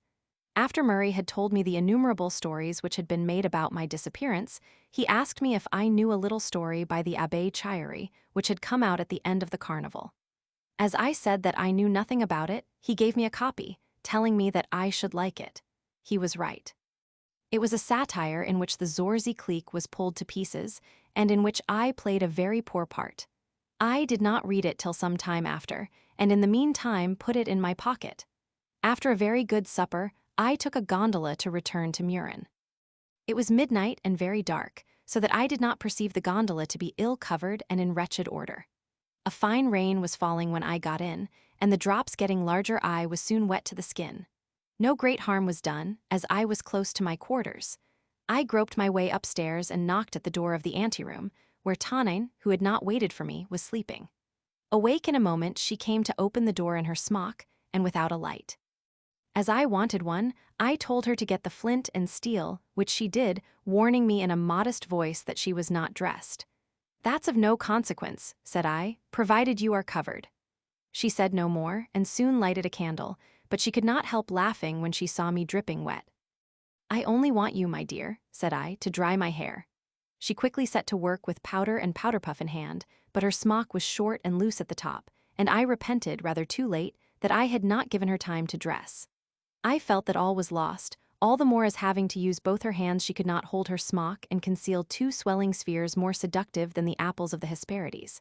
How could I help seeing them? I shut my eyes and said for shame. But I gave in at last and fixed such a hungry gaze upon poor Tonine that she blushed. "Come," said I, "take your smock between your teeth and then I shall see no more." But it was worse than before, and I had only added fuel to the fire. For, as the veil was short, I could see the bases and almost the frieze of two marble columns, and at this sight I gave a voluptuous cry.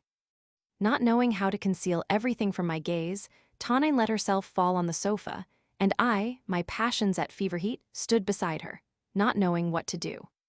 "Well," she said, "shall I go and dress myself and then do your hair?" "No, come and sit on my knee and cover my eyes with your hands." She came obediently, but the die was cast, and my resistance overcome.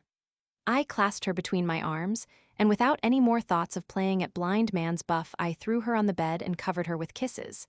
And as I swore that I would always love her, she opened her arms to receive me in a way that showed how long she had been waiting for this moment. I plucked the rose, and then, as ever, I thought it the rarest I had ever gathered since I had labored in the harvest of the fruitful fields of love. When I awoke in the morning, I found myself more deeply in love with Tonine than I had been with any other woman. She had got up without waking me, but as soon as she heard me stirring she came, and I tenderly chid her for not waiting for me to give her good morrow. Without answering, she gave me M.M.'s letter. I thanked her, but putting the letter on one side, I took her in my arms and set her by my side. "What a wonder!" cried Tonine. "You are not in a hurry to read that letter. Faithless man, why did you not let me cure you 6 weeks ago? How lucky I am, thanks to the rain. I do not blame you, dear, but love me as you love her who writes to you every day, and I shall be satisfied. Do you know who she is? She lives in a boarding house and is as beautiful as an angel, but she is there and I am here. You are my master, and I will be your servant as long as you like." I was glad to leave her in error and swore an everlasting love. But during our conversation, she had let herself drop down in the bottom of the bed, and I entreated her to lie down again. But she said that on the contrary it was time for me to get up for dinner, for she wanted to give me a dainty meal cooked in the Venetian manner. "Who is the cook?" said I. "I am, and I have been using all my skill on it since 5, when I got up." "What time is it now, then?" "Past 1. The girl astonished me. She was no longer the shy Tonine of last night.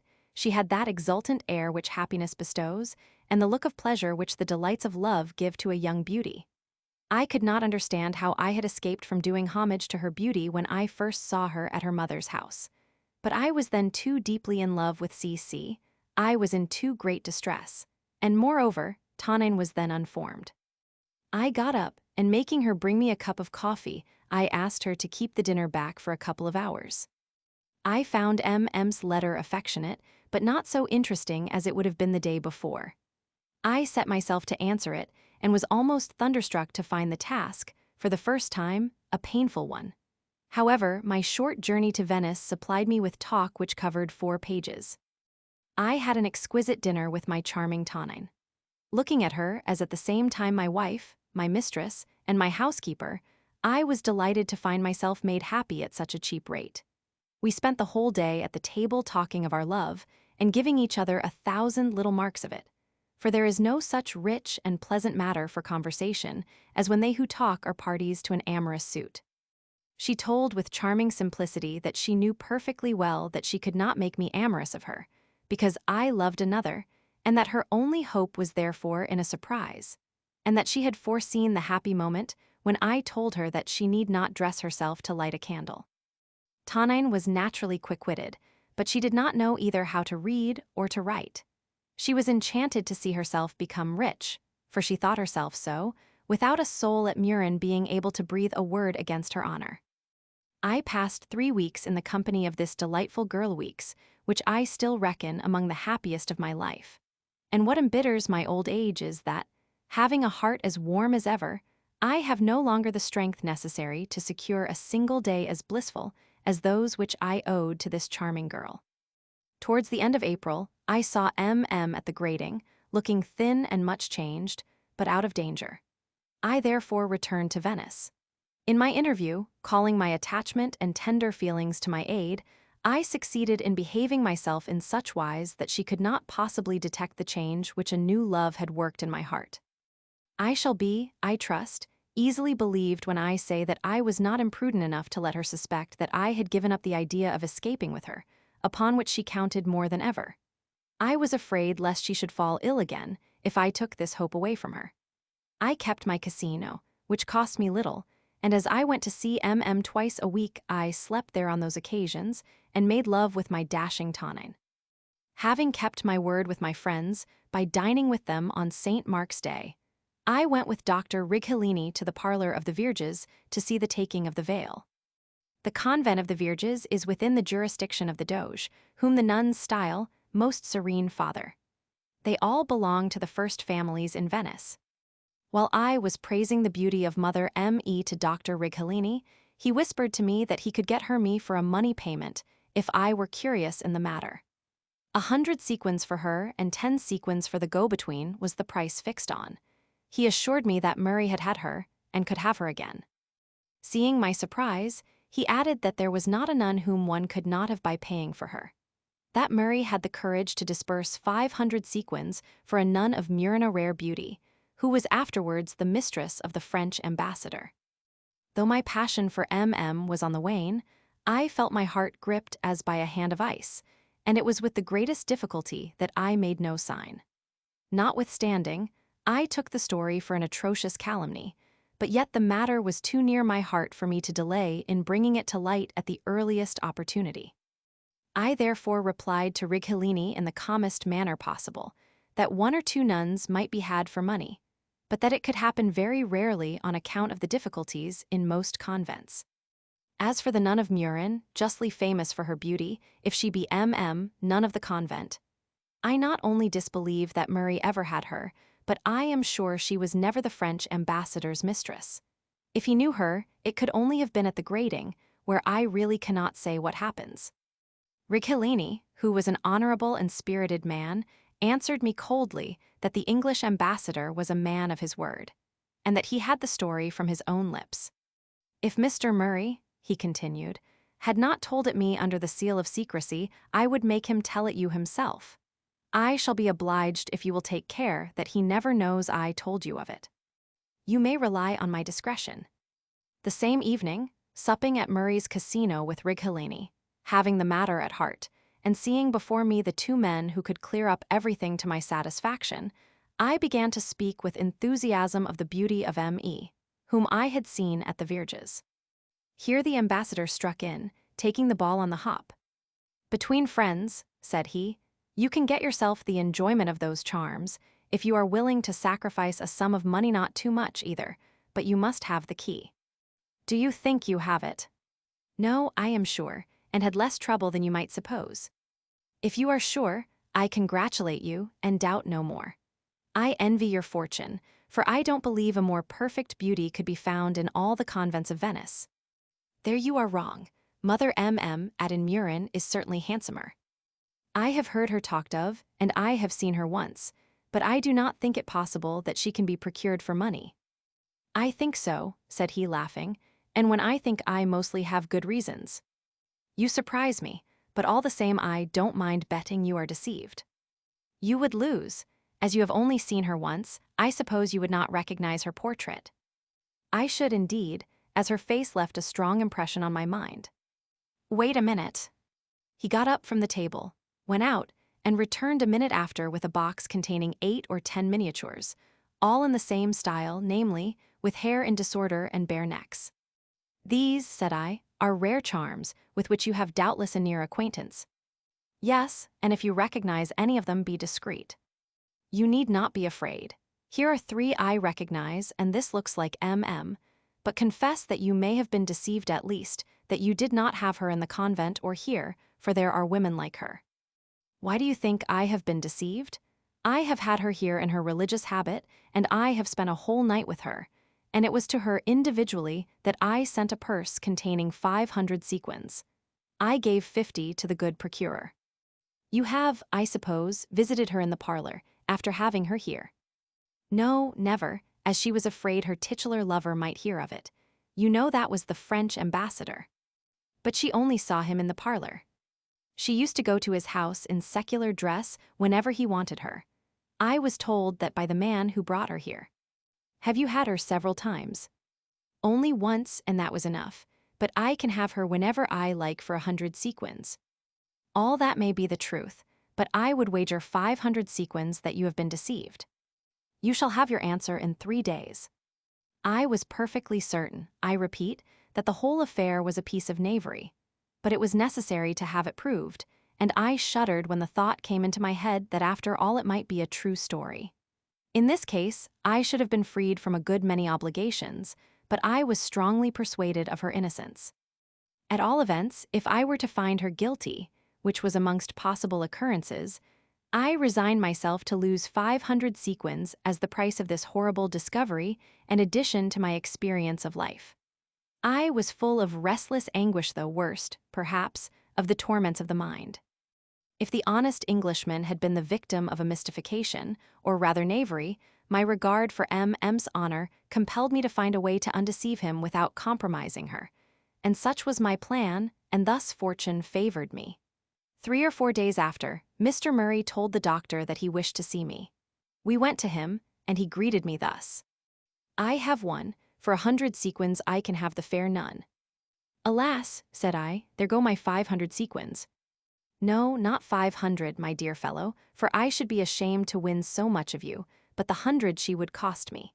If I win, you shall pay for my pleasure, and if I lose, I shall give her nothing." How is the problem to be solved? My Mercury tells me that we must wait for a day when masks are worn.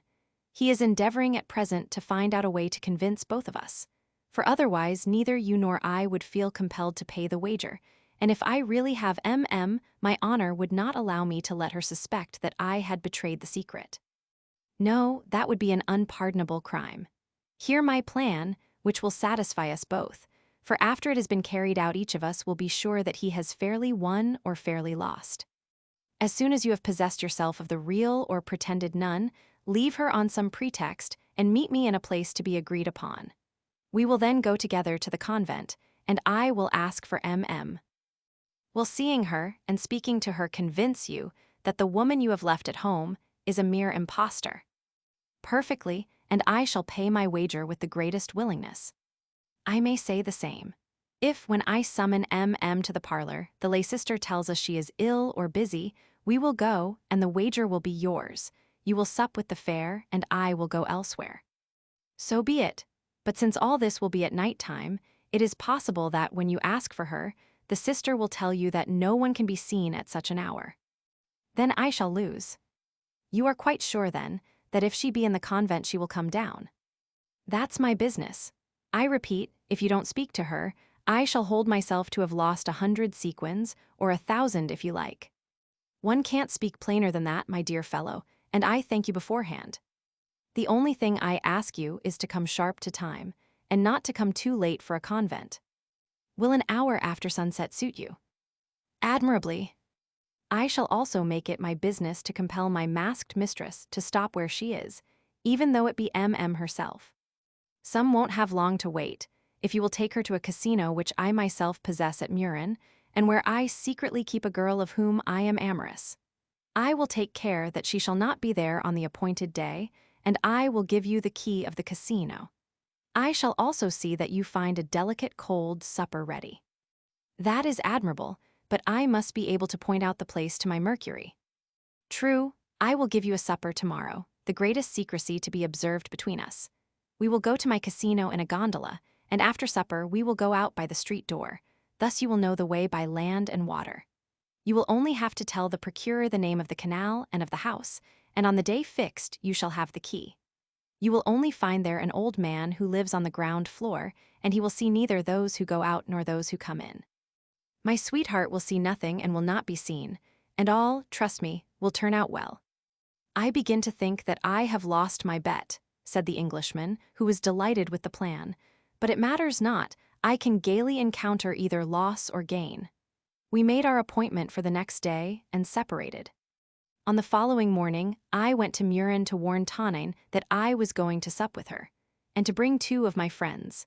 And as my English friend paid as great court to Bacchus as to Cupid, I took care to send my little housekeeper several bottles of excellent wine. Charmed with the prospect of doing the honors of the table, Tonine only asked me if my friends would go away after supper. I said yes, and this reply made her happy. She only cared for the dessert. After leaving her, I went to the convent and passed an hour with M.M. in the parlor. I was glad to see that she was getting back her health and her beauty every day, and having complimented her upon it, I returned to Venice. In the evening, my 2 friends kept their appointments to the minute, and we went to my little casino at 2 hours after sunset. Our supper was delicious, and my Tonine charmed me with the gracefulness of her carriage. I was delighted to see Righelini enchanted, and the ambassador dumb with admiration. When I was in love, I did not encourage my friends to cajole my sweetheart, but I became full of complacence when time had cooled the heat of my passion. We parted about midnight, and having taken Mr. Murray to the spot where I was to wait for him on the day of trial, I returned to compliment my charming Tonine as she deserved.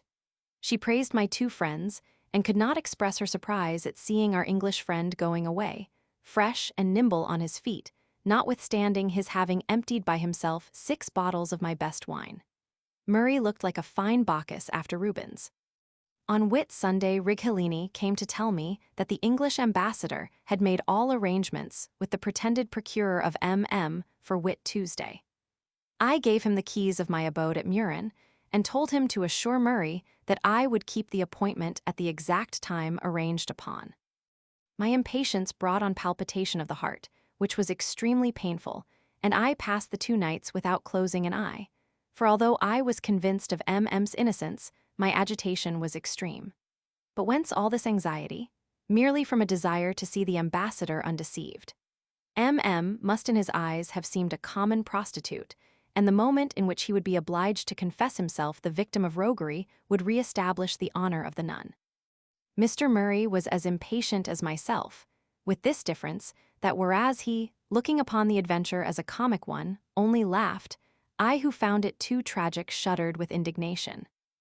On Tuesday morning, I went to Murin to tell Tonine to get a cold supper after my instruction, to lay the table for 2, to get wax lights ready, and having sent in several bottles of wine, I bade her keep to the room occupied by the old landlord, and not to come out till the people who were coming in the evening were gone.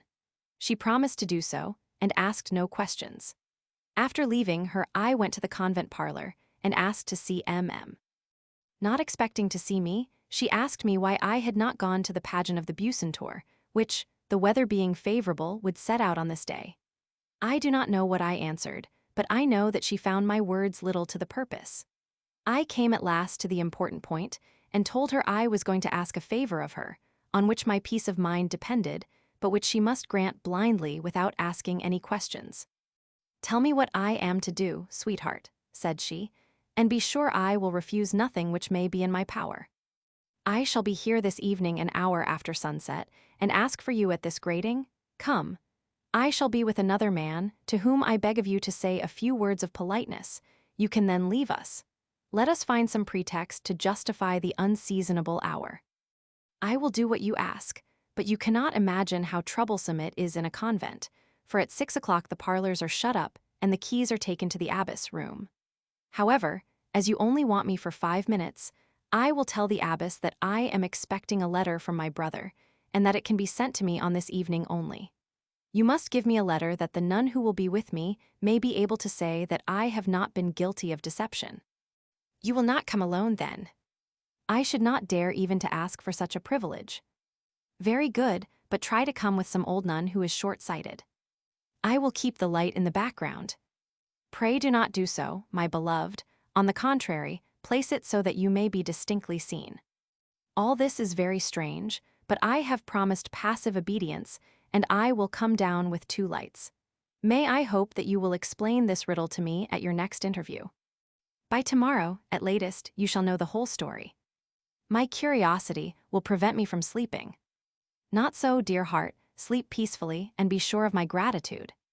The reader will think that after this conversation my heart was perfectly at rest, but how far was I from resting? I returned to Venice, tortured lest I should be told in the evening at the door of the cathedral, where we were to meet, that the nun had been obliged to put off her appointment.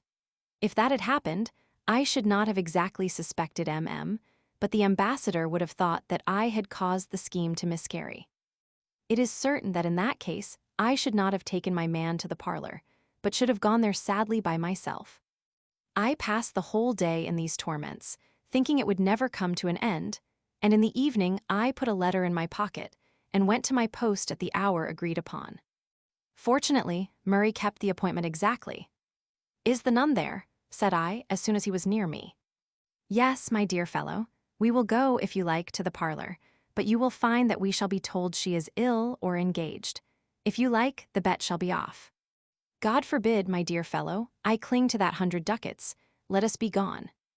We presented ourselves at the wicket, and I asked for M.M., and the doorkeeper made me breathe again by saying that I was expected. I entered the parlor with my English friend and saw that it was lighted by 4 candles. I cannot recall these moments without being in love with life. I take note not only of my noble mistress's innocence, but also of the quickness of her wit. Murray remained serious, without a smile on his face. Full of grace and beauty, M.M. came into the room with a lay sister, each of them holding a candlestick. She paid me a compliment in good French. I gave her the letter, and looking at the address and the seal she put it in her pocket. After thanking me and saying she would reply in due course, she turned towards my companion.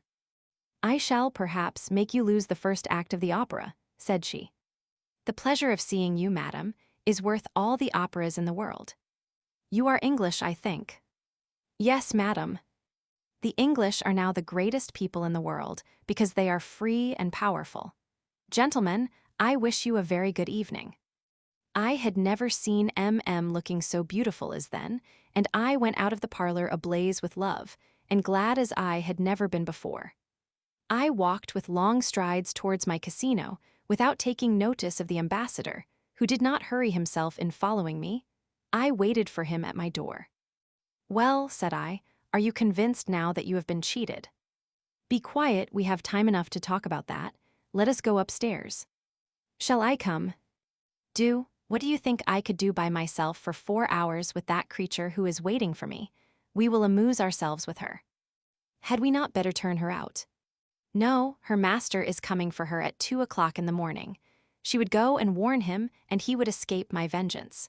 We will throw them both out of the window." "Be moderate, for M.M.'s honor depends on the secrecy we observe. Let us go upstairs. We shall have some fun. I should like to see the hussy." Murray was the first to enter the room. As soon as the girl saw me, she threw her handkerchief over her face and told the ambassador that such behavior was unworthy of him. He made no answer. She was not so tall as M.M., and she spoke bad French. Her cloak and mask were on the bed, but she was dressed as a nun. As I wanted to see her face, I politely asked her to do me the favor of showing it. "I don't know you," said she. "Who are you?" "You are in my house and don't know who I am." "I am in your house because I have been betrayed. I did not think that I should have to do with a scoundrel." At this word, Murray commanded her to be silent, calling her by the name of her honorable business, and the slut got up to take her cloak, saying she would go. Murray pushed her back and told her that she would have to wait for her worthy friend, warning her to make no noise if she wanted to keep out of prison. "Put me in prison." With this, she directed her hand towards her dress, but I rushed forward and seized one hand while Murray mastered the other. We pushed her back on a chair while we possessed ourselves of the pistols she carried in her pockets. Murray tore away the front of her holy habit, and I extracted a stiletto 8 inches long, the false nun weeping bitterly all the time. "Will you hold your tongue and keep quiet till Capsucephalo comes," said the ambassador, "or go to prison?" "If I keep quiet, what will become of me?" "I promise to let you go." "With him?" "Perhaps." "Very well then, I will keep quiet. Have you got any more weapons?" Hereupon the slut took off her habit and her petticoat, and if we had allowed her, she would have soon been in a state of nature, no doubt in the expectation of our passions granting what our reason refused. I was much astonished to find in her only a false resemblance to M.M. I remarked as much to the ambassador, who agreed with me, but made me confess that most men, prepossessed with the idea that they were going to see M.M., would have fallen into the same trap. In fact, the longing to possess one's self of a nun who has renounced all the pleasures of the world, and especially that of cohabitation with the other sex, is the very apple of Eve, and is more delightful from the very difficulty of penetrating the convent grating. Few of my readers will fail to testify that the sweetest pleasures are those which are hardest to be won, and that the prize, to obtain which one would risk one's life, would often pass unnoticed if it were freely offered without difficulty or hazard. In the following chapter, dear reader, you will see the end of this farcical adventure. In the meantime, let us take a little breath. Chapter 24. Pleasant ending of the adventure of the false nun M.M. Finds out that I have a mistress. She is avenged on the wretch Capsucephalo. I ruin myself at play, and at the suggestion of M.M., I sell all her diamonds. One after another I hand over Tonine to Murray, who makes provision for her. Her sister Barberine takes her place. "How did you make this nice acquaintance?" I asked the ambassador. "6 months ago," he replied, "while standing at the convent gate with Mr. Smith, our consul, in whose company I had been to see some ceremony or other, I remarked to him, as we were talking over some nuns we had noticed, I would gladly give 500 sequins for a few hours of Sister M.M.'s company." Count Capsucephalo heard what I said, but made no remark. Mr. Smith answered that one could only see her at the grating, as did the ambassador of France, who often came to visit her. Capsucephalo called on me the next morning, and said that if I had spoken in good faith, he was sure he could get me a night with the nun in whatever place I liked, if she could count on my secrecy. "I have just been speaking to her," said he, "and on my mentioning your name, she said she had noticed you with Mr. Smith, and vowed she would sup with you more for love than money." "I," said the rascal, "am the only man she trusts, and I take her to the French ambassador's casino in Venice whenever she wants to go there. You need not be afraid of being cheated, as you will give the money to her personally when you have possessed yourself of her." With this, he took her portrait from his pocket and showed it me, and here it is. I bought it of him 2 days after I believed myself to have spent a night with the charming nun, and a fortnight after our conversation. This beauty here came masked in a nun's habit, and I was fool enough to think I had got a treasure.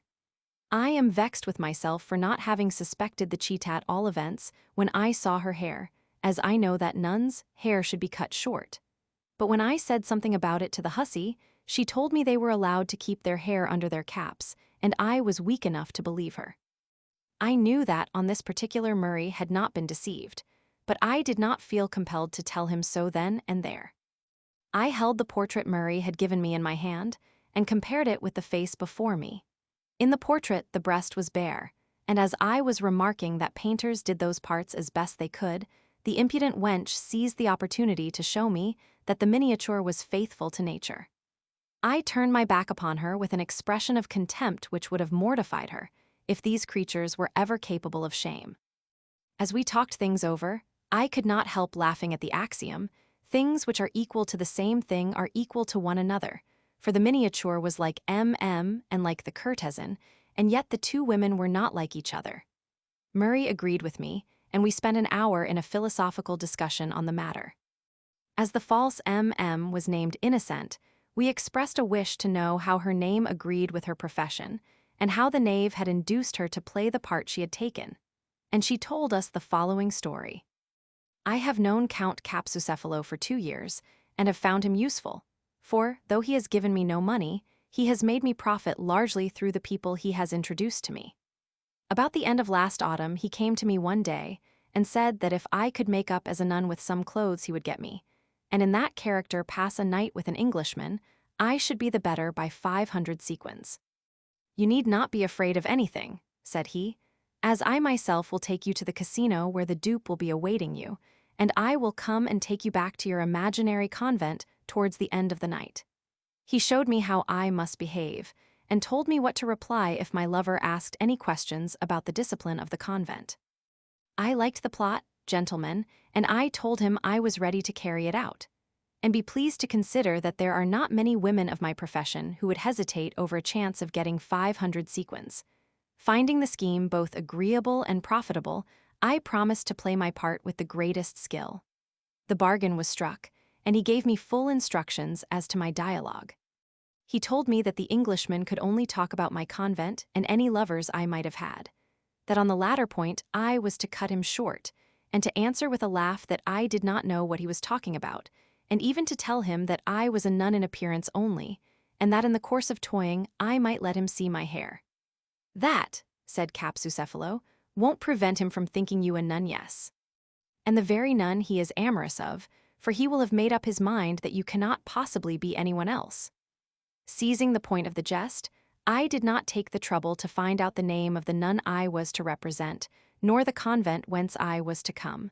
The only thing in my head was the 500 sequins. So little have I troubled about aught else that, though I passed a delicious night with you, and found you rather worthy of being paid for than paying, I have not ascertained who and what you are, and I don't know at this moment to whom I am speaking. You know what a night I had. I have told you it was delicious, and I was happy in the idea that I was going to have another. You have found everything out. I am sorry, but I am not afraid of anything, since I can put on any disguise I like, and can't prevent my lovers taking me for a saint if they like to do so. You have found weapons in my possession, but everyone is allowed to bear arms in self-defense. I plead not guilty on all counts. Do you know me? Said I. No, but I have often seen you passing under my window. I live at St. Roch, near the bridge. The way in which the woman told her yarn convinced us that she was an adept in the science of prostitution, but we thought Capsucephalo, in spite of the count, worthy of the pillory. The girl was about 10 years older than M.M. She was pretty, but light-complexioned, while my beautiful nun had fine dark brown hair and was at least 3 inches taller. After 12 o'clock, we sat down to supper, and did honor to the excellent meal which my dear Antoinette had prepared for us. We were cruel enough to leave the poor wretch without offering her so much as a glass of wine, but we thought it our duty. While we were talking, the jolly Englishman made some witty comments on my eagerness to convince him that he had not enjoyed M.M.'s favors. I can't believe, said he, that you have shewn so much interest without being in love with the divine nun. I answered by saying that if I were her lover I was much to be pitied in being condemned to go to the parlor, and no farther. I would gladly give 100 guineas a month, said he, to have the privilege of visiting her at the grating. So saying, he gave me my 100 sequins, complimenting me on my success, and I slipped them forthwith into my pocket. At 2 o'clock in the morning, we heard a soft knock on the street door. Here is our friend, I said, be discreet, and you will see that he will make a full confession. He came in and saw Murray and the lady, but did not discover that a third party was present till he heard the anteroom door being locked. He turned round and saw me, and as he knew me, merely said, without losing countenance, "Ah, you are here. You know, of course, that the secret must be kept." Murray laughed and calmly asked him to be seated, and he inquired, with the lady's pistols in his hands, where he was going to take her before daybreak. "Home. I think you may be mistaken, as it is very possible that, when you leave this place, you will both of you be provided with a bed in prison." "No, I am not afraid of that happening. The thing would make too much noise, and the laugh would not be on your side. Come," said he to his mate, "put on your cloak and let us be off." The ambassador, who like an Englishman kept quite cool the whole time, poured him out a glass of Chambertin, and the blackguard drank his health. Murray, seeing he had on a fine ring set with brilliants, praised it, and showing some curiosity to see it more closely, he drew it off the fellow's finger, examined it, found it without flaw, and asked how much it was worth. Capsucephalo, a little taken aback, said it cost him 400 sequins. "I will hold it as a pledge for that sum," said the ambassador, putting the ring into his pocket, The other looked chopfallen, and Murray, laughing at his retiring manners, told the girl to put on her cloak and to pack off with her worthy acolyte. She did so directly, and with a low bow they disappeared. "Farewell, nun procurer," said the ambassador, but the Count made no answer. As soon as they were gone, I thanked Murray warmly for the moderation he had shewn, as a scandal would have only injured 3 innocent people. "Be sure," said he, "that the guilty parties shall be punished without anyone's knowing the reason." I then made Tonine come upstairs, and my English friend offered her a glass of wine, which she declined with much modesty and politeness. Murray looked at her with flaming glances, and left after giving me his heartiest thanks. Poor little Tonine had been resigned and obedient for many hours, and she had good cause to think I had been unfaithful to her. However, I gave her the most unmistakable proofs of my fidelity. We stayed in bed for 6 hours and rose happy in the morning. After dinner I hurried off to my noble M.M. and told her the whole story. She listened eagerly, her various feelings flitting across her face. Fear, anger, wrath, approval of my method of clearing up my natural suspicions, joy at discovering me still her lover-all were depicted in succession in her glance, and in the play of her features, and in the red and white which followed one another on her cheeks and forehead. She was delighted to hear that the masker who was with me in the parlor was the English ambassador, but she became nobly disdainful when I told her that he would gladly give 100 guineas a month for the pleasure of visiting her in the parlor. She was angry with him for fancying that she had been in his power, and for finding a likeness between her and a portrait, when, so she said, there was no likeness at all. I had given her the portrait. She added, with a shrewd smile, that she was sure I had not let my little maid see the false nun, as she might have been mistaken. "You know, do you, that I have a young servant?" "Yes, and a pretty one, too. She is Laura's daughter, and if you love her I am very glad, and so is C.C. I hope you will let me have a sight of her. C.C. has seen her before." As I saw that she knew too much for me to be able to deceive her, I took my cue directly and told her in detail the history of my amours. She showed her satisfaction too openly not to be sincere. Before I left her, she said her honor obliged her to get Capsucephalo assassinated, for the wretch had wronged her beyond pardon. By way of quieting her, I promised that if the ambassador did not rid us of him, within the week I would charge myself with the execution of our common vengeance. About this time died Bragadin the procurator, brother of my patron, leaving M. de Bragadin sufficiently well off. However, as the family threatened to become extinct, he desired a woman who had been his mistress, and of whom he had had a natural son, to become his wife. By this marriage the son would have become legitimate, and the family renewed again. The College of Cardinals would have recognized the wife for a small fee, and all would have gone admirably. The woman wrote to me, asking me to call on her, and I was going to, curious to know what a woman, whom I did not know from Adam, could want with me, when I received a summons from M. de Bragadin. He begged me to ask Paralis if he ought to follow de la Haye's advice in a matter he had promised not to confide to me, but of which the oracle must be informed. The oracle, naturally opposed to the Jesuit, told him to consult his own feelings and nothing else. After this, I went to the lady. She began by telling me the whole story.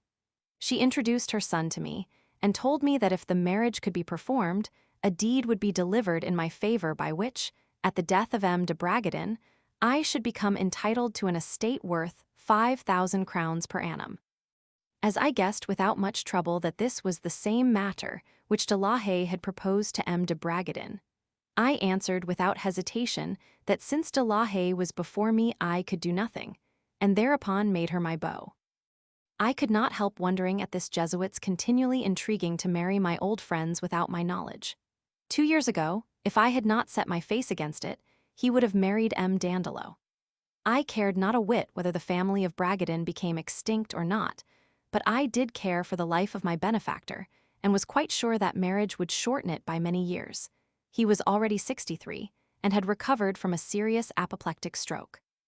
I went to dine with Lady Murray. Englishwomen who are daughters of lords keep the title, and after dinner the ambassador told me that he had told M. Cavalli the whole story of the false nun, and that the secretary had informed him, the evening before, that everything had been done to his liking. Count Capsucephalo had been sent to Cephalonia, his native country, with the order never to return to Venice, and the courtesan had disappeared. The fine part, or rather the fearful part, about these sentences is that no one ever knows the reason why or wherefore, and that the lot may fall on the innocent as well as the guilty. M.M. was delighted with the event, and I was more pleased than she, for I should have been sorry to have been obliged to soil my hands with the blood of that rascally count. There are seasons in the life of men which may be called fasty and nefasty. I have proved this often in my long career, and on the strength of the rubs and struggles I have had to encounter.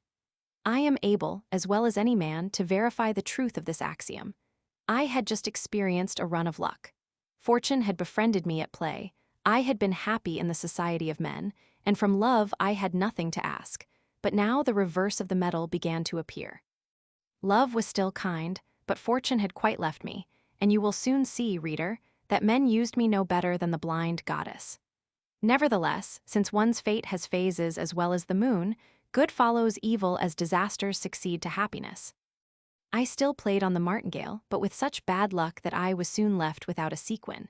As I shared my property with M.M., I was obliged to tell her of my losses, and it was at her request that I sold all her diamonds, losing what I got for them. She had now only 500 sequins by her. There was no more talk of her escaping from the convent, for we had nothing to live on. I still gamed, but for small stakes, waiting for the slow return of good luck. One day the English ambassador, after giving me a supper at his casino with the celebrated Fanny Murray, asked me to let him sup at my casino at Murin, which I now only kept up for the sake of Tonine. I granted him the favor, but did not imitate his generosity. He found my little mistress smiling and polite, but always keeping within the bounds of decency, from which he would have very willingly excused her. The next morning he wrote to me as follows: I am madly in love with Tonine. If you like to hand her over to me, I will make the following provision for her. I will set her up in a suitable lodging which I will furnish throughout, and which I will give to her with all its contents, provided that I may visit her whenever I please, and that she gives me all the rights of a fortunate lover. I will give her a maid, a cook, and 30 sequins a month as provision for 2 people, without reckoning the wine, which I will procure myself. Besides this, I will give her a life income of 200 crowns per annum, over which she will have full control after living with me for a year. I give you a week to send your answer. I replied immediately that I would let him know in 3 days whether his proposal were accepted, for Tonine had a mother of whom she was fond, and she would possibly not care to do anything without her consent. I also informed him that in all appearance the girl was with child. The business was an important one for Tonine. I loved her, but I knew perfectly well that we could not pass the rest of our lives together, and I saw no prospect of being able to make her as good a provision as that offered by the ambassador. Consequently, I had no doubts on the question, and the very same day I went to Murin and told her all. You wish to leave me then, said she in tears.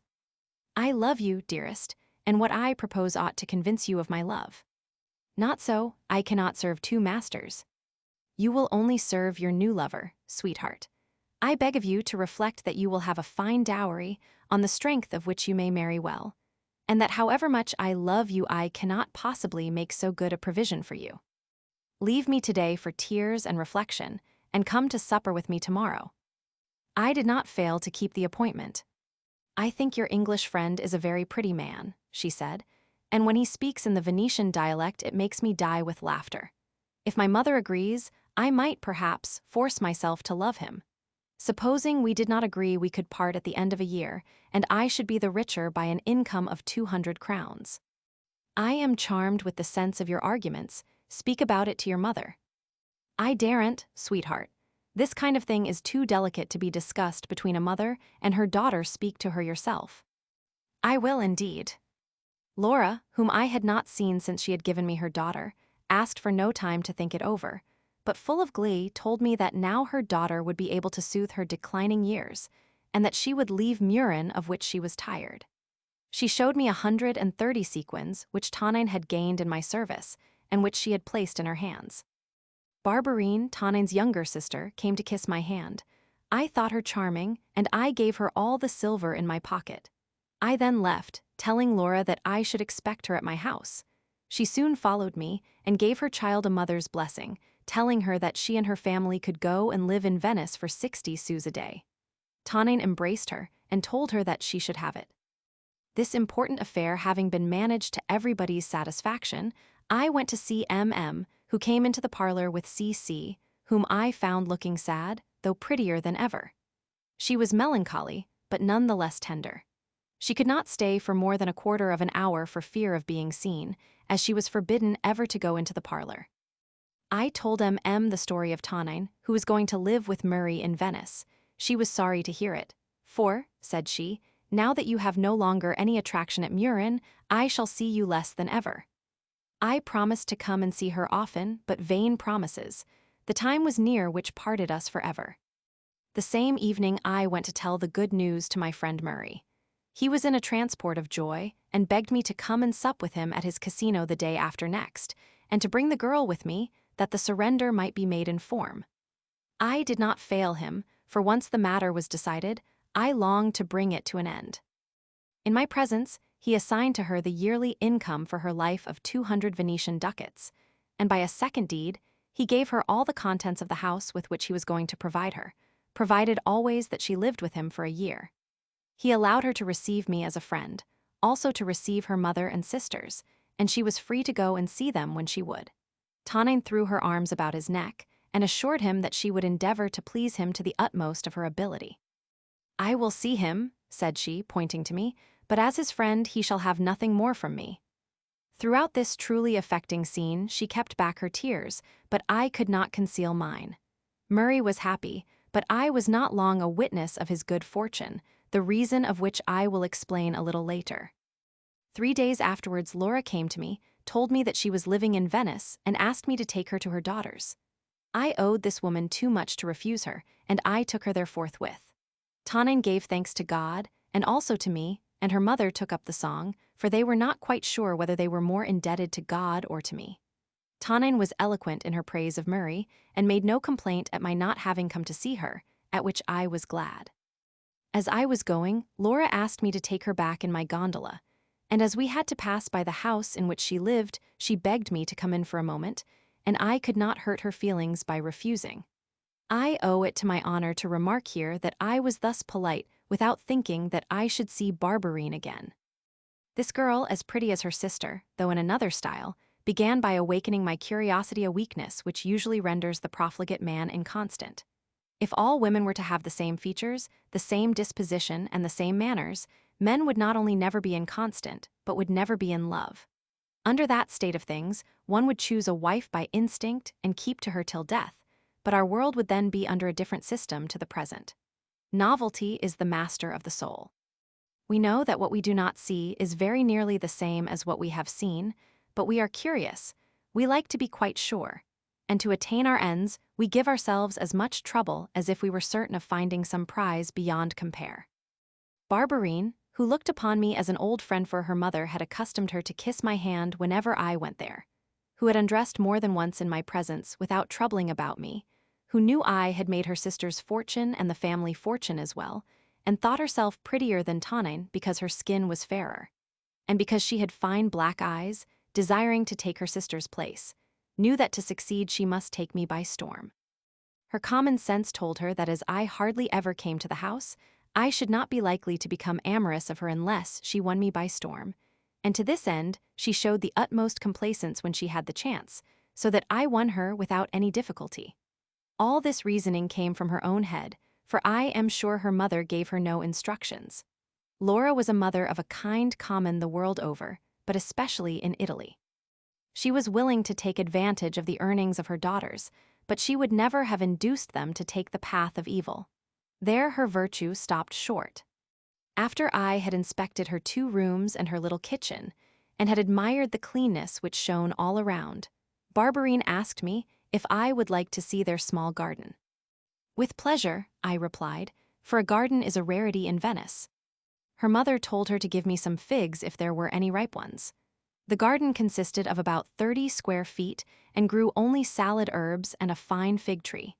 It had not a good crop, and I told her that I could not see any figs. I can see some at the top, said Barberine, and I will gather them if you will hold me the ladder. Yes, climb away, I will hold it quite firmly. She stepped up lightly, and stretching out an arm to get at some figs to one side of her, she put her body off its balance, holding on to the ladder with the other hand. "My dear Barberine, what do you think I can see?" "What you have often seen with my sister." "That's true, but you are prettier than she is." The girl made no reply, but as if she could not reach the fruit, she put her foot on a high branch and showed me the most seductive picture. I was in an ecstasy, and Barberine, who saw it, did not hurry herself. At last, I helped her to come down, and letting my hand wander indiscreetly, I asked her if the fruit I held had been plucked, and she kept me a long time telling me it was quite fresh. I took her within my arms, and already her captive, I pressed her amorously to my heart, printing on her lips a fiery kiss, which she gave me back with as much ardor. "Will you give me what I have caught, dearest? My mother is going to Murin tomorrow, and she will stay there all the day. If you come, there is nothing I will refuse you." When speech like this proceeds from a mouth still innocent, the man to whom it is addressed ought to be happy, for desires are but pain and torment, and enjoyment is sweet because it delivers us from them. This shows that those who prefer a little resistance to an easy conquest are in the wrong, but a too easy conquest often points to a depraved nature, and this men do not like, however depraved they themselves may be. We returned to the house, and I gave Barberine a tender kiss before Laura's eyes, telling her that she had a very jewel in her daughter a compliment, which made her face light up with pleasure. I gave the dear girl 10 sequins, and I went away congratulating myself, but cursing my luck at not being able to make as good provision for Barberine as Murray had made for her sister. Tonine had told me that for manners' sake I should sup once with her. I went the same evening and found Righelini and Murray there. The supper was delicious, and I was delighted with the excellent understanding the two lovers had already come to. I complimented the ambassador on the loss of one of his tastes, and he told me he should be very sorry at such a loss, as it would warn him of his declining powers. "But," said I, "you used to like to perform the mysterious sacrifice of love without avail."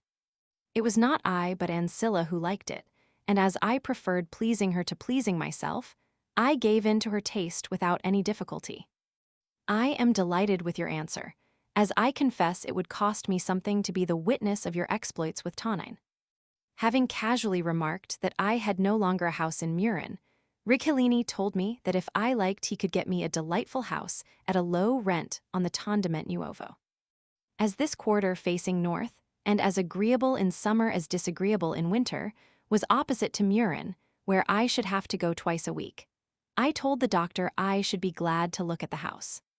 I took leave of the rich and fortunate ambassador at midnight, and before passing the day with my new prize, I went to sleep so as to be fresh and capable of running a good course. I went to Barberine at an early hour, and as soon as she saw me, she said, "My mother will not be back till the evening, and my brother will take his dinner at the school. Here is a fowl, a ham, some cheese, and 2 bottles of Scopolo wine. We will take our mess whenever you like." "You astonish me, sweetheart, for how did you manage to get such a good dinner?" "We owe it to my mother, so to her be the praise." "You have told her, then, what we are going to do?" "No, not I, for I know nothing about it. But I told her you were coming to see me, and at the same time I gave her the 10 sequins." "And what did your mother say?" "She said she wouldn't be sorry if you were to love me, as you loved my sister." "I love you better, though I love her well." "You love her, why have you left her then?" "I have not left her, for we supped together yesterday evening, but we no longer live together as lovers, that is all. I have yielded her up to a rich friend of mine, who has made her fortune." "That is well, though I don't understand much about these affairs. I hope you will tell Tonine that I have taken her place, and I should be very pleased if you would let her know that you are quite sure you are my first lover." "And supposing the news vexes her?" "So much the better. Will you do it for me? It's the first favor I have asked of you." "I promise to do so." After this rapid dialogue we took breakfast, and then, perfectly agreed, we went to bed, rather as if we were about to sacrifice to Hymen than to love. The game was new to Barberine, and her transports, her green notions which she told me openly her inexperience, or rather her awkwardness, enchanted me. I seemed for the first time to pluck the fruit of the tree of knowledge, and never had I tasted fruit so delicious. My little maid would have been ashamed to let me see how the first thorn hurt her, and to convince me that she only smelt the rose, She strove to make me think she experienced more pleasure than is possible in a first trial, always more or less painful. She was not yet a big girl, the roses on her swelling breasts were as yet but buds, and she was a woman only in her heart. After more than one assault delivered and sustained with spirit, we got up for dinner, and after we had refreshed ourselves, we mounted once more the altar of love, where we remained till the evening. Laura found us dressed and well pleased with each other on her return. I made Barberine another present of 20 sequins. I swore to love her always, and went on my way. At the time, I certainly meant to keep to my oath, but that which destiny had in store for me could not be reconciled with these promises, which welled forth from my soul in a moment of excitement. The next morning, Righelini took me to see the lodging he had spoken to me about. I liked it and took it on the spot, paying the first quarter in advance. The house belonged to a widow with 2 daughters, the elder of whom had just been blooded. Righelini was her doctor, and had treated her for 9 months without success. As he was going to pay her a visit, I went in with him, and found myself in the presence of a fine waxen statue. Surprise drew from me these words: "She is pretty, but the sculptor should give her some color." On which the statue smiled in a manner which would have been charming if her lips had but been red. "Her pallor," said Righelini, "will not astonish you when I tell you she has just been blooded for the 104th time." I gave a very natural gesture of surprise. This fine girl had attained the age of 18 years without experiencing the monthly relief afforded by nature, the result being that she felt a deathly faintness 3 or 4 times a week, and the only relief was to open the vein. "I want to send her to the country," said the doctor, "where pure and wholesome air, and above all, more exercise, will do her more good than all the drugs in the world." After I had been told that my bed should be made ready by the evening, I went away with Righelini, who told me that the only cure for the girl would be a good, strong lover. "But my dear doctor," said I, "can't you make your own prescription?" "That would be too risky a game, for I might find myself compelled to marry her, and I hate marriage like the devil." Though I was no better inclined towards marriage than the doctor, I was too near the fire not to get burnt, and the reader will see in the next chapter how I performed the miraculous cure of bringing the colors of health into the cheeks of this pallid beauty. Chapter 25. The fair invalid I cure her a plot formed to ruin me. What happened at the house of the young Countess Bonafde Urberia domiciliary visit. My conversation with M. de Bragadin. I am arrested by order of the state inquisitors. After leaving Dr. Righelini, I went to sup with M. de Bragadin and gave the generous and worthy old man a happy evening. This was always the case. I made him and his 2 good friends happy whenever I took meals with them. Leaving them at an early hour, I went to my lodging and was greatly surprised to find my bedroom balcony occupied.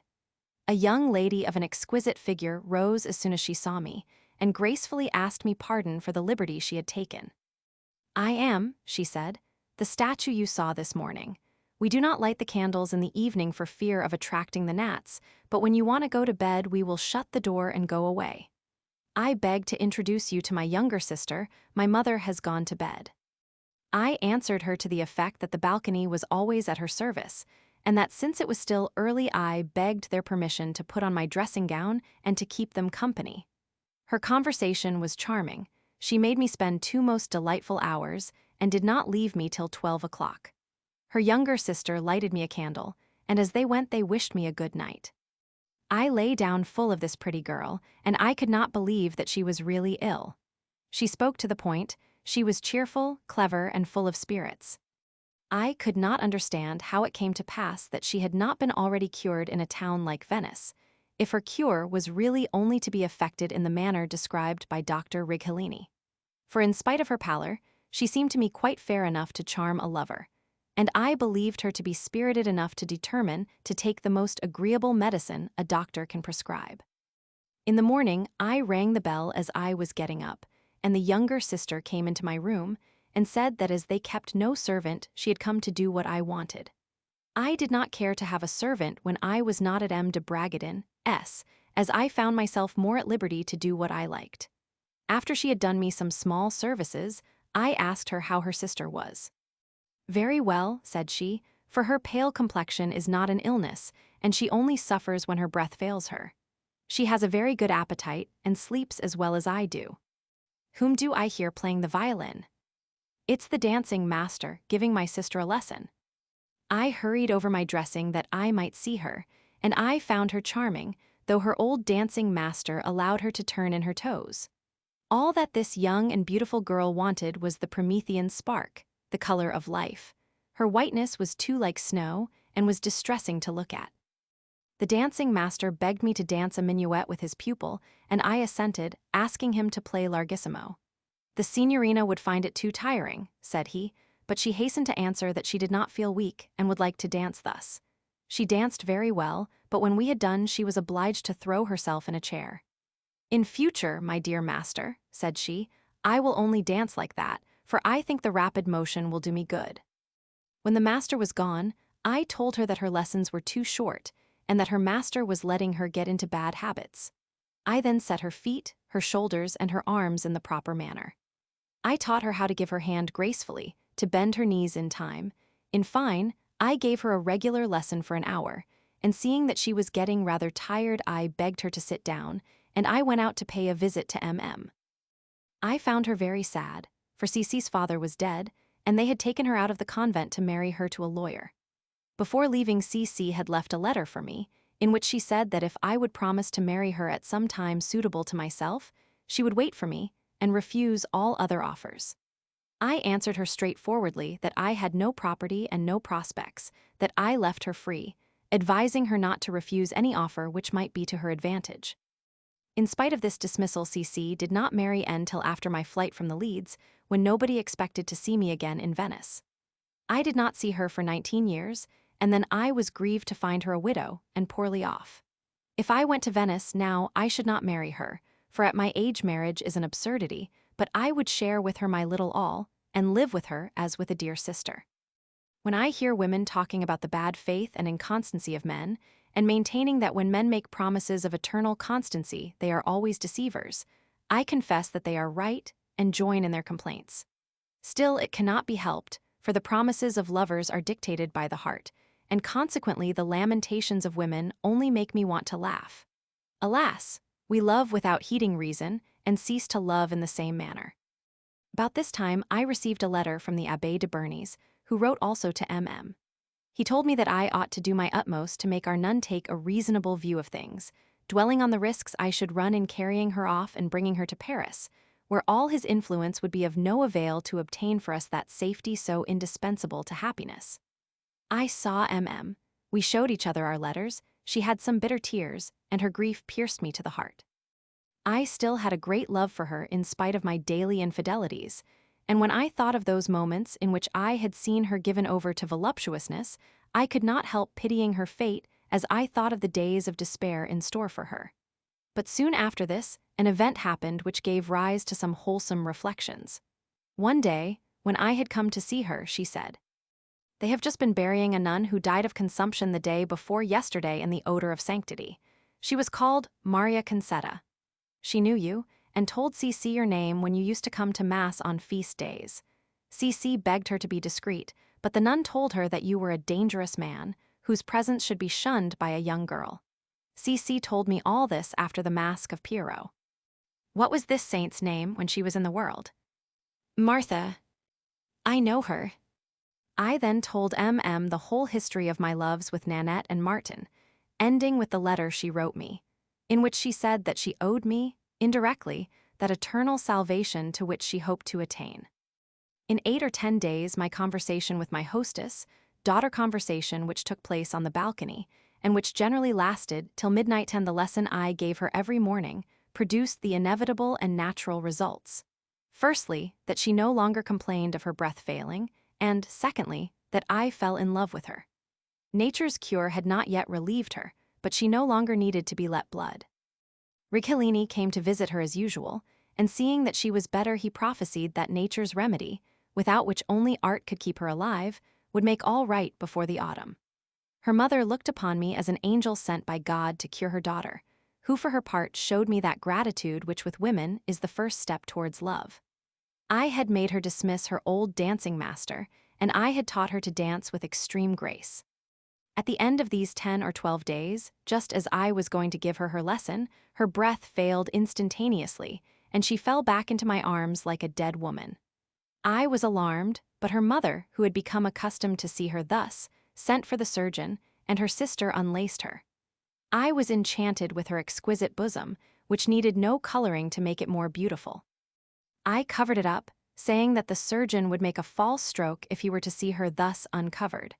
But feeling that I laid my hand upon her with delight, she gently repulsed me, looking at me with a languishing gaze which made the deepest impression on me. The surgeon came and bled her in the arm, and almost instantaneously, she recovered full consciousness. At most only 4 ounces of blood were taken from her, and her mother telling me that this was the utmost extent to which she was blooded, I saw it was no such matter for wonder as Righelini represented it. For being blooded twice a week, she lost 3 pounds of blood a month, which she would have done naturally if the vessels had not been obstructed. The surgeon had hardly gone out of the door when, to my astonishment, she told me that if I would wait for her a moment, she would come back and begin her dancing. This she did, and danced as if there had been nothing the matter. Her bosom, on which 2 of my senses were qualified to give evidence, was the last stroke, and made me madly in love with her. I returned to the house in the evening and found her in her room with the sister. She told me that she was expecting her godfather, who was an intimate friend of her father, S., and had come every evening to spend an hour with her for the last 18 years. How old is he? He is over 50. Is he a married man? Yes, his name is Count S. He is as fond of me as a father would be, and his affection has continued the same since my childhood. Even his wife comes to see me sometimes, and to ask me to dinner. Next autumn, I am going into the country with her, and I hope the fresh air will do me good. My godfather knows you are staying with us and is satisfied. He does not know you, but if you like, you can make his acquaintance. I was glad to hear all this, as I gained a good deal of useful information without having to ask any awkward questions. The friendship of this Greek looked very like love. He was the husband of Countess S., who had taken me to the convent at Murin 2 years before. I found the Count a very polite man. He thanked me in a paternal manner for my kindness to his daughter, and begged me to do him the honor of dining with him on the following day, telling me that he would introduce me to his wife. I accepted his invitation with pleasure, for I was fond of dramatic situations, and my meeting with the Countess promised to be an exciting one. This invitation bespoke the courteous gentleman, and I charmed my pretty pupil by singing his praises after he had gone.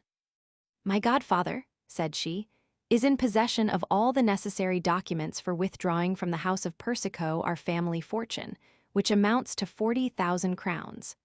A quarter of this sum belongs to me, and my mother has promised my sister and myself to share her dowry between us." I concluded from this that she would bring her husband 15,000 Venetian ducats. I guessed that she was appealing to me with her fortune, and wished to make me in love with her by showing herself chary of her favors, for whenever I allowed myself any small liberties, she checked me with words of remonstrance to which I could find no answer. I determined to make her pursue another course. Next day I took her with me to her godfather, S., without telling her that I knew the Countess. I fancied the lady would pretend not to know me, but I was wrong, as she welcomed me in the handsomest manner as if I were an old friend. This, no doubt, was a surprise for the Count, but he was too much a man of the world to show any astonishment. He asked her when she had made my acquaintance, and she, like a woman of experience, answered without the slightest hesitation that we had seen each other 2 years ago at Myra. The matter was settled, and we spent a very pleasant day. Towards evening, I took the young lady in my gondola back to the house, but wishing to shorten the journey, I allowed myself to indulge in a few caresses. I was hurt at being responded to by reproaches, and for that reason, as soon as she had set foot on her own doorstep, instead of getting out, I went to Tonein's house, and spent nearly the whole night there with the ambassador, who came a little after me. Next day, as I did not get up till quite late, there was no dancing lesson, and when I excused myself, she told me not to trouble any more about it. In the evening, I sat on the balcony far into the night, but she did not come. Vexed at this air of indifference, I rose early in the morning and went out, not returning till nightfall. She was on the balcony, but as she kept me at a respectful distance, I only talked to her on commonplace subjects. In the morning, I was roused by a tremendous noise. I got up, and hurriedly putting on my dressing gown, ran into her room to see what was the matter, only to find her dying. I had no need to feign an interest in her, for I felt the most tender concern. As it was at the beginning of July, it was extremely hot, and my fair invalid was only covered by a thin sheet. She could only speak to me with her eyes, but though the lids were lowered, she looked upon me so lovingly. I asked her if she suffered from palpitations, and laying my hand upon her heart, I pressed a fiery kiss upon her breast. This was the electric spark, for she gave a sigh which did her good. She had not strength to repulse the hand which I pressed amorously upon her heart, and becoming bolder, I fastened my burning lips upon her languid mouth. I warmed her with my breath, and my audacious hand penetrated to the very sanctuary of bliss. She made an effort to push me back and told me with her eyes, since she could not speak, how insulted she felt. I drew back my hand, and at that moment the surgeon came. Hardly was the vein opened when she drew a long breath, and by the time the operation was over she wished to get up. I entreated her to stay in bed, and her mother added her voice to mine.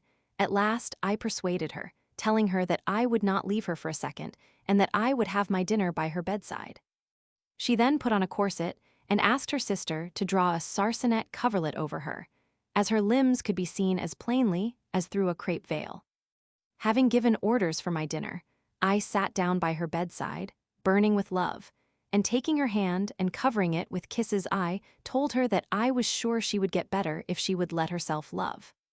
"Alas," she said, "whom shall I love, not knowing whether I shall be loved in return?"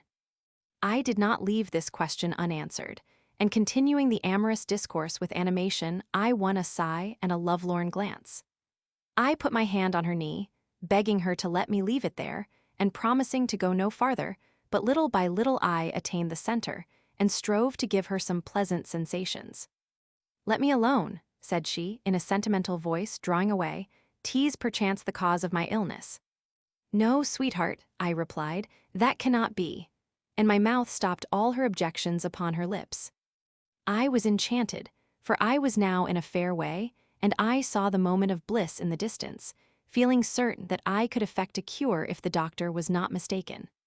I spared her all indiscreet questions out of regard for her modesty, but I declared myself her lover, promising to ask nothing of her but what was necessary to feed the fire of my love. They sent me up a very good dinner, and she did justice to it, afterwards saying that she was quite well. She got up, and I went away to dress myself for going out. I came back early in the evening and found her on my balcony. There, as I sat close to her looking into her face, speaking by turns the language of the eyes and that of sighs, fixing my amorous gaze upon those charms which the moonlight rendered sweeter, I made her share in the fire which consumed me. And as I pressed her amorously to my bosom, she completed my bliss with such warmth that I could easily see that she thought she was receiving a favor and not granting one. I sacrificed the victim without staining the altar with blood. Her sister came to tell her that it grew late. "Do you go to bed?" she answered. "The fresh air is doing me good, and I want to enjoy it a little longer." As soon as we were alone, we went to bed together as if we had been doing it for a whole year, and we passed a glorious night, I full of love and the desire of curing her, and she of tender and ardent voluptuousness. At daybreak she embraced me, her eyes dewy with bliss, and went to lie down in her own bed. I, like her, stood in need of a rest, and on that day there was no talk of a dancing lesson. In spite of the fierce pleasure of enjoyment and the transports of this delightful girl, I did not for a moment lay prudence aside. We continued to pass such nights as these for 3 weeks, and I had the pleasure of seeing her thoroughly cured. I should doubtless have married her, if an event had not happened to me towards the end of the month, of which I shall speak lower down. You will remember, dear reader, about a romance by the Abbé Chieri, a satirical romance which Mr. Murray had given me, and in which I fared badly enough at the author's hands. I had small reason to be pleased with him, and I let him know my opinion in such wise that the abbé, who dreaded a caning, kept upon his guard. About the same time I received an anonymous letter, the writer of which told me that I should be better occupied in taking care of myself than in thoughts of chastising the abbé, for I was threatened by an imminent danger. Anonymous letter writers should be held in contempt, but one ought to know how, on occasion, to make the best of advice given in that way. I did nothing, and made a great mistake. About the same time, a man named Manuzzi, a stone setter for his first trade, and also a spy, a vile agent of the state inquisitors, a man of whom I knew nothing, found a way to make my acquaintance by offering to let me have diamonds on credit, and by this means he got the entry of my house. As he was looking at some books scattered here and there about the room, he stopped short at the manuscripts which were on magic. Enjoying foolishly enough his look of astonishment, I showed him the books which teach one how to summon the elementary spirits. My readers will, I hope, do me the favor to believe that I put no faith in these conjuring books, but I had them by me and used to amuse myself with them as one does amuse oneself with the multitudinous follies which proceed from the heads of visionaries. A few days after, the trader came to see me and told me that a collector, whose name he might not tell me, was ready to give me 1,000 sequins for my 5 books, but that he would like to examine them first to see if they were genuine. As he promised to let me have them back in 24 hours, and not thinking much about the matter, I let him have them. He did not fail to bring them back the next day, telling me that the collector thought them forgeries. I found out, some years after, that he had taken them to the state inquisitors, who thus discovered that I was a notable magician. Everything that happened throughout this fatal month tended to my ruin, for Madame Memo, mother of André, Bernard, and Laurent Memo, had taken it into her head that I had inclined her sons to atheistic opinions, and took counsel with the old knight Antony Mosnigo, M. de Bragadin's uncle, who was angry with me, because, as he said, I had conspired to seduce his nephew. The matter was a serious one, and an autodafé was very possible, as it came under the jurisdiction of the Holy Office, a kind of wild beast, with which it is not good to quarrel. Nevertheless, as there would be some difficulty in shutting me up in the ecclesiastical prisons of the Holy Office, it was determined to carry my case before the state inquisitors, who took upon themselves the provisional duty of putting a watch upon my manner of living. M. Antony Condulmer, who as a friend of Abbé Chiares was an enemy of mine, was then an inquisitor of state, and he took the opportunity of looking upon me in the light of a disturber of the peace of the Commonwealth.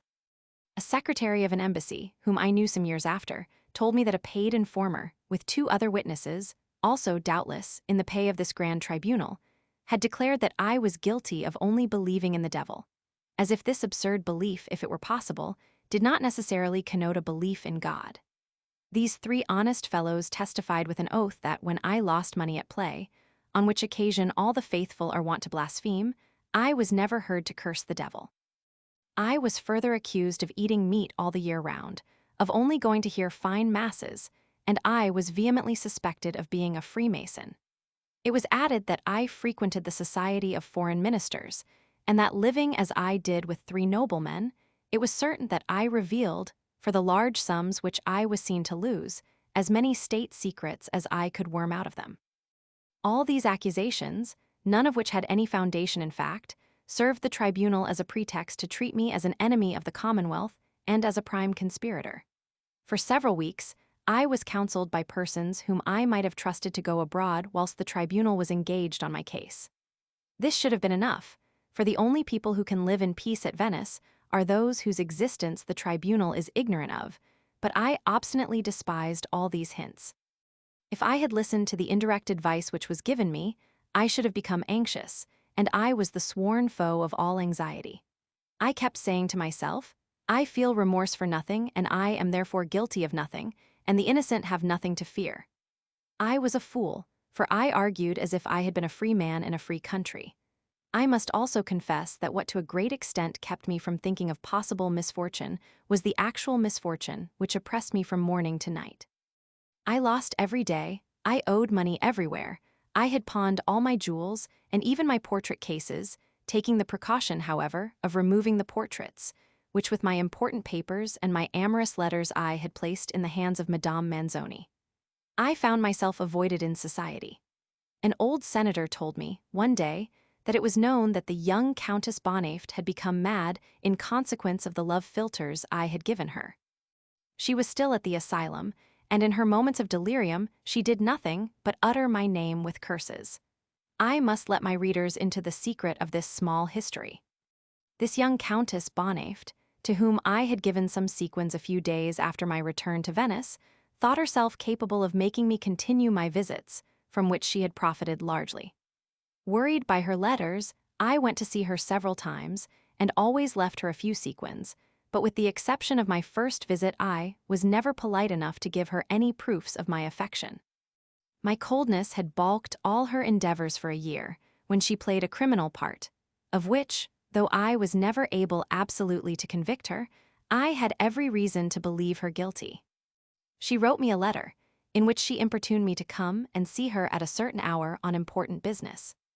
My curiosity, as well as a desire to be of service to her, took me there at the appointed time. But as soon as she saw me, she flung her arms round my neck and told me that the important business was love. This made me laugh heartily, and I was pleased to find her looking neater than usual, which, doubtless, made me find her looking prettier. She reminded me of Saint Andre, and succeeded so well in her efforts that I was on the point of satisfying her desires. I took off my cloak and asked her if her father were in.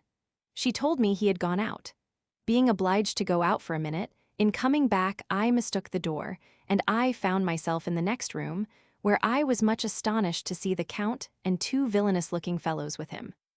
"My dear Count," I said, "your daughter has just told me that you were out." I myself told her to do so, as I have some business with these gentlemen, which, however, can wait for another day. I would have gone, but he stopped me, and having dismissed the two men, he told me that he was delighted to see me, and forthwith began the tale of his troubles, which were of more than one kind. The state inquisitors had stopped his slender pension, and he was on the eve of seeing himself driven out with his family into the streets to beg his bread. He said that he had not been able to pay his landlord anything for 3 years, but if he could pay only a quarter's rent, he would obtain a respite, or if he persisted in turning him out, he could make a night flitting of it and take up his abode somewhere else. As he only wanted 20 ducats, I took out 6 sequins and gave them to him. He embraced me and shed tears of joy. Then, taking his poor cloak, he called his daughter, told her to keep me company, and went out. Alone with the Countess, I examined the door of communication between the 2 rooms and found it slightly open. "Your father," I said, "would have surprised me, and it is easy to guess what he would have done with the 2 Esbury who were with him.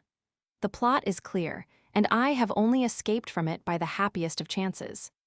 She denied, wept, called God to witness, threw herself on her knees, but I turned my head away, and taking my cloak went away without a word.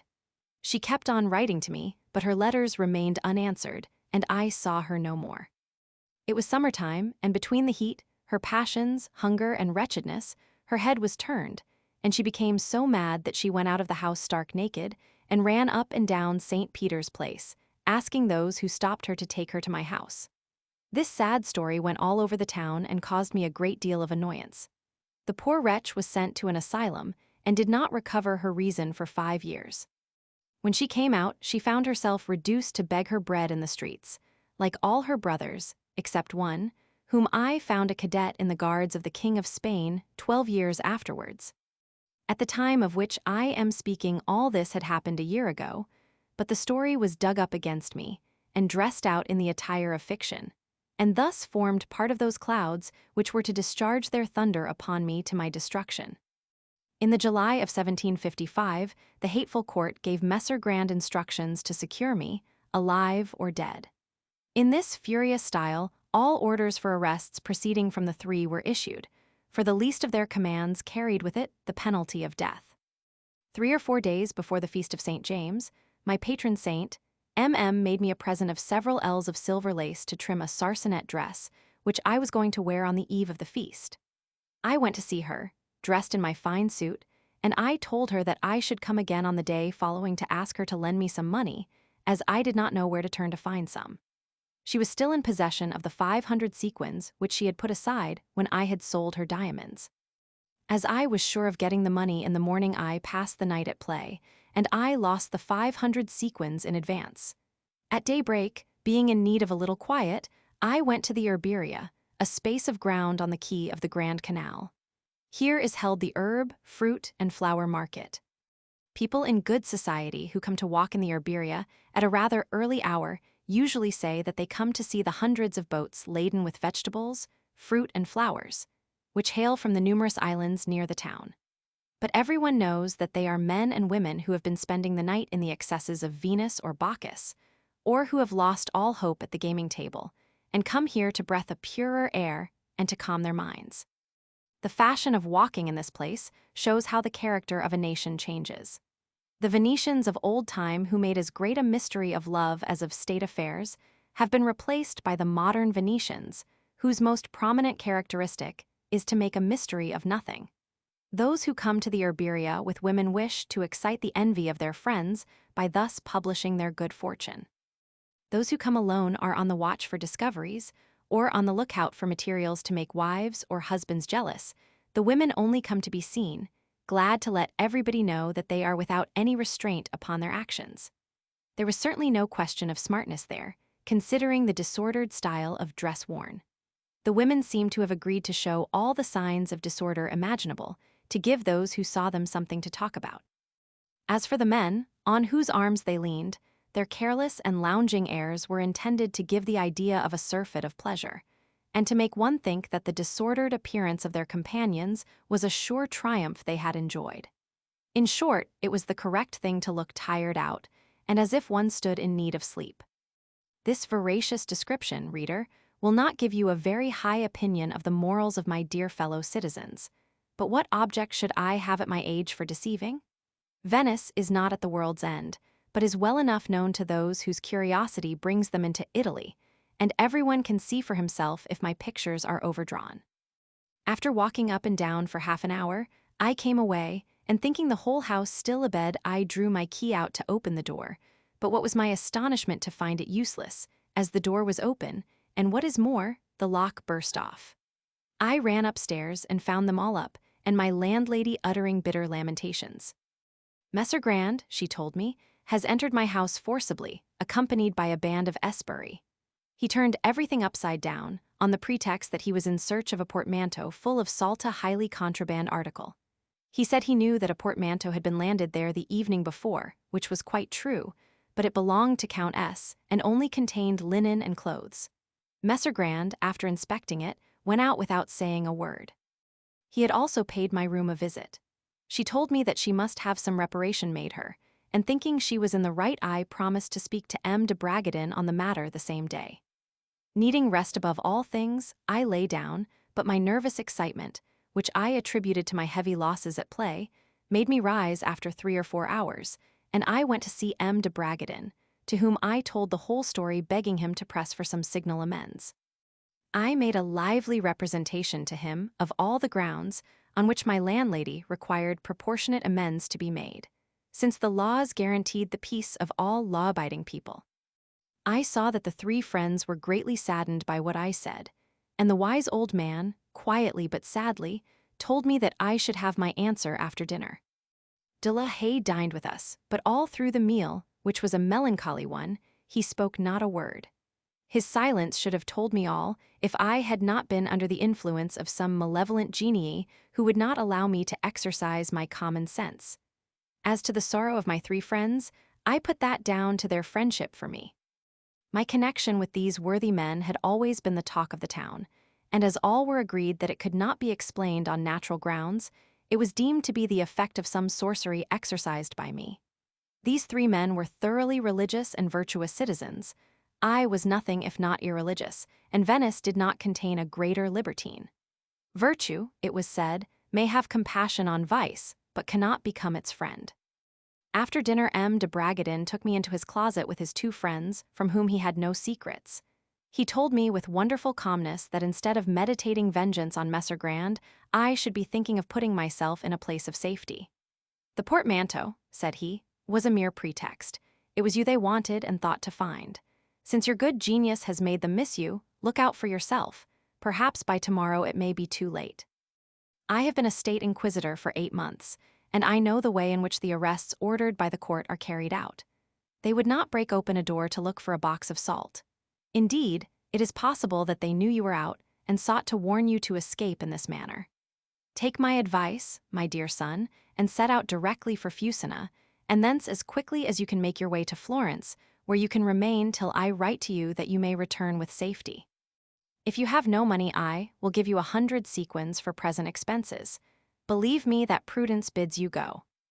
Blinded by my folly, I answered him that being guilty of nothing I had nothing to fear, and that consequently, although I knew his advice was good, I could not follow it.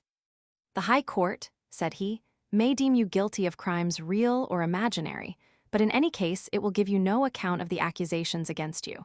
Ask your oracle if you shall follow my advice or not. I refused because I knew the folly of such a proceeding, but by way of excuse, I said that I only consulted it when I was in doubt. Finally, I reasoned that if I fled I should be showing fear, and thus confessing my guilt, for an innocent man, feeling no remorse, cannot reasonably be afraid of anything. If secrecy, said I, is of the essence of the court, you cannot possibly judge after my escape whether I have done so rightly or wrongly. The same reasons, which, according to your excellence, bid me go, would forbid my return. Must I then say goodbye forever to my country and all that is dear to me? As a last resource, he tried to persuade me to pass the following day and night, at least, at the palace. I am still ashamed of having refused the worthy old man to whom I owed so much this favor. For the palace of a noble is sacred to the police who dare not cross its threshold without a special order from the tribunal, which is practically never given. By yielding to his request, I should have avoided a grievous misfortune and spared the worthy old man some acute grief. I was moved to see M. de Bragadin weeping, and perhaps I might have granted to his tears that which I had obstinately refused to his arguments and entreaties. For heaven's sake, said I, spare me the harrowing sight of your tears. In an instant he summoned all his strength to his assistance, made some indifferent remarks, and then, with a smile full of good nature, he embraced me, saying, "Perhaps I may be fated never to see you again, but fata viam invenient." I embraced him affectionately and went away, but his prediction was verified, for I never saw him again. He died 11 years afterwards. I found myself in the street without feeling the slightest fear, but I was in a good deal of trouble about my debts. I had not the heart to go to Murin to take away from M her last 500 sequins, which sum I owed to the man who won it from me in the night. I preferred asking him to wait 8 days, and I did so. After performing this unpleasant piece of business, I returned home, and, having consoled my landlady to the utmost of my power, I kissed the daughter and lay down to sleep. The date was July 25th, 1755. Next morning at daybreak who should enter my room but the awful Messer Grand. To awake, to see him, and to hear him asking if I were Jacques Casanova was the work of a moment. At my "Yes, I am Casanova," he told me to rise, to put on my clothes, to give him all the papers and manuscripts in my possession, and to follow him. On whose authority do you order me to do this? By the authority of the tribunal. Episode 10, Under the Leads. Chapter 26. Under the Leads the Earthquake. What a strange and unexplained power certain words exercise upon the soul. I, who the evening before so bravely fortified myself with my innocence and courage, by the word tribunal was turned to a stone, with merely the faculty of passive obedience left to me. My desk was open, and all my papers were on a table where I was accustomed to write. "Take them," said I, to the agent of the dreadful tribunal, pointing to the papers which covered the table. He filled a bag with them and gave it to one of the esbirri, and then told me that I must also give up the bound manuscripts which I had in my possession. I showed him where they were, and this incident opened my eyes. I saw now, clearly enough, that I had been betrayed by the wretch Manuzzi. The books were The Key of Solomon the King, the Zecorbin, a Picatrix, a book of instructions on the planetary hours, and the necessary incantations for conversing with demons of all sorts. Those who were aware that I possessed these books took me for an expert magician, and I was not sorry to have such a reputation. Messer Grand took also the books on the table by my bed, such as Petrarch Ariosto Horace, the military philosopher, a manuscript which Mathilda had given me, the Porter of Chartreux, and the Aretin, which Manuzzi had also denounced, for Messer Grand asked me for it by name. This spy Manuzzi had all the appearance of an honest man, a very necessary qualification for his profession. His son made his fortune in Poland by marrying a lady named Opska, whom, as they say, he killed, though I have never had any positive proof on the matter, and am willing to stretch Christian charity to the extent of believing he was innocent, although he was quite capable of such a crime. While Messer Grand was thus rummaging among my manuscripts, books, and letters, I was dressing myself in an absent-minded manner, neither hurrying myself nor the reverse. I made my toilette, shaved myself, and combed my hair, putting on mechanically a laced shirt and my holiday suit without saying a word, and without Messer Grand, who did not let me escape his sight for an instant, complaining that I was dressing myself as if I were going to a wedding. As I went out, I was surprised to see a band of 40 men-at-arms in the anteroom. They had done me the honor of thinking all these men necessary for my arrest, though according to the axiom ni Hercules quidem contraduos, 2 would have been enough. It is curious that in London, where everyone is brave, only one man is needed to arrest another, whereas in my dear native land, where cowardice prevails, 30 are required. The reason is, perhaps, that the coward on the offensive is more afraid than the coward on the defensive, and thus a man usually cowardly is transformed for the moment into a man of courage. It is certain that at Venice, one often sees a man defending himself against 20 esbirri and finally escaping after beating them soundly. I remember once helping a friend of mine at Paris to escape from the hands of 40 bumbailiffs, and we put the whole vile rout of them to flight. Messer Grand made me get into a gondola and sat down near me with an escort of 4 men. When we came to our destination, he offered me coffee, which I refused, and he then shut me up in a room. I passed these 4 hours in sleep, waking up every quarter of an hour to pass water, an extraordinary occurrence, as I was not at all subject to strangury. The heat was great, and I had not supped the evening before. I have noticed at other times that surprise at a deed of oppression acts on me as a powerful narcotic, but I found out at the time I speak of that great surprise is also a diuretic. I make this discovery over to the doctors. It is possible that some learned man may make use of it to solace the ills of humanity. I remember laughing very heartily at Prague 6 years ago, on learning that some thin-skinned ladies, on reading my flight from the Leads, which was published at that date, took great offense at the above account, which they thought I should have done well to leave out. I should have left it out, perhaps, in speaking to a lady, but the public is not a pretty woman whom I am intent on cajoling. My only aim is to be instructive. Indeed, I see no impropriety in the circumstance I have narrated, which is as common to men and women as eating and drinking.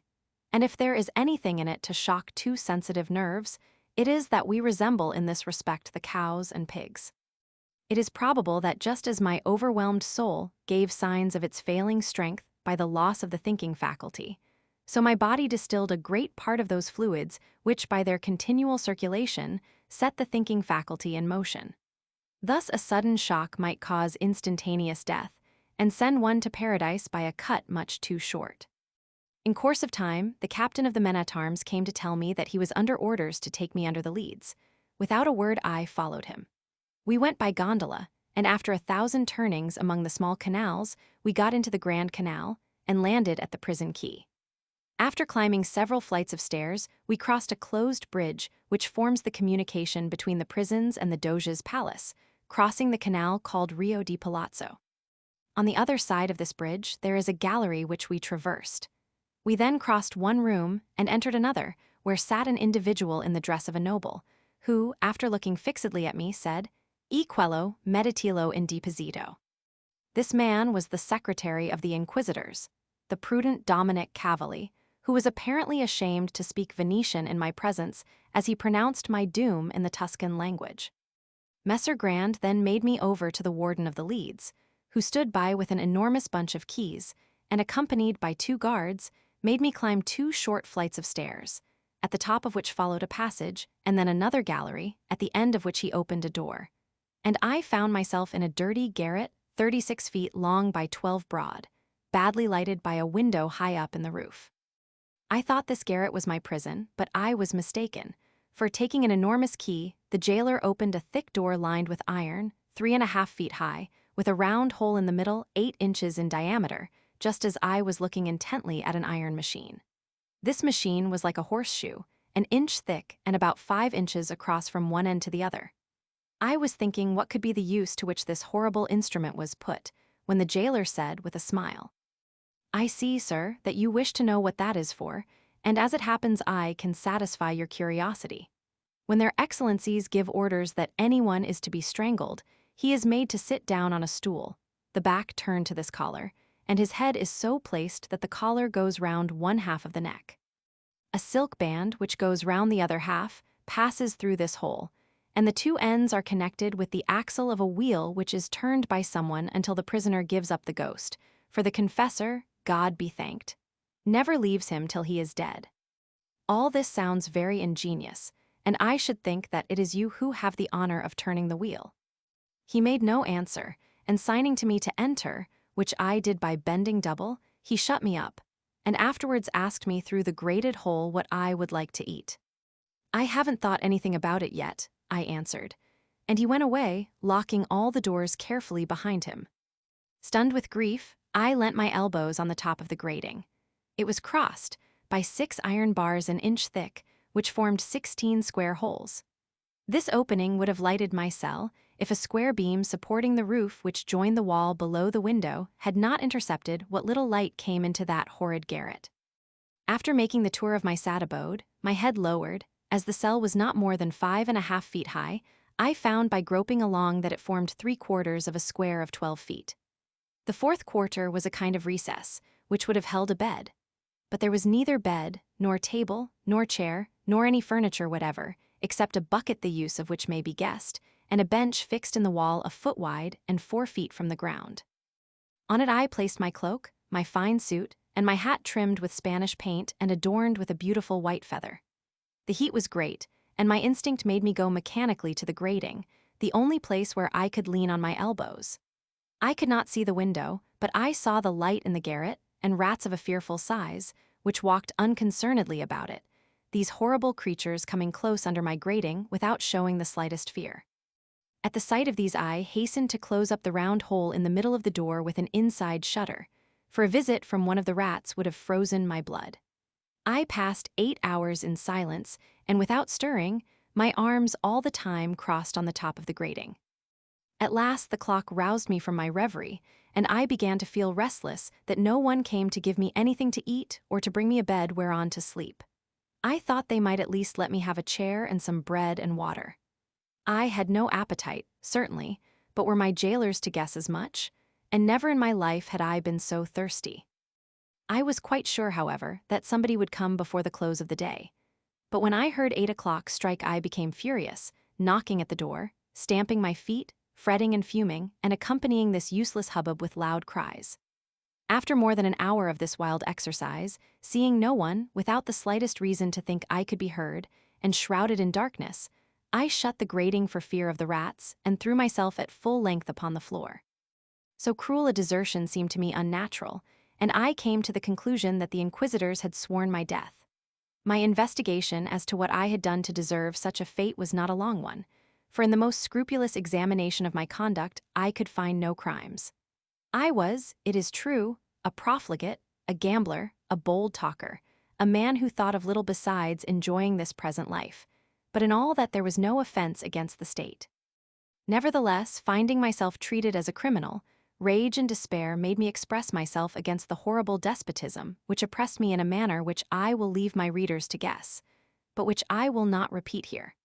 But notwithstanding my grief and anxiety, the hunger which began to make itself felt, and the thirst which tormented me, and the hardness of the boards on which I lay, did not prevent exhausted nature from reasserting her rights. I fell asleep. My strong constitution was in need of sleep, and in a young and healthy subject, this imperious necessity silences all others, and in this way above all is sleep rightly termed the benefactor of man. The clock striking midnight awoke me. How sad is the awaking when it makes one regret one's empty dreams. I could scarcely believe that I had spent 3 painless hours. As I lay on my left side, I stretched out my right hand to get my handkerchief, which I remembered putting on that side. I felt about for it when, heavens, what was my surprise to feel another hand as cold as ice. The fright sent an electric shock through me, and my hair began to stand on end. Never had I been so alarmed, nor should I have previously thought myself capable of experiencing such terror. I passed 3 or 4 minutes in a kind of swoon, not only motionless but incapable of thinking. As I got back my senses by degrees, I tried to make myself believe that the hand I fancied I had touched was a mere creature of my disordered imagination, and with this idea I stretched out my hand again, and again with the same result. Benumbed with fright, I uttered a piercing cry, and dropping the hand I held, I drew back my arm, trembling all over. Soon, as I got a little calmer and more capable of reasoning, I concluded that a corpse had been placed beside me whilst I slept, for I was certain it was not there when I lay down. "This," said I, "is the body of some strangled wretch, and they would thus warn me of the fate which is in store for me." The thought maddened me, and my fear giving place to rage, for the third time I stretched my arm towards the icy hand, seizing it to make certain of the fact in all its atrocity, and wishing to get up, I rose upon my left elbow and found that I had got hold of my other hand. Deadened by the weight of my body and the hardness of the boards, it had lost warmth, motion, and all sensation. In spite of the humorous features in this incident, it did not cheer me up, but on the contrary, inspired me with the darkest fancies. I saw that I was in a place where, if the false appeared true, the truth might appear false, where understanding was bereaved of half its prerogatives, where the imagination becoming affected would either make the reason a victim to empty hopes or to dark despair. I resolved to be on my guard, and for the first time in my life, at the age of 30, I called philosophy to my assistance. I had within me all the seeds of philosophy, but so far I had had no need for it. I am convinced that most men die without ever having thought, in the proper sense of the word, not so much for want of wit or of good sense, but rather because the shock necessary to the reasoning faculty in its inception has never occurred to them to lift them out of their daily habits. After what I had experienced, I could think of sleep no more, and to get up would have been useless as I could not stand upright, so I took the only sensible course and remained seated. I sat thus till 4 o'clock in the morning. The sun would rise at 5, and I longed to see the day, for a presentiment which I held infallible told me that it would set me again at liberty. I was consumed with a desire for revenge, nor did I conceal it from myself. I saw myself at the head of the people, about to exterminate the government which had oppressed me. I massacred all the aristocrats without pity. All must be shattered and brought to the dust. I was delirious. I knew the authors of my misfortune, and in my fancy I destroyed them. I restored the natural right common to all men of being obedient only to the law, and of being tried only by their peers and by laws to which they have agreed. In short, I built castles in Spain. Such is man when he has become the prey of a devouring passion. He does not suspect that the principle which moves him is not reason but wrath, its greatest enemy. I waited for a less time than I had expected, and thus I became a little more quiet. At 4:30, for the deadly silence of the place this hell of the living was broken by the shriek of bolts being shot back in the passages leading to my cell. "Have you had time yet to think about what you will take to eat?" said the harsh voice of my jailer from the wicket. One is lucky when the insolence of a wretch like this only shows itself in the guise of jesting. I answered that I should like some rice soup, a piece of boiled beef, a roast, bread, wine, and water. I saw that the lout was astonished not to hear the lamentations he expected. He went away and came back again in a quarter of an hour to say that he was astonished I did not require a bed and the necessary pieces of furniture. For, said he, if you flatter yourself that you are only here for a night, you are very much mistaken. Then bring me whatever you think necessary. Where shall I go for it? Here is a pencil and paper, write it down. I showed him by writing where to go for my shirts, stockings, and clothes of all sorts, a bed, table, chair, the books which Messer Grand had confiscated, paper, pens, and so forth. On my reading out the list to him, the lout did not know how to read. He cried, "Scratch out," said he. "Scratch out books, paper, pens, looking-glass, and razors for all that is forbidden fruit here, and then give me some money to get your dinner." I had 3 sequins, so I gave him one, and he went off. He spent an hour in the passages engaged, as I learnt afterwards, in attending on 7 other prisoners who were imprisoned in cells placed far apart from each other to prevent all communication. About noon, the jailer reappeared followed by 5 guards, whose duty it was to serve the state prisoners. He opened the cell door to bring in my dinner and the furniture I had asked for. The bed was placed in the recess, my dinner was laid out on a small table, and I had to eat with an ivory spoon he had procured out of the money I had given him, all forks, knives, and edged tools being forbidden. "Tell me what you would like for tomorrow," said he, "for I can only come here once a day at sunrise. The Lord High Secretary has told me to inform you that he will send you some suitable books, but those you wish for are forbidden. Thank him for his kindness in putting me by myself. I will do so, but you make a mistake in jesting thus." "I don't jest at all, for I think truly that it is much better to be alone than to mingle with the scoundrels who are doubtless here." "What, sir, scoundrels? Not at all, not at all. They are only respectable people here, who, for reasons known to their excellencies alone, have to be sequestered from society. You have been put by yourself as an additional punishment, and you want me to thank the secretary on that account. I was not aware of that. The fool was right, and I soon found it out. I discovered that a man imprisoned by himself can have no occupations. Alone in a gloomy cell where he only sees the fellow who brings his food once a day, where he cannot walk upright, he is the most wretched of men. He would like to be in hell, if he believes in it, for the sake of the company. So strong a feeling is this that I got to desire the company of a murderer, of one stricken with the plague, or of a bear. The loneliness behind the prison bars is terrible, but it must be learnt by experience to be understood, and such an experience I would not wish even to my enemies. To a man of letters in my situation, paper and ink would take away 9/10 of the torture, but the wretches who persecuted me did not dream of granting me such an alleviation of my misery. After the jailer had gone, I set my table near the grating for the sake of the light, and sat down to dinner, but I could only swallow a few spoonfuls of soup. Having fasted for nearly 48 hours, it was not surprising that I felt ill. I passed the day quietly enough seated on my sofa and proposing myself to read the suitable books which they had been good enough to promise me. I did not shut my eyes the whole night, kept awake by the hideous noise made by the rats, and by the deafening chime of the clock of St. Mark S., which seemed to be striking in my room. This double vexation was not my chief trouble, and I dare say many of my readers will guess what I am going to speak of, namely, the myriads of fleas which held high holiday over me. These small insects drank my blood with unutterable voracity. Their incessant bites gave me spasmodic convulsions and poisoned my blood. At daybreak, Lawrence, such was the jailer's name, came to my cell and had my bed made, and the room swept and cleansed, and one of the guards gave me water wherewith to wash myself. I wanted to take a walk in the garret, but Lawrence told me that was forbidden. He gave me 2 thick books which I forbore to open, not being quite sure of repressing the wrath with which they might inspire me, and which the spy would have infallibly reported to his masters. After leaving me my fodder and 2 cut lemons, he went away. As soon as I was alone, I ate my soup in a hurry, so as to take it hot, and then I drew as near as I could to the light with one of the books, and was delighted to find that I could see to read. I looked at the title, and read, "The Mystical City of Sister Mary of Jesus of Agrada." I had never heard of it. The other book was by a Jesuit named Caravita. This fellow, a hypocrite like the rest of them, had invented a new cult of the adoration of the Sacred Heart of our Lord Jesus Christ.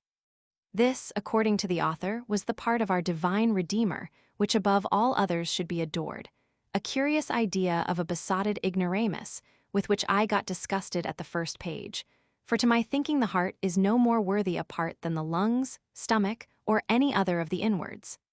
The mystical city rather interested me.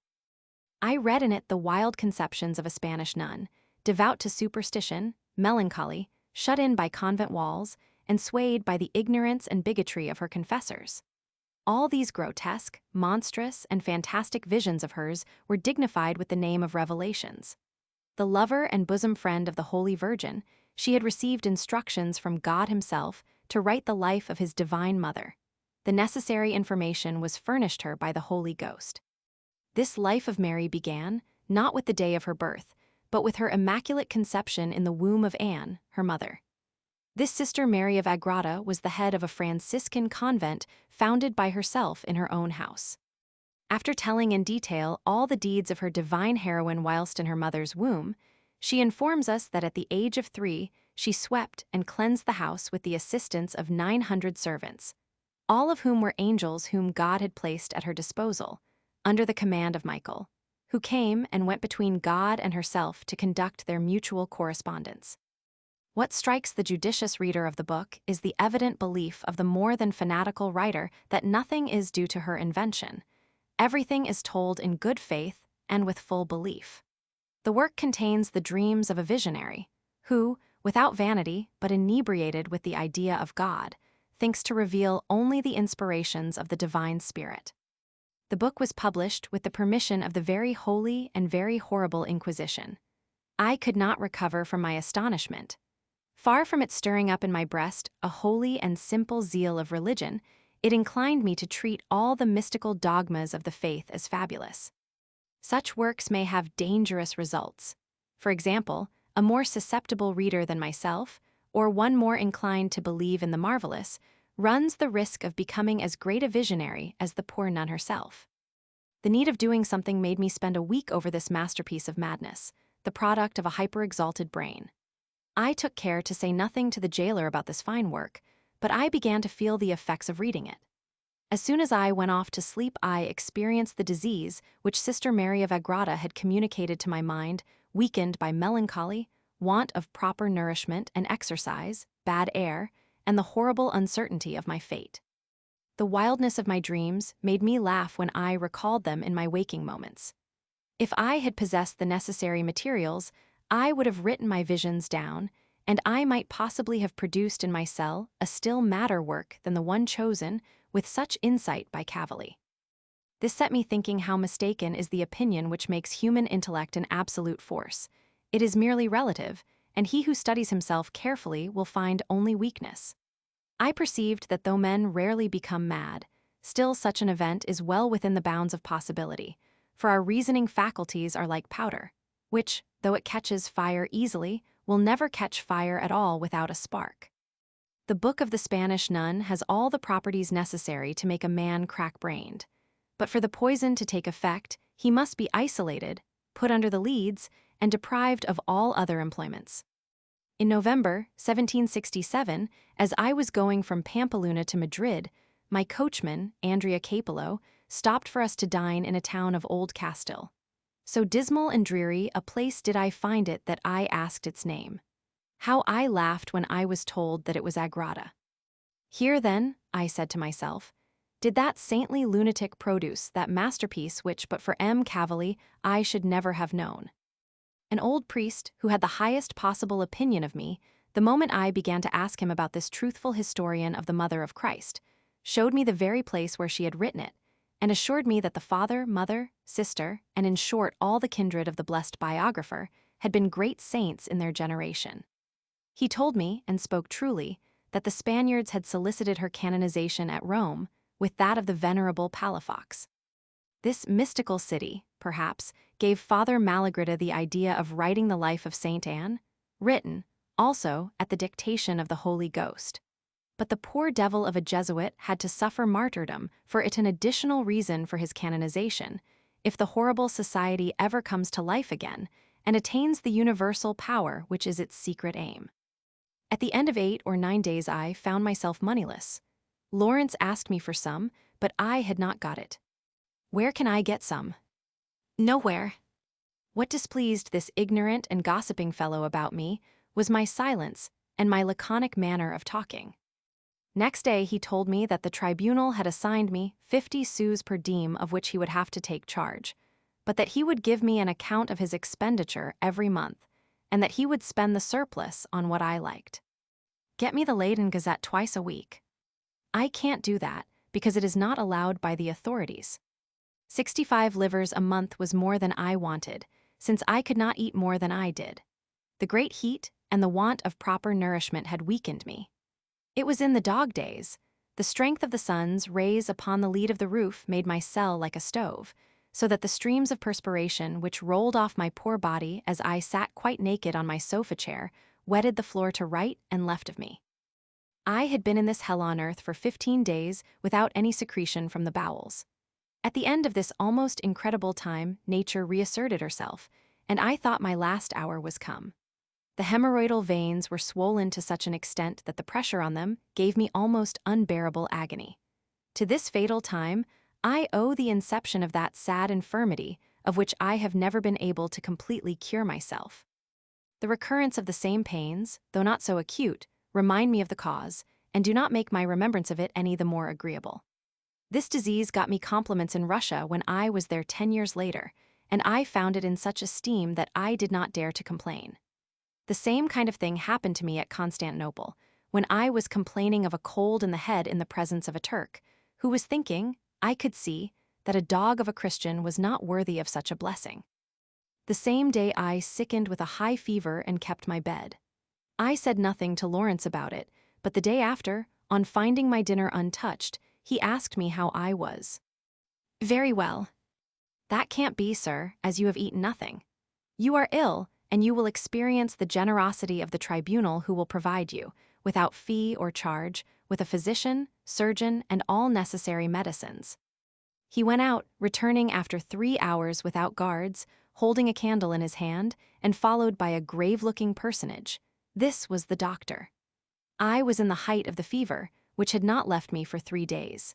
He came up to me and began to ask me questions, but I told him that with my confessor and my doctor I would only speak apart. The doctor told Lawrence to leave the room, but on the refusal of that Argus to do so, he went away saying that I was dangerously ill, possibly unto death. For this I hoped, for my life as it had become was no longer my chiefest good. I was somewhat glad also to think that my pitiless persecutors might, on hearing of my condition, be forced to reflect on the cruelty of the treatment to which they had subjected me. 4 hours afterwards, I heard the noise of bolts once more, and the doctor came in holding the candle himself. Lawrence remained outside. I had become so weak that I experienced a grateful restfulness.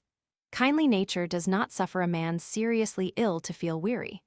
I was delighted to hear that my infamous turnkey was outside, for since his explanation of the iron collar, I had looked in him with loathing. In a quarter of an hour I had told the doctor all. If we want to get well, said he, we must not be melancholy. Write me the prescription, and take it to the only apothecary who can make it up. M. Cavalli is the bad doctor who exhibited the heart of Jesus and the mystical city. Those 2 preparations are quite capable of having brought on the fever and the hemorrhoids. I will not forsake you. After making me a large jug of lemonade and telling me to drink frequently, he went away. I slept soundly, dreaming fantastic dreams. In the morning the doctor came again with Lawrence and a surgeon, who bled me. The doctor left me some medicine which he told me to take in the evening, and a bottle of soap. I have obtained leave, said he, for you to move into the garret where the heat is less, and the air better than here. I decline the favor, as I abominate the rats, which you know nothing about, and which would certainly get into my bed. What a pity! I told M. Cavalli that he had almost killed you with his books, and he has commissioned me to take them back, and to give you Boethius, and here it is. I am much obliged to you. I like it better than Seneca, and I am sure it will do me good. I am leaving you a very necessary instrument, and some barley water for you to refresh yourself with. He visited me 4 times and pulled me through. My constitution did the rest, and my appetite returned. At the beginning of September, I found myself, on the whole, very well, suffering from no actual ills except the heat, the vermin, and weariness, for I could not be always reading Boethius. One day Lawrence told me that I might go out of my cell to wash myself whilst the bed was being made and the room swept. I took advantage of the favor to walk up and down for the 10 minutes taken by these operations, and as I walked heard, the rats were alarmed and dared not show themselves. On the same day, Lawrence gave me an account of my money, and brought himself in as my debtor to the amount of 30 livres, which, however, I could not put into my pocket. I left the money in his hands, telling him to lay it out on masses on my behalf, feeling sure that he would make quite a different use of it, and he thanked me in a tone that persuaded me he would be his own priest. I gave him the money every month, and I never saw a priest's receipt. Lawrence was wise to celebrate the sacrifice at the tavern. The money was useful to someone at all events. I lived from day to day, persuading myself every night that the next day I should be at liberty. But as I was each day deceived, I decided in my poor brain that I should be set free without fail on the 1st of October, on which day the new inquisitors begin their term of office. According to this theory, my imprisonment would last as long as the authority of the present inquisitors, and thus was explained the fact that I had seen nothing of the secretary, who would otherwise have undoubtedly come to interrogate, examine, and convict me of my crimes, and finally to announce my doom.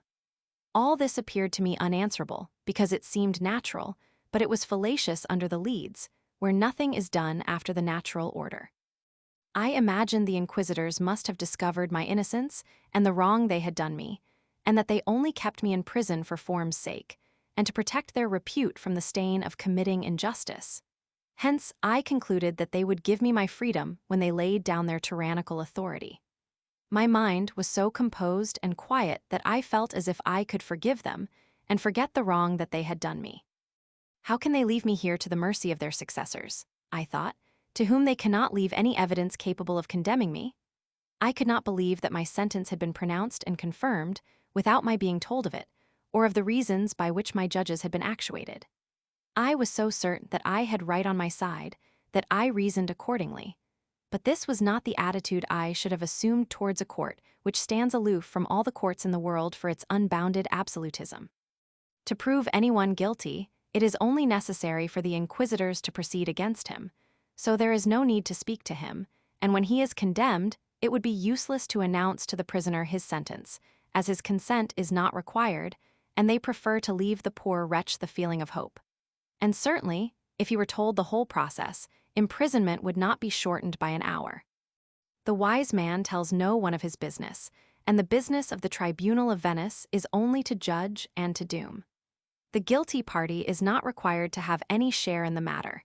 He is like a nail, which to be driven into a wall needs only to be struck.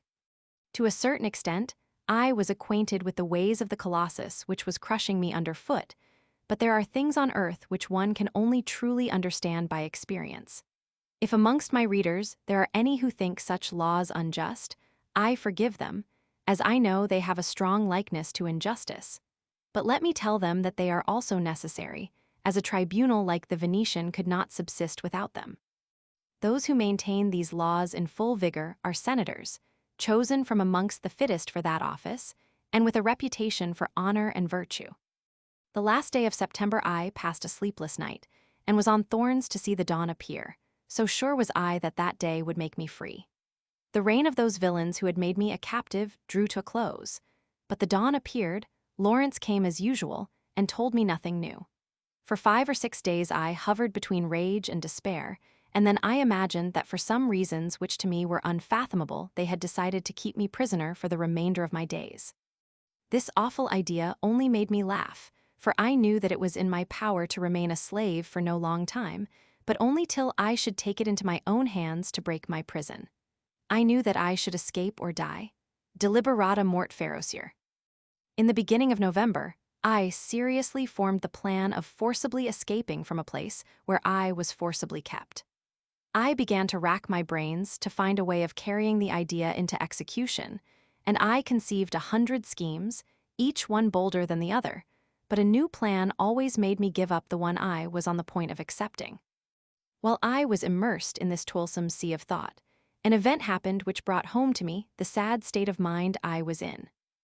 I was standing up in the garret looking towards the top, and my glance fell on the great beam, not shaking but turning on its right side, and then, by slow and interrupted movement in the opposite direction, turning again and replacing itself in its original position. As I lost my balance at the same time, I knew it was the shock of an earthquake. Lawrence and the guards, who just then came out of my room, said that they, too, had felt the earth tremble. In such despair was I that this incident made me feel a joy which I kept to myself, saying nothing.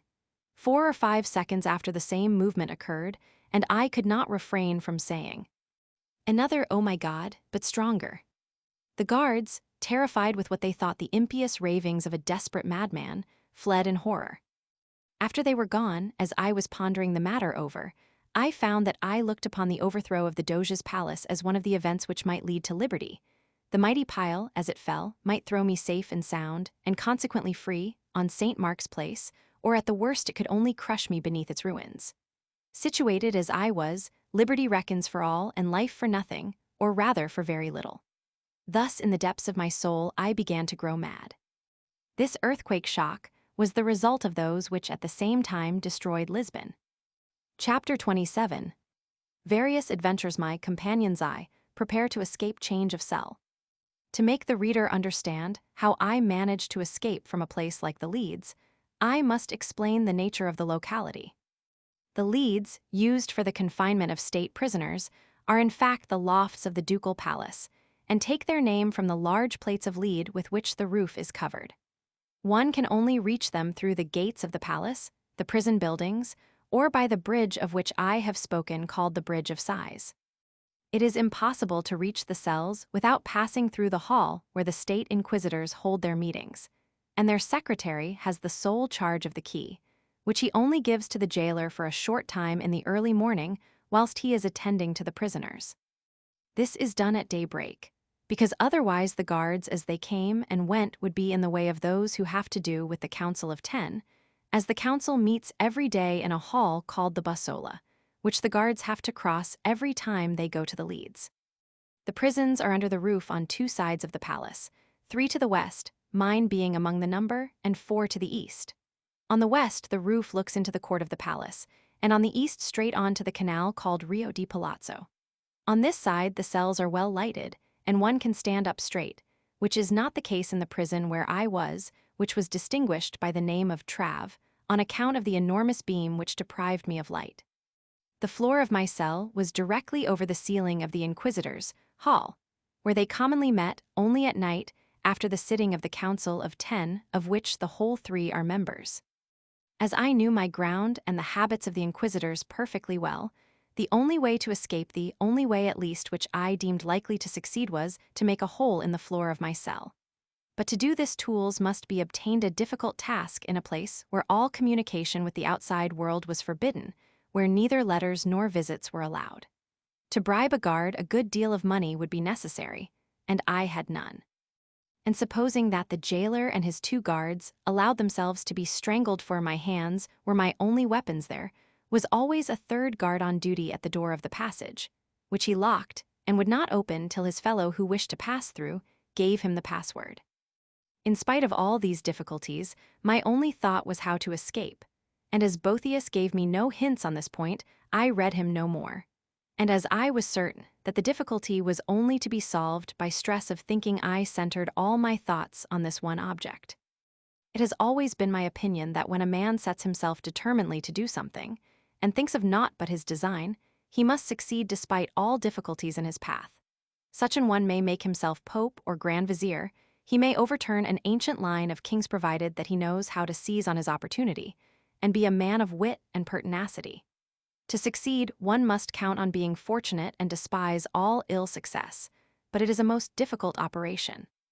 Towards the middle of November, Lawrence told me that Messer Grand had a prisoner in his hands, whom the new secretary, Bucinolo, had ordered to be placed in the worst cell, and who consequently was going to share mine.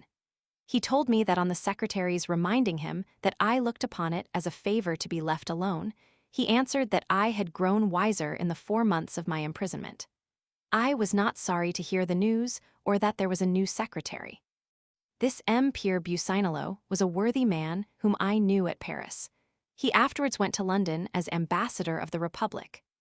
In the afternoon, I heard the noise of the bolts, and presently Lawrence and 2 guards entered, leading in a young man who was weeping bitterly, and after taking off his handcuffs, they shut him up with me and went out without saying a word. I was lying on my bed, and he could not see me. I was amused at his astonishment.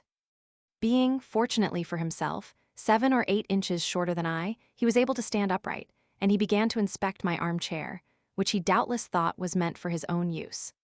Glancing at the ledge above the grating, he saw Boethius, took it up, opened it, and put it down with a kind of passion, probably because being in Latin it was of no use to him. Continuing his inspection of the cell, he went to the left, and groping about was much surprised to find clothes. He approached the recess, and stretching out his hand he touched me, and immediately begged my pardon in a respectful manner. I asked him to sit down, and we were friends. "Who are you?" said I. "I am Magurin of Vicenza. My father, who was a coachman, kept me at school till I was 11, by which time I had learnt to read and write. I was afterwards apprenticed to a barber, where I learnt my business thoroughly. After that, I became valet to the Count of X. I had been in the service of the nobleman for 2 years when his daughter came from the convent. It was my duty to do her hair, and by degrees I fell in love with her and inspired her with a reciprocal passion.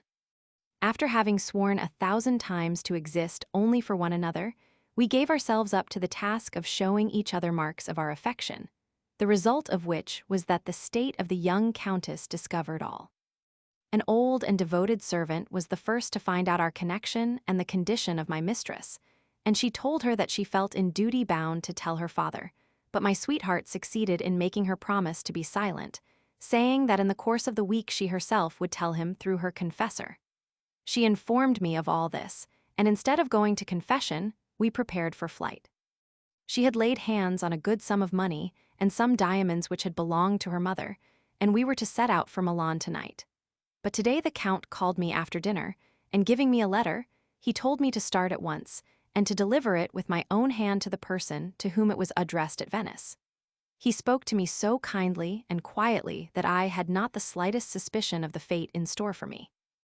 I went to get my cloak, said goodbye to my little wife, telling her that I should soon return.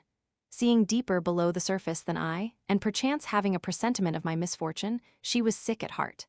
I came here in hot haste and took care to deliver the fatal letter. They made me wait for an answer, and in the meantime I went to an inn, but as I came out I was arrested and put in the guardroom, where I was kept till they brought me here. I suppose, sir, I might consider the young countess as my wife. You make a mistake. But nature, when a man listens to her and nothing else, takes him from one folly to another, till she puts him under the leads. I am under the leads then, am I? As I am. The poor young man shed some bitter tears.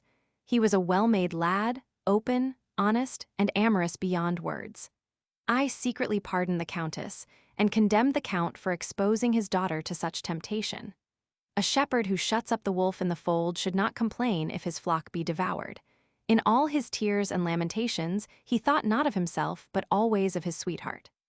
He thought that the jailer would return and bring him some food and a bed, but I undeceived him, and offered him a share of what I had. His heart, however, was too full for him to eat. In the evening I gave him my mattress, on which he passed the night, for though he looked neat and clean enough, I did not care to have him to sleep with me, dreading the results of a lover's dreams. He neither understood how wrongly he had acted, nor how the Count was constrained to punish him publicly as a cloak to the honor of his daughter and his house. The next day he was given a mattress and a dinner to the value of 15 sous, which the tribunal had assigned to him, either as a favor or a charity, for the word justice would not be appropriate in speaking of this terrible body. I told the jailer that my dinner would suffice for the two of us, and that he could employ the young man's allowance in saying masses in his usual manner. He agreed willingly, and having told him that he was lucky to be in my company, he said that we could walk in the garret for half an hour. I found this walk an excellent thing for my health and my plan of escape, which, however, I could not carry out for 11 months afterwards. At the end of this resort of rats, I saw a number of old pieces of furniture thrown on the ground to the right and left of 2 great chests, and in front of a large pile of papers sewn up into separate volumes. I helped myself to a dozen of them for the sake of the reading, and I found them to be accounts of trials, and very diverting, for I was allowed to read these papers, which had once contained such secrets. I found some curious replies to the judges, questions respecting the seduction of maidens, gallantries carried a little too far by persons employed in girls' schools, facts relating to confessors who had abused their penitents, schoolmasters convicted of pederasty with their pupils, and guardians who had seduced their wards. Some of the papers dating 2 or 3 centuries back, in which the style and the manners illustrated, gave me considerable entertainment. Among the pieces of furniture on the floor I saw a warming pan, a kettle, a fire shovel, a pair of tongs, some old candlesticks, some earthenware pots, and even a syringe. From this I concluded that some prisoner of distinction had been allowed to make use of these articles. But what interested me most was a straight iron bar as thick as my thumb and about 1.5 feet long. However, I left everything as it was, as my plans had not been sufficiently ripened by time for me to appropriate any object in particular. One day, towards the end of the month, my companion was taken away, and Lawrence told me that he had been condemned to the prisons known as the Fours, which are within the same walls as the ordinary prisons, but belong to the state inquisitors. Those confined in them have the privilege of being able to call the jailer when they like. The prisons are gloomy, but there is an oil lamp in the midst which gives the necessary light, and there is no fear of fire as everything is made of marble. I heard, a long time after, that the unfortunate Magurin was there for 5 years, and was afterwards sent to Saragossa for 10. I do not know whether he ever came from there. He had kept me good company, and this I discovered as soon as he was gone, for in a few days I became as melancholy as before. Fortunately, I was still allowed my walk in the garret, and I began to examine its contents with more minuteness. One of the chests was full of fine paper, pieces of cardboard, uncut pens, and clues of packthread. The other was fastened down. A piece of polished black marble, an inch thick, 6 inches long, and 3 broad, attracted my attention, and I possessed myself of it without knowing what I was going to do with it, and I secreted it in my cell, covering it up with my shirts. A week after Magurin had gone, Lawrence told me that in all probability I should soon get another companion. This fellow Lawrence, who at bottom was a mere gabbling fool, began to get uneasy at my never asking him any questions. This fondness for gossip was not altogether appropriate to his office, but where is one to find beings absolutely vile? There are such persons, but happily they are few and far between, and are not to be sought for in the lower orders. Thus my jailer found himself unable to hold his tongue, and thought that the reason I asked no questions must be that I thought him incapable of answering them. And feeling hurt at this, and wishing to prove to me that I made a mistake, he began to gossip without being solicited.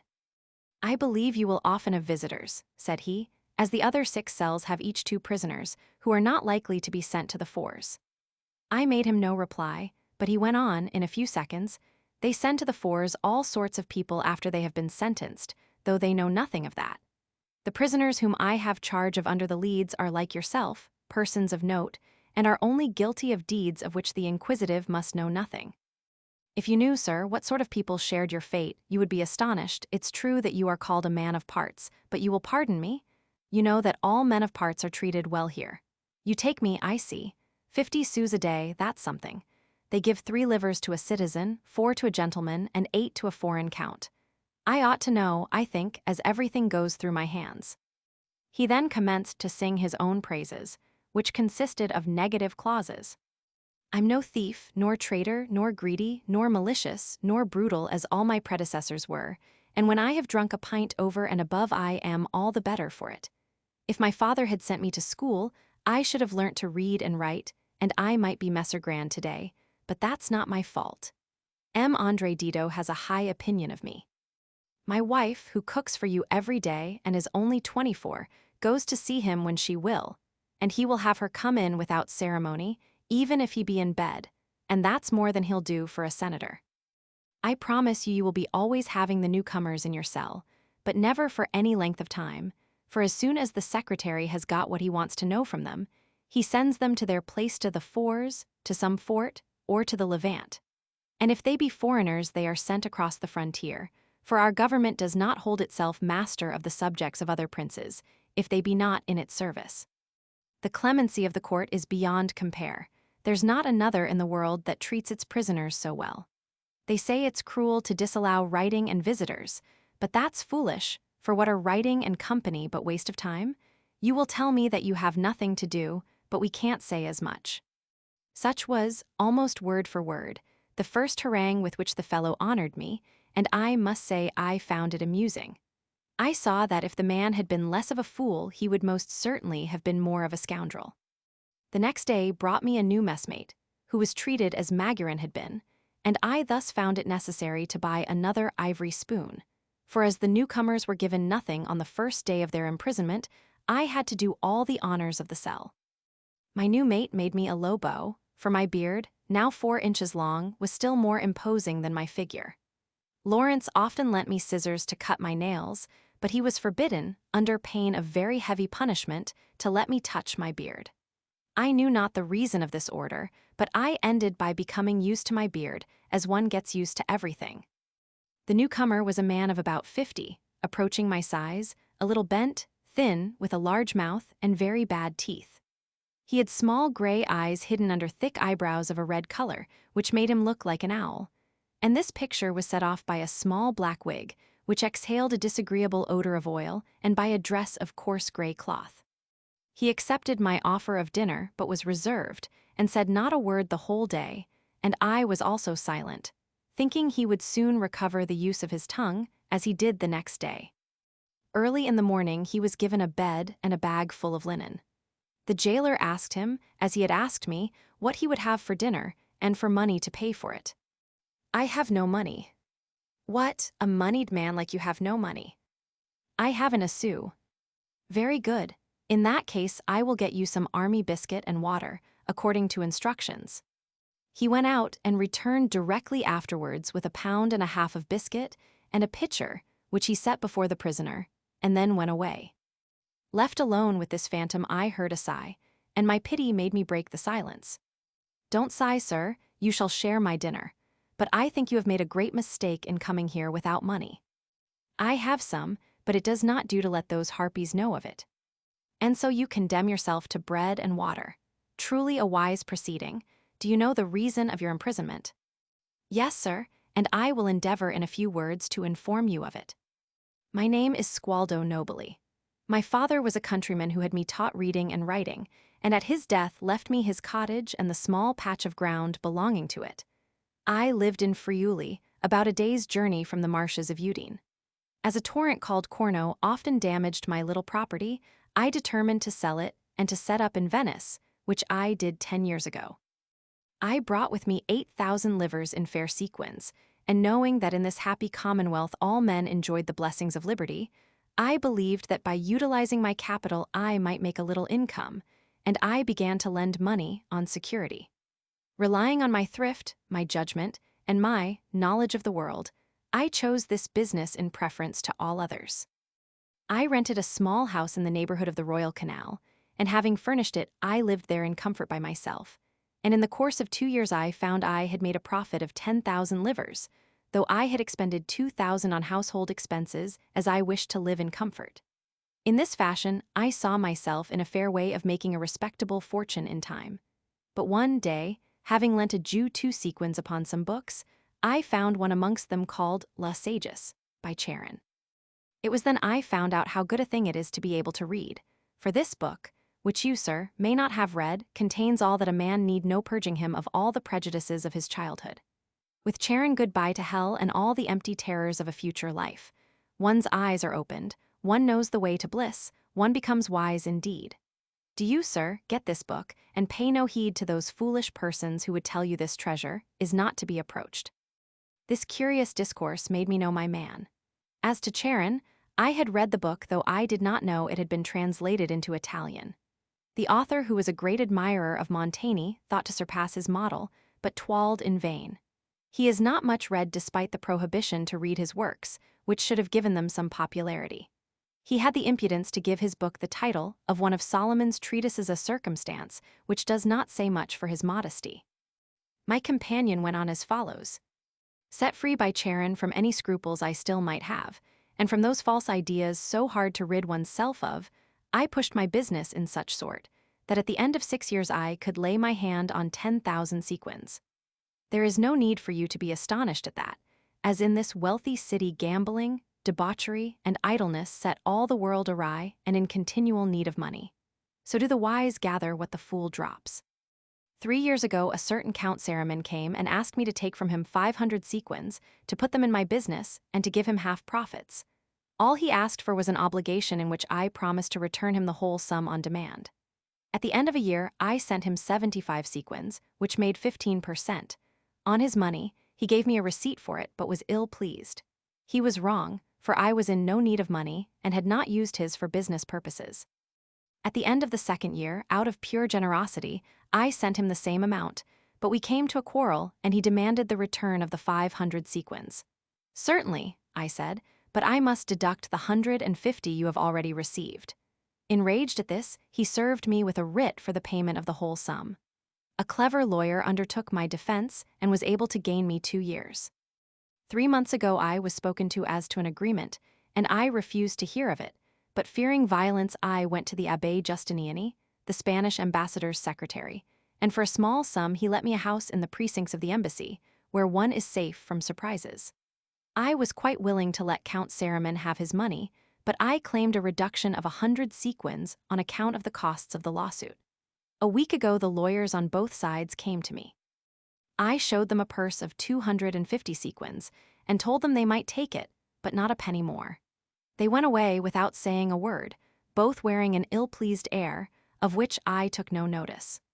3 days ago the Abbé Justiniani told me that the ambassador had thought fit to give permission to the state inquisitors to send their men at once to my house to make search therein. I thought the thing impossible under the shelter of a foreign ambassador, and instead of taking the usual precautions, I waited the approach of the men-at-arms, only putting my money in a place of safety. At daybreak, Messer Grand came to the house and asked me for 350 sequins, and on my telling him that I hadn't a farthing he seized me, and here I am. I shuddered, less at having such an infamous companion than at his evidently considering me as his equal, for if he had thought of me in any other light, he would certainly not have told me this long tale, doubtless in the belief that I should take his part. In all the folly about Charon with which he tormented me in the 3 days we were together, I found by bitter experience the truth of the Italian proverb, Guardati di colui chi non ha letto chi un libro solo. By reading the work of the misguided priest he had become an atheist, and of this he made his boast all the day long. In the afternoon, Lawrence came to tell him to come and speak with the secretary. He dressed himself hastily, and instead of his own shoes he took mine without my seeing him. He came back in half an hour in tears, and took out of his shoes 2 purses containing 350 sequins, and, the jailer going before, he went to take them to the secretary. A few moments afterwards he returned, and taking his cloak went away. Lawrence told me that he had been set at liberty. I thought, and with good reason, that, to make him acknowledge his debt and pay it, the secretary had threatened him with the torture, and if it were only used in similar cases, I, who detest the principle of torture, would be the first to proclaim its utility. On New Year's Day, 1733, I received my presents.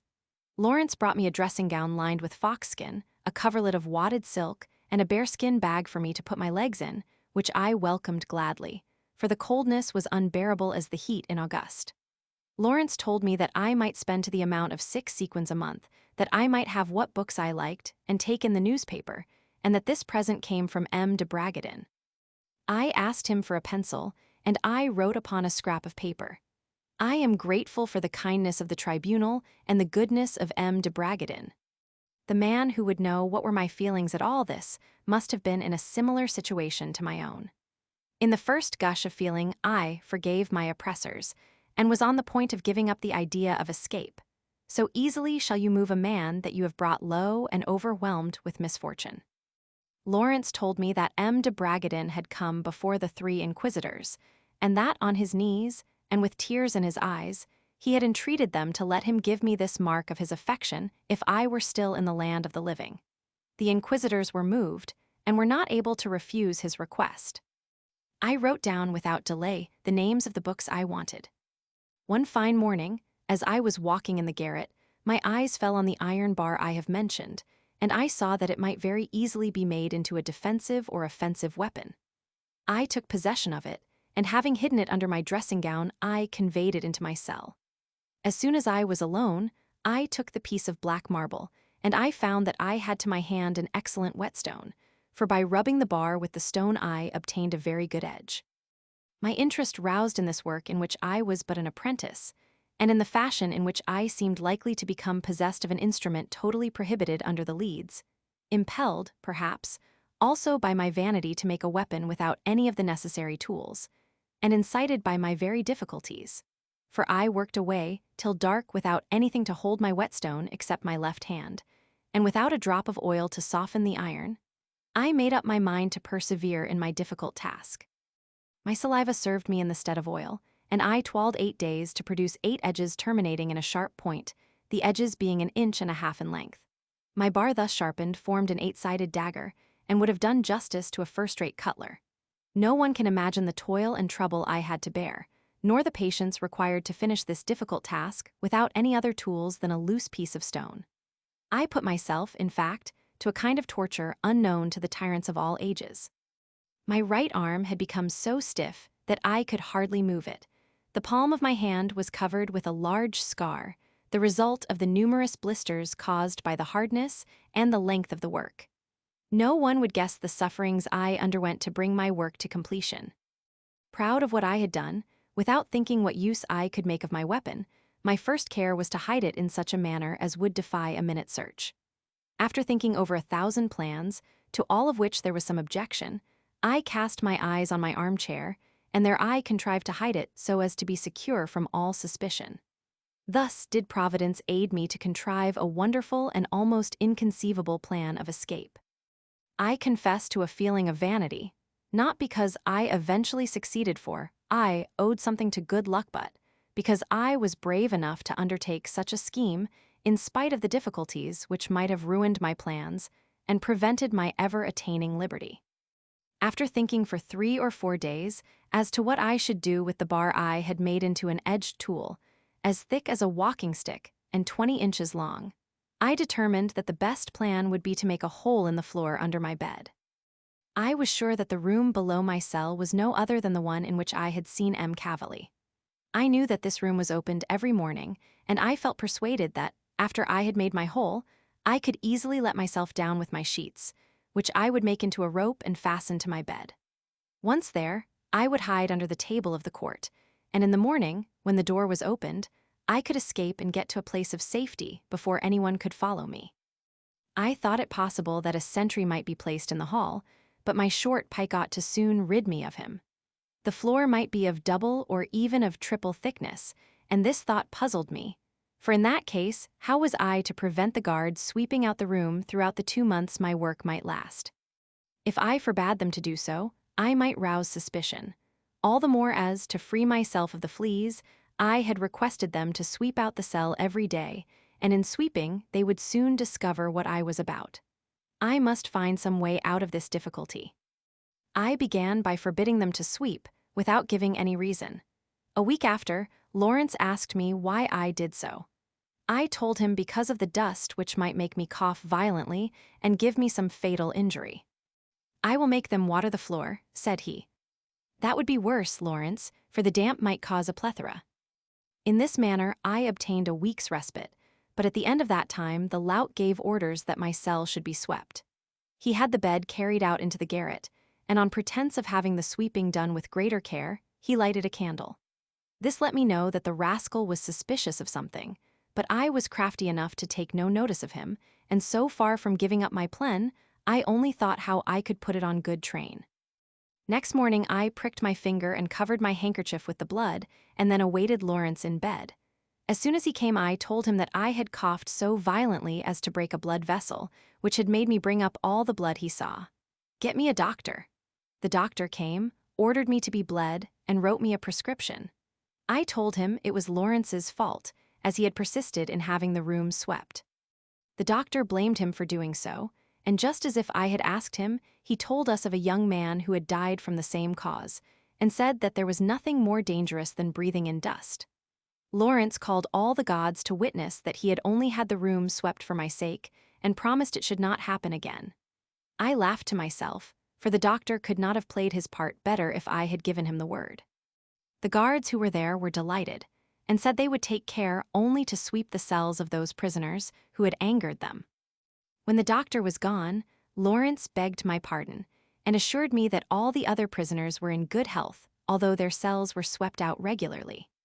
"But what the doctor says is worth considering," said he, "and I shall tell them all about it, for I look upon them as my children." The bloodletting did me good, as it made me sleep, and relieved me of the spasms with which I was sometimes troubled. I had regained my appetite and was getting back my strength every day, but the time to set about my work was not yet come. It was still too cold, and I could not hold the bar for any length of time without my hand becoming stiff. My scheme required much thought.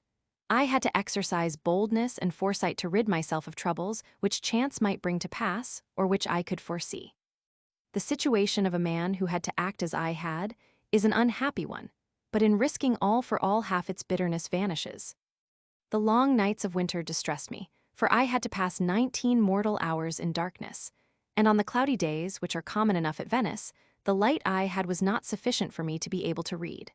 Without any distractions, I fell back on the idea of my escape, and a man who always thinks on one subject is in danger of becoming a monomaniac. A wretched kitchen lamp would have made me happy, but how am I to get such a thing? O blessed prerogative of thought! How happy was I when I thought I had found a way to possess myself of such a treasure. To make such a lamp I required a vase, wicks, oil, a flint and steel, tinder and matches. A porringer would do for the vase, and I had one which was used for cooking eggs in butter. Pretending that the common oil did not agree with me, I got them to buy me Lucca oil for my salad, and my cotton counterpane would furnish me with wicks. I then said I had the toothache, and asked Lawrence to get me a pumice stone, but as he did not know what I meant, I told him that a musket flint would do as well if it were soaked in vinegar for a day, and then being applied to the tooth the pain would be eased. Lawrence told me that the vinegar I had was excellent, and that I could soak the stone myself, and he gave me 3 or 4 flints he had in his pocket. All I had to do was to get some sulfur and tinder, and the procuring of these 2 articles set all my wits to work. At last fortune came to my assistance. I had suffered from a kind of rash, which as it came off had left some red spots on my arms, and occasionally caused me some irritation. I told Lawrence to ask the doctor for a cure, and the next day he brought me a piece of paper which the secretary had seen, and on which the doctor had written, "Regulate the food for a day, and the skin will be cured by 4 ounces of oil of sweet almonds or an ointment of flour of sulfur. But this local application is hazardous." "Never mind the danger," said I to Lawrence. "Buy me the ointment, or rather get me the sulfur, as I have some butter by me, and I can make it up myself. Have you any matches? Give me a few." He found some in his pockets, and he gave me them. What a small thing brings comfort in distress. But in my place, these matches were no small thing, but rather a great treasure. I had puzzled my head for several hours as to what substitute I could find for tinder, the only thing I still lacked, and which I could not ask for under any pretense whatsoever when I remembered that I had told the tailor to put some under the armpits of my coat to prevent the perspiration spoiling the stuff. The coat, quite new, was before me, and my heart began to beat, but supposing the tailor had not put it in? Thus I hung between hope and fear. I had only to take a step to know all, but such a step would have been decisive, and I dared not take it. At last I drew nigh, and feeling myself unworthy of such mercies, I fell on my knees and fervently prayed of God that the tailor might not have forgotten the tinder. After this heartfelt prayer, I took my coat, unsewed it, and found the tinder. My joy knew no bounds. I naturally gave thanks to God, since it was with confidence in Him that I took courage and searched my coat, and I returned thanks to Him with all my heart. I now had all the necessary materials, and I soon made myself a lamp. Let the reader imagine my joy at having in a manner made light in the midst of darkness, and it was no less sweet because against the orders of my infamous oppressors.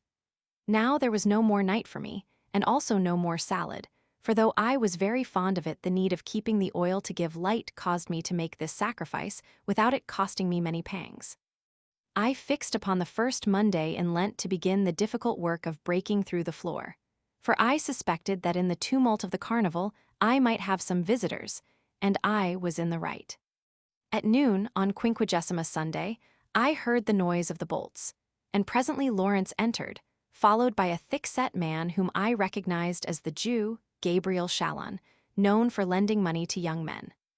We knew each other, so exchanged compliments. His company was by no means agreeable to me, but my opinion was not asked.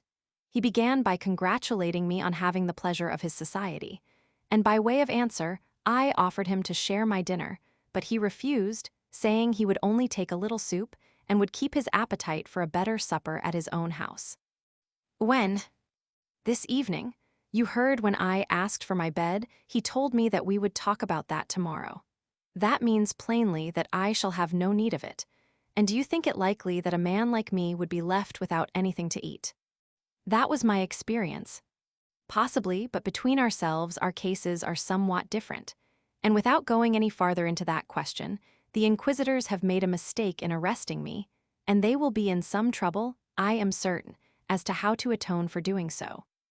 They will possibly give you a pension. A man of your importance has to be conciliated. True, there's not a broker on the exchange more useful than myself, and the 5 sages have often profited by the advice I have given them. My detention is a curious incident, which, perchance, will be of service to you. Indeed, how may I ask? I will get you out of here in a month's time. I know to whom to speak and what way to do it. I reckon on you then. You may do so. This knave and fool together believed himself to be somebody. He volunteered to inform me as to what was being said of me in the town, but as he only related the idle tales of men as ignorant as himself, he wearied me, and to escape listening to him, I took up a book. The fellow had the impudence to ask me not to read, as he was very fond of talking, but henceforth he talked only to himself.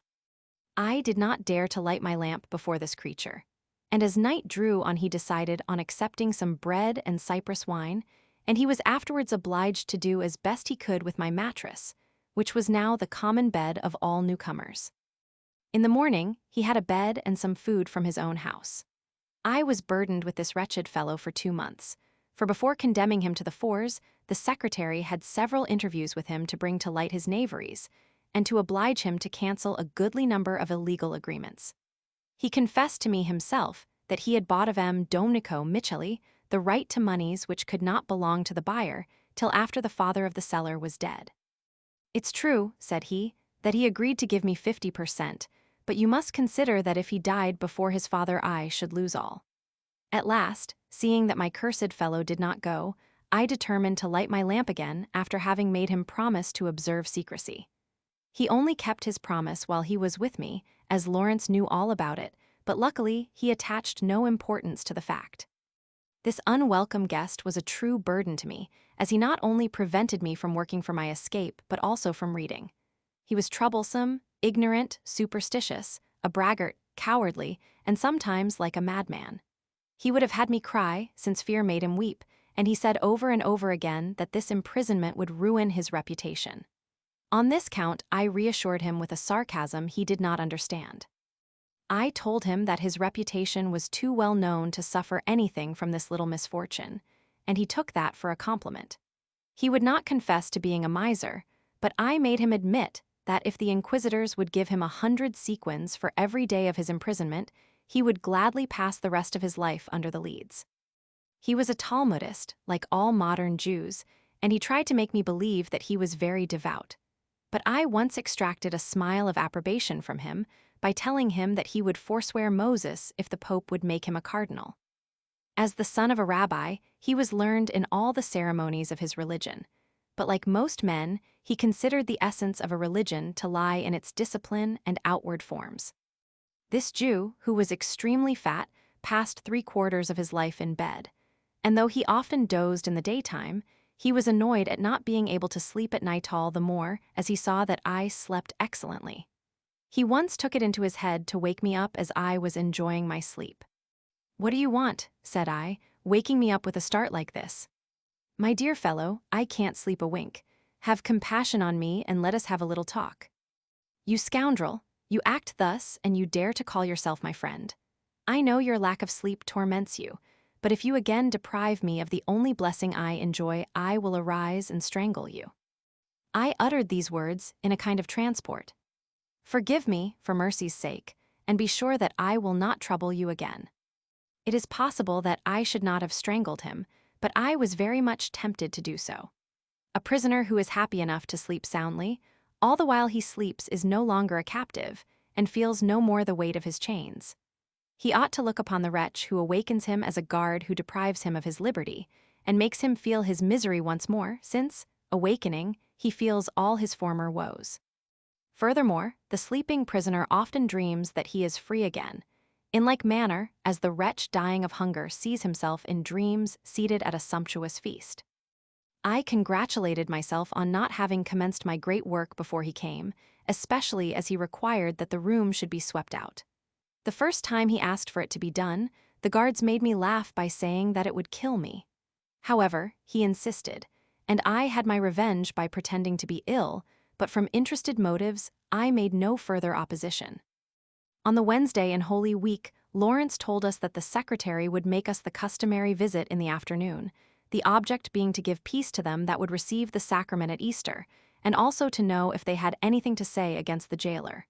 So, Gentlemen, said Lawrence, if you have any complaints to make of me, make them.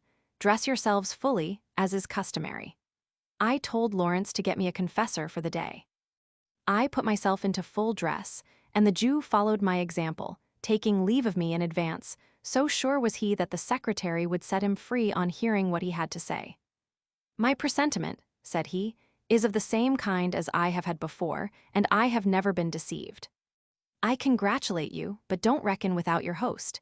He did not understand what I meant. In course of time, the secretary came, and as soon as the cell door was opened, the Jew ran out and threw himself at his feet on both knees. I heard for 5 minutes nothing but his tears and complaints, for the secretary said not one word. He came back, and Lawrence told me to go out. With a beard of 8 months' growth, and a dress made for love-making in August, I must have presented a somewhat curious appearance. Much to my disgust, I shivered with cold, and was afraid that the secretary would think I was trembling with fear. As I was obliged to bend low to come out of my hole, my bow was ready made, and drawing myself up, I looked at him calmly without affecting any unseasonable hardihood, and waited for him to speak. The secretary also kept silence, so that we stood facing each other like a pair of statues. At the end of 2 minutes, the secretary, seeing that I said nothing, gave me a slight bow and went away.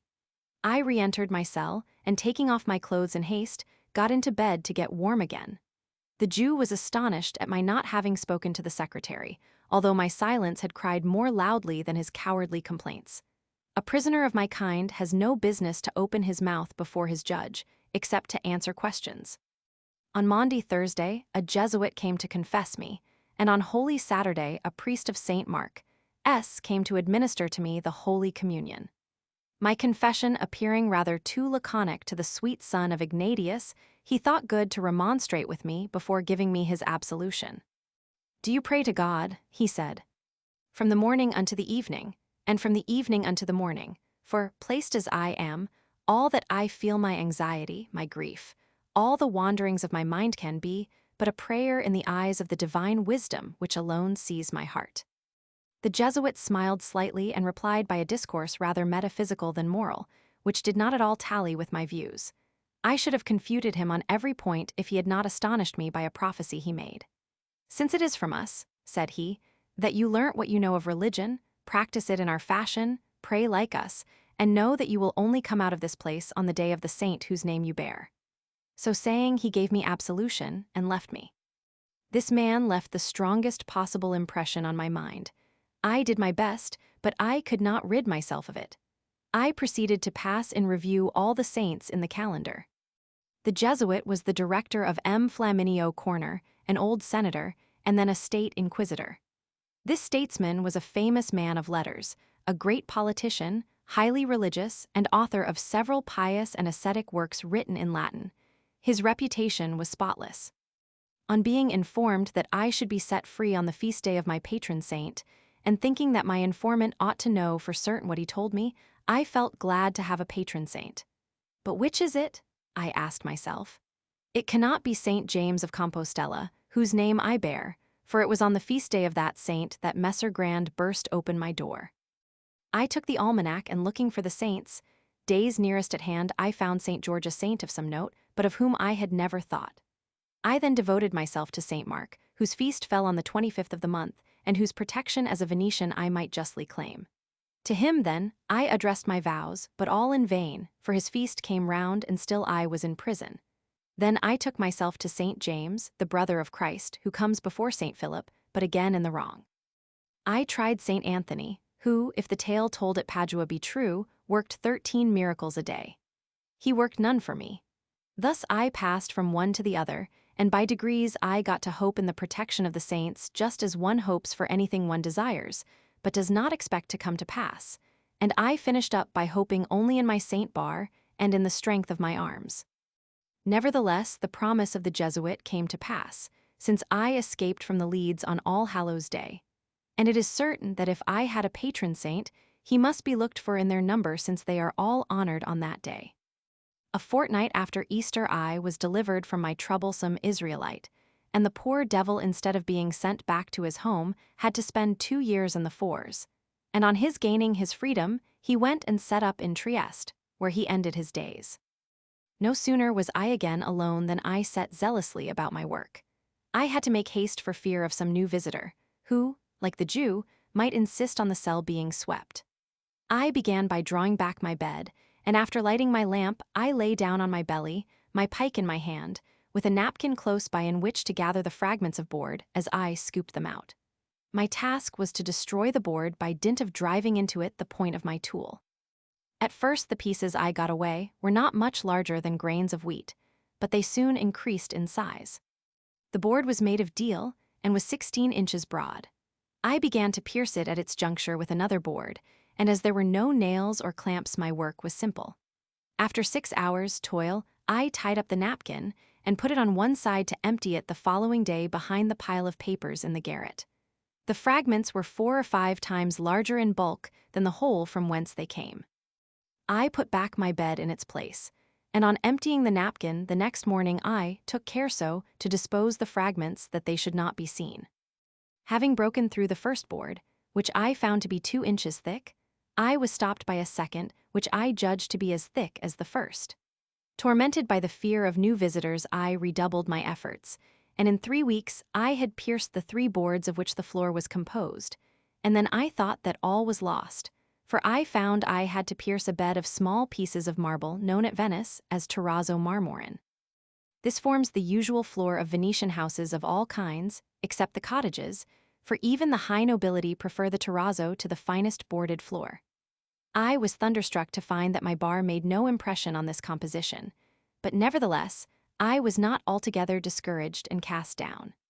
I remembered Hannibal, who, according to Livy, opened up a passage through the Alps by breaking the rocks with axes and other instruments, having previously softened them with vinegar. I thought that Hannibal had succeeded not by acido, but acida, which in the Latin of Padua might well be the same as acea. And who can guarantee the text to be free from the blunders of the copyist?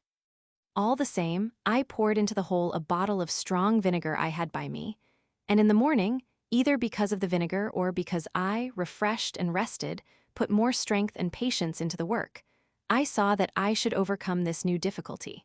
For I had not to break the pieces of marble, but only to pulverize with the end of my bar the cement which kept them together. I soon perceived that the greatest difficulty was on the surface, and in 4 days the whole mosaic was destroyed without the point of my pike being at all damaged. Below the pavement I found another plank, but I had expected as much. I concluded that this would be the last, that is the first to be put down when the rooms below were being sealed. I pierced it with some difficulty, as, the hole being 10 inches deep, it had become troublesome to work the pike. 1,000 times I commended myself to the mercy of God. Those freethinkers who say that praying is no good do not know what they are talking about. For I know by experience that, having prayed to God, I always felt myself grow stronger, which fact amply proves the usefulness of prayer, whether the renewal of strength comes straight from God, or whether it comes only from the trust one has in Him. On the 25th of June, on which day the Republic celebrates the wonderful appearance of St. Mark under the form of a winged lion in the ducal church, about 3 o'clock in the afternoon, as I was laboring on my belly at the hole, stark naked, covered with sweat, my lamp beside me, I heard with mortal fear the shriek of a bolt and the noise of the door of the first passage. It was a fearful moment. I blew out my lamp, and leaving my bar in the hole I threw into it the napkin with the shavings it contained, and as swift as lightning I replaced my bed as best I could and threw myself on it just as the door of my cell opened. If Lawrence had come in 2 seconds sooner, he would have caught me. He was about to walk over me, but crying out dolefully I stopped him, and he fell back, saying, "Truly, sir, I pity you, for the air here is as hot as a furnace. Get up, and thank God for giving you such good company." "Come in, my lord, come in," said he to the poor wretch who followed him. Then, without heeding my nakedness, the fellow made the noble gentleman enter, and he, seeing me to be naked, sought to avoid me while I vainly tried to find my shirt. The newcomer thought he was in hell, and cried out, "Where am I, my God? Where have I been put? What heat, what a stench, with whom am I?" Lawrence made him go out, and asked me to put on my shirt to go into the garret for a moment. Addressing himself to the new prisoner, he said that, having to get a bed and other necessaries, he would leave us in the garret till he came back, and that, in the meantime, the cell would be freed from the bad smell, which was only oil. What a start it gave me as I heard him utter the word oil. In my hurry, I had forgotten to snuff the wick after blowing it out. As Lawrence asked me no questions about it, I concluded that he knew all, and the accursed Jew must have betrayed me. I thought myself lucky that he was not able to tell him any more. From that time, the repulsion which I had felt for Lawrence disappeared. After putting on my shirt and dressing gown, I went out and found my new companion engaged in writing a list of what he wanted the jailer to get him. As soon as he saw me, he exclaimed, "Ah, it's Casanova." I, too, recognized him as the Abbé and Count Fenarello, a man of 50, amiable, rich, and a favorite in society. He embraced me, and when I told him that I should have expected to see anybody in that place rather than him, he could not keep back his tears, which made me weep also. When we were alone, I told him that, as soon as his bed came, I should offer him the recess, begging him at the same time not to accept it. I asked him, also, not to ask to have the cell swept, saying that I would tell him the reason another time. He promised to keep all secrecy in the matter, and said he thought himself fortunate to be placed with me. He said that as no one knew why I was imprisoned, everyone was guessing at it. Some said that I was the heresiarch of a new sect. Others that Madame Memo had persuaded the inquisitors that I had made her sons atheists, and others that Antony Condulmer, the state inquisitor, had me imprisoned as a disturber of the peace, because I hissed Abbé Chiary's plays and had formed a design to go to Padua for the express purpose of killing him. All these accusations had a certain foundation, in fact which gave them an air of truth, but in reality they were all wholly false. I cared too little for religion to trouble myself to found a new one. The sons of Madame Memo were full of wit, and more likely to seduce than to be seduced, and Master Condulmer would have had too much on his hands if he had imprisoned all those who hissed the Abbé Chiary. And as for this abbé, once a Jesuit, I had forgiven him, as the famous Father Origo, himself formerly a Jesuit, had taught me to take my revenge by praising him everywhere, which incited the malicious to vent their satire on the abbé. And thus I was avenged without any trouble to myself. In the evening they brought a good bed, fine linen, perfumes, an excellent supper, and choice wines. The abbé ate nothing, but I supped for two. When Lawrence had wished us good night and had shut us up till the next day, I got out my lamp, which I found to be empty, the napkin having sucked up all the oil. This made me laugh, for as the napkin might very well have caught and set the room on fire, the idea of the confusion which would have ensued excited my hilarity. I imparted the cause of my mirth to my companion, who laughed himself, and then, lighting the lamp, we spent the night in pleasant talk. The history of his imprisonment was as follows. Yesterday, at 3 o'clock in the afternoon, Madame Alessandria, Count Martinengo, and myself got into a gondola. We went to Padua to see the opera, intending to return to Venice afterwards. In the second act, my evil genius led me to the gaming table, where I unfortunately saw Count Rosenberg, the Austrian ambassador, without his mask, and about 10 paces from him was Madame Rizzini, whose husband is going to Vienna to represent the Republic. I greeted them both, and was just going away, when the ambassador called out to me, so as to be heard by everyone, "You are very fortunate in being able to pay your court to so sweet a lady. At present, the personage I represent makes the fairest land in the world no better for me than a galley. Tell the lady, I beseech you, that the laws which now prevent me speaking to her will be without force at Venice, where I shall go next year, and then I shall declare war against her." Madame Rizzini, who saw that she was being spoken of, asked me what the Count had said, and I told her, word for word. "Tell him," said she, "that I accept his declaration of war, and that we shall see who will wage it best." I did not think I had committed a crime in reporting her reply, which was after all a mere compliment. After the opera we set out, and got here at midnight. I was going to sleep when a messenger brought me a note ordering me to go to the Bussola at 1 o'clock, Signor Bassanello, secretary of the Council of 10, having something to say to me. Astonished at such an order always of bad omen, and vexed at being obliged to obey, I went at the time appointed, and my Lord Secretary, without giving me a word, ordered me to be taken here. Certainly no fault could be less criminal than that which Count Fenarello had committed, but one can break certain laws in all innocence without being any the less punishable. I congratulated him on knowing what his crime had been, and told him that he would be set free in a week, and would be requested to spend 6 months in the Brescian. "I can't think," said he, "that they will leave me here for a week." I determined to keep him good company and to soften the bitterness of his imprisonment, and so well did I sympathize with his position that I forgot all about my own. The next morning at daybreak, Lawrence brought coffee and a basket filled with all the requisites for a good dinner. The abbé was astonished, for he could not conceive how anyone could eat at such an early hour. They let us walk for an hour in the garret and then shut us up again, and we saw no more of them throughout the day. The fleas which tormented us made the abbé ask why I did not have the cell swept out. I could not let him think that dirt and untidiness was agreeable to me, or that my skin was any harder than his own, so I told him the whole story and showed him what I had done. He was vexed at having, as it were, forced me to make him my confidant, but he encouraged me to go on, and if possible to finish what I was about that day, as he said he would help me to descend and then would draw up the rope, not wishing to complicate his own difficulties by an escape. I showed him the model of a contrivance by means of which I could certainly get possession of the sheets which were to be my rope. It was a short stick attached by one end to a long piece of thread. By this stick I intended to attach my rope to the bed, and as the thread hung down to the floor of the room below, as soon as I got there I should pull the thread and the rope would fall down. He tried it and congratulated me on my invention, as this was a necessary part of my scheme, as otherwise the rope hanging down would have immediately discovered me. My noble companion was convinced that I ought to stop my work, for I might be surprised, having to do several days' work before finishing the whole which would cost Lawrence his life. Should the thought of gaining my liberty at the expense of a fellow creature have made me desist?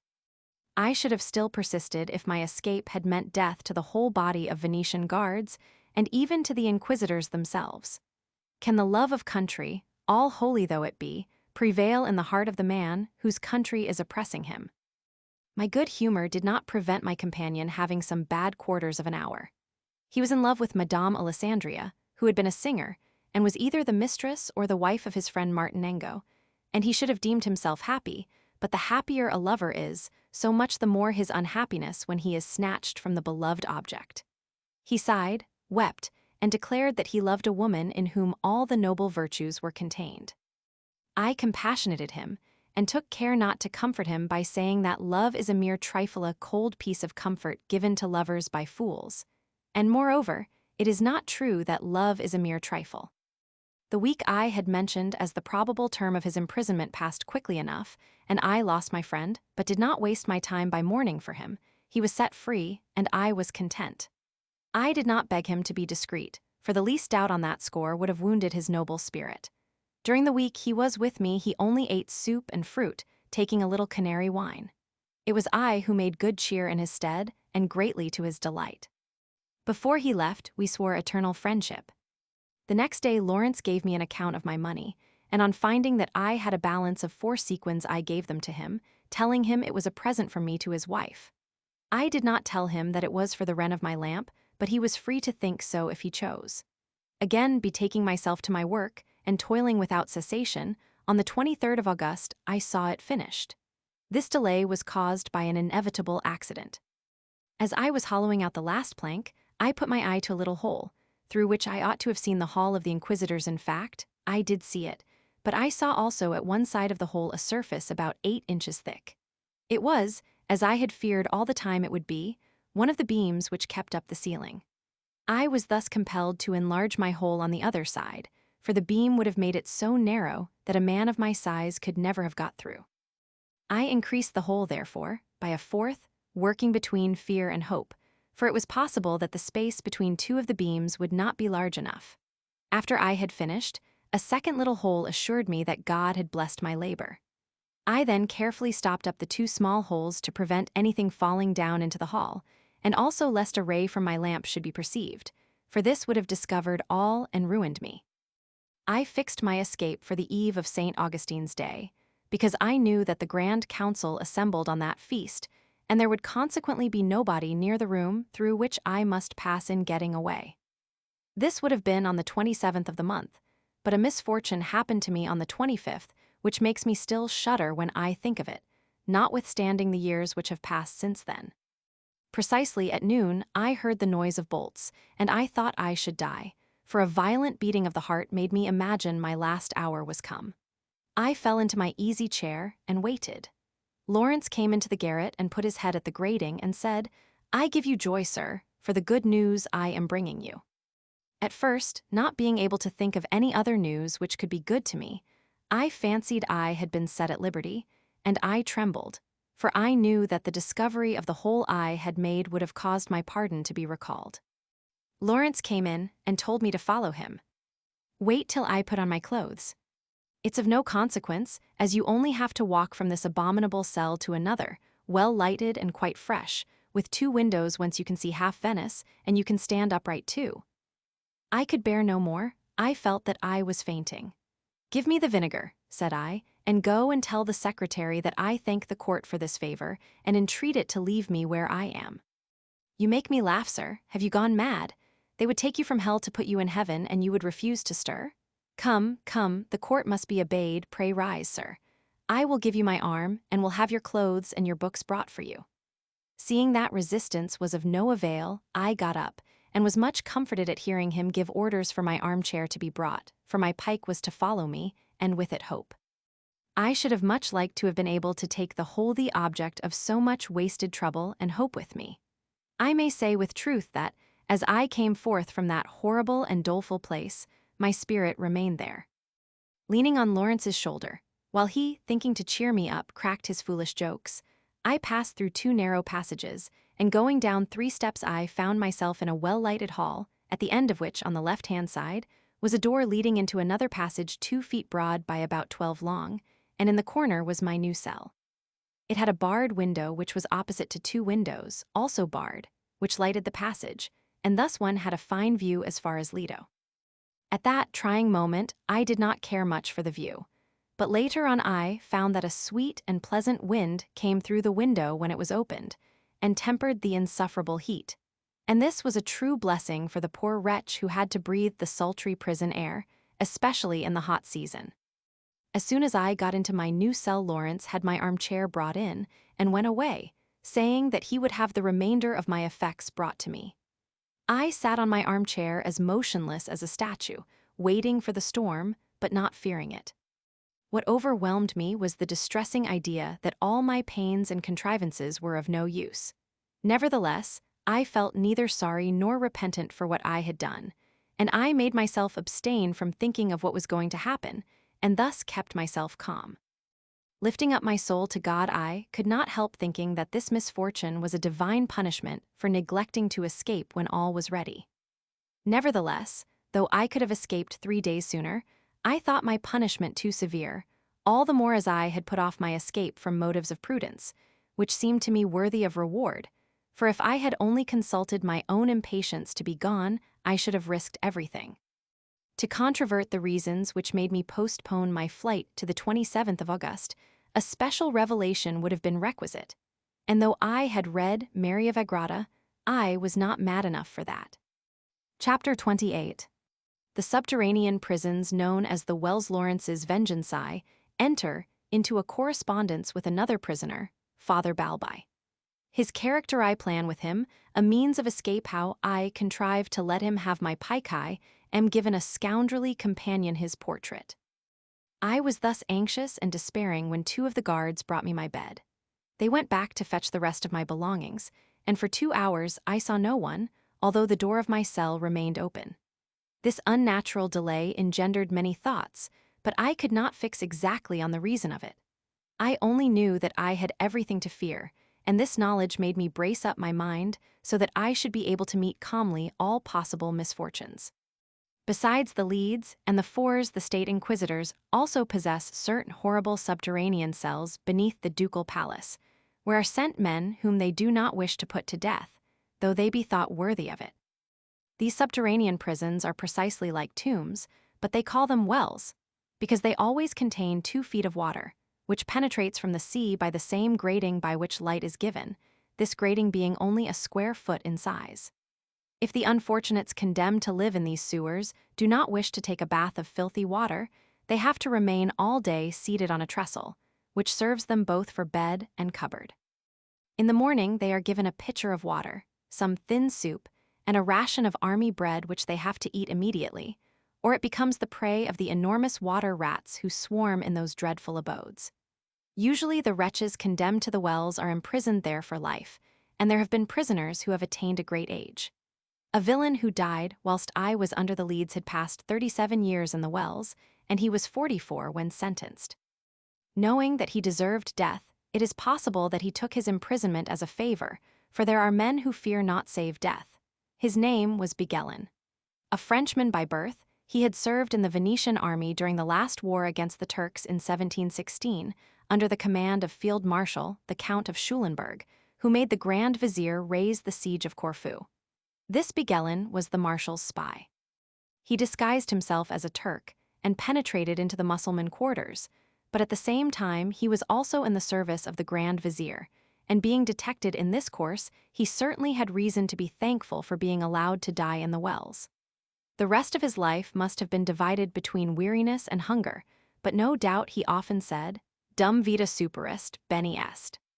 I have seen at Spiegelberg in Moravia prisons fearful in another way.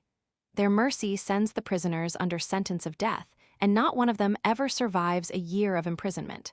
What mercy! During the 2 mortal hours of suspense, full of somber thoughts and the most melancholy ideas, I could not help fancying that I was going to be plunged in one of these horrible dens, where the wretched inhabitants feed on idle hopes or become the prey of panic fears. The tribunal might well send him to hell who had endeavored to escape from purgatory. At last I heard hurried steps, and I soon saw Lawrence standing before me, transformed with rage, foaming at the mouth, and blaspheming God and his saints. He began by ordering me to give him the hatchet and the tools I had used to pierce the floor, and to tell him from which of the guards I had got the tools. Without moving, and quite calmly, I told him that I did not know what he was talking about. At this reply, he gave orders that I should be searched, but rising with a determined air, I shook my fist at the knaves, and having taken off my clothes, I said to them, Do your duty, but let no one touch me. They searched my mattress, turned my bed inside out, felt the cushions of my armchair, and found nothing. You won't tell me, then, where are the instruments with which you made the hole? It's of no matter, as we shall find a way to make you speak. If it be true that I have made a hole at all, I shall say that you gave me the tools, and that I have returned them to you. At this threat, which made his followers smile with glee, probably because he had been abusing them, he stamped his feet, tore his hair, and went out like one possessed. The guards returned and brought me all my properties, the whetstone and lamp excepted. After locking up my cell, he shut the 2 windows which gave me a little air. I thus found myself confined in a narrow space without the possibility of receiving the least breath of air from any quarter. Nevertheless, my situation did not disturb me to any great extent, as I must confess I thought I had got off cheaply. In spite of his training, Lawrence had not thought of turning the armchair over, and thus, finding myself still possessor of the iron bar, I thanked Providence, and thought myself still at liberty to regard the bar as means by which, sooner or later, I should make my escape. I passed a sleepless night, as much from the heat as the change in my prospects. At daybreak, Lawrence came and brought some insufferable wine, and some water I should not have cared to drink. All the rest was of a piece: dry salad, putrid meat, and bread harder than English biscuit. He cleaned nothing, and when I asked him to open the windows, he seemed not to hear me, but a guard armed with an iron bar began to sound all over my room, against the wall, on the floor, and above all under my bed. I looked on with an unmoved expression, but it did not escape my notice that the guard did not sound the ceiling. That way, said I to myself, will lead me out of this place of torments.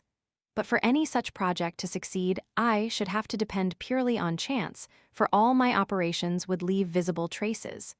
The cell was quite new, and the least scratch would have attracted the notice of my keepers. I passed a terrible day, for the heat was like that of a furnace, and I was quite unable to make any use of the food with which I had been provided. The perspiration and the lack of nourishment made me so weak that I could neither walk nor read. Next day my dinner was the same. The horrible smell of the veal the rascal brought me made me draw back from it instantly. Have you received orders, said I, to kill me with hunger and heat? He locked the door and went out without a word. On the 3rd day I was treated in the same manner. I asked for a pencil and paper to write to the secretary. Still no answer. In despair, I eat my soup, and then soaking my bread in a little cypress wine, I resolved to get strength to avenge myself on Lawrence by plunging my pike into his throat. My rage told me that I had no other course, but I grew calmer in the night, and in the morning, when the scoundrel appeared, I contented myself with saying that I would kill him as soon as I was at liberty. He only laughed at my threat, and again went out without opening his lips. I began to think that he was acting under orders from the secretary, to whom he must have told all. I knew not what to do. I strove between patience and despair, and felt as if I were dying for want of food.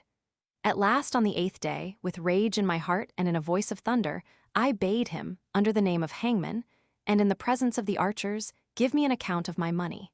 He answered dryly that I should have it the next day. Then, as he was about to go, I took my bucket, and made as if I would go and empty it in the passage. Foreseeing my design, he told a guard to take it, and during the disgusting operation opened a window, which he shut as soon as the affair was done, so that in spite of my remonstrances I was left in the plague-stricken atmosphere.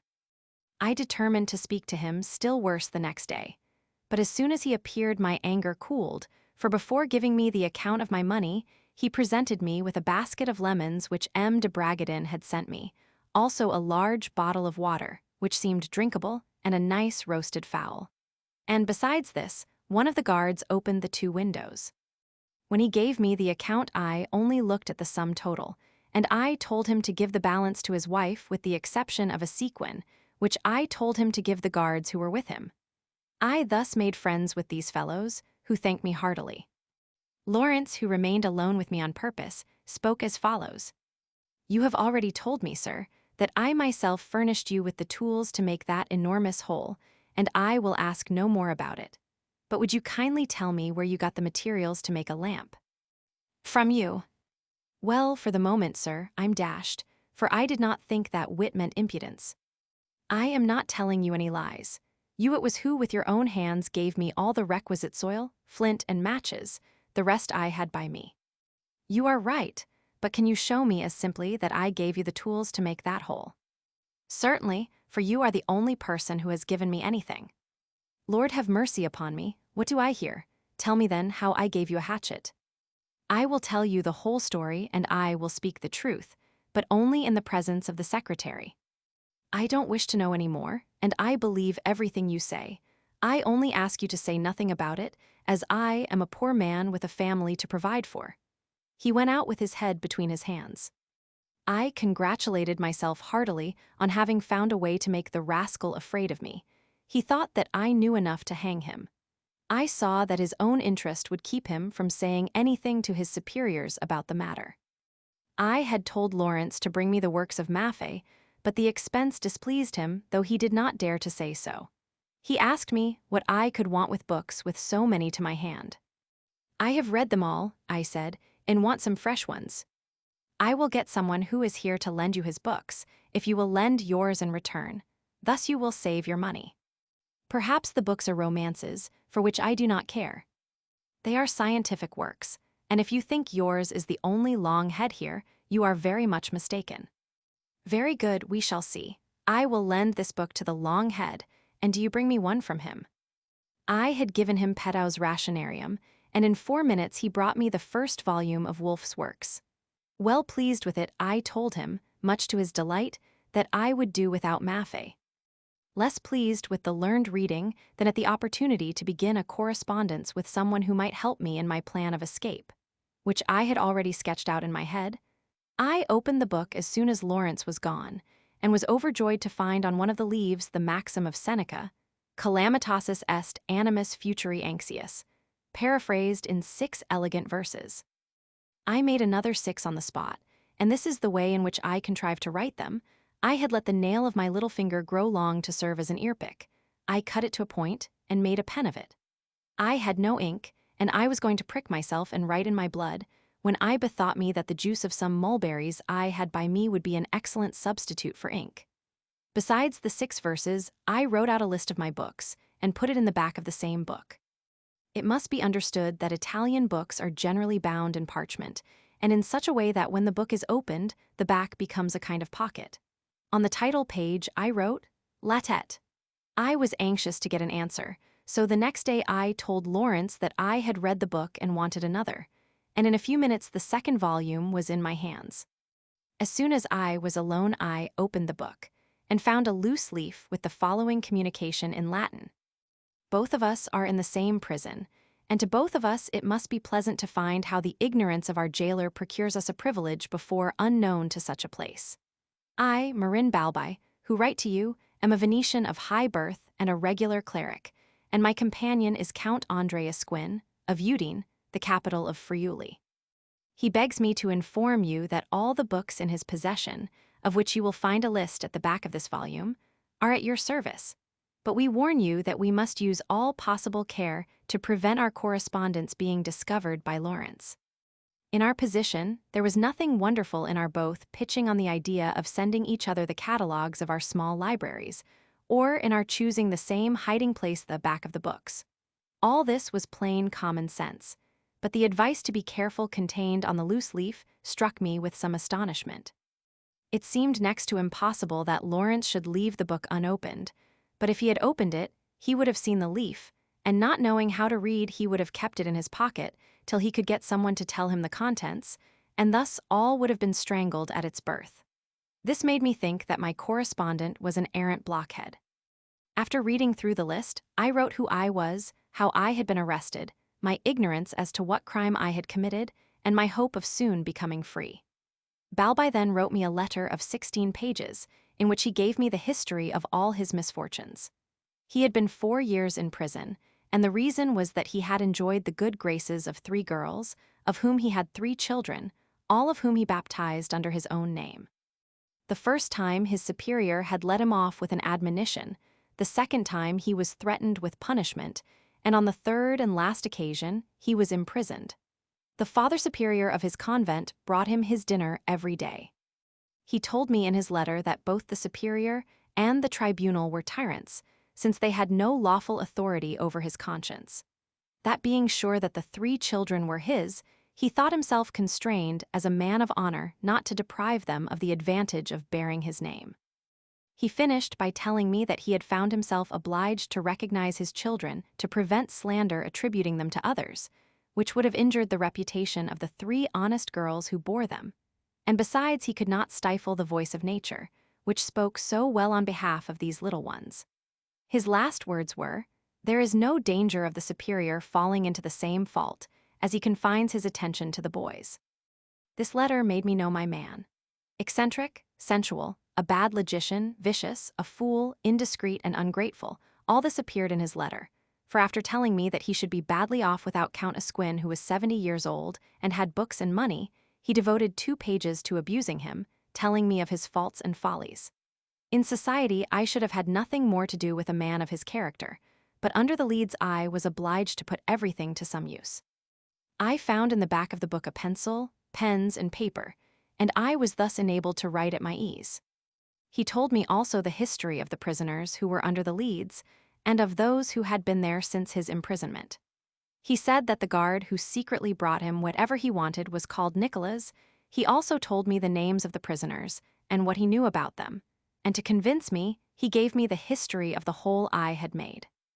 It seems I had been taken from my cell to make room for the patrician Priuli, and that Lawrence had taken 2 hours to repair the damage I had done, and that he had imparted the secret to the carpenter, the blacksmith, and all the guards under pain of death if they revealed it. In another day, the guard had said, Casanova would have escaped, and Lawrence would have swung, for though he pretended great astonishment when he saw the hole, there can be no doubt that he and no other provided the tools.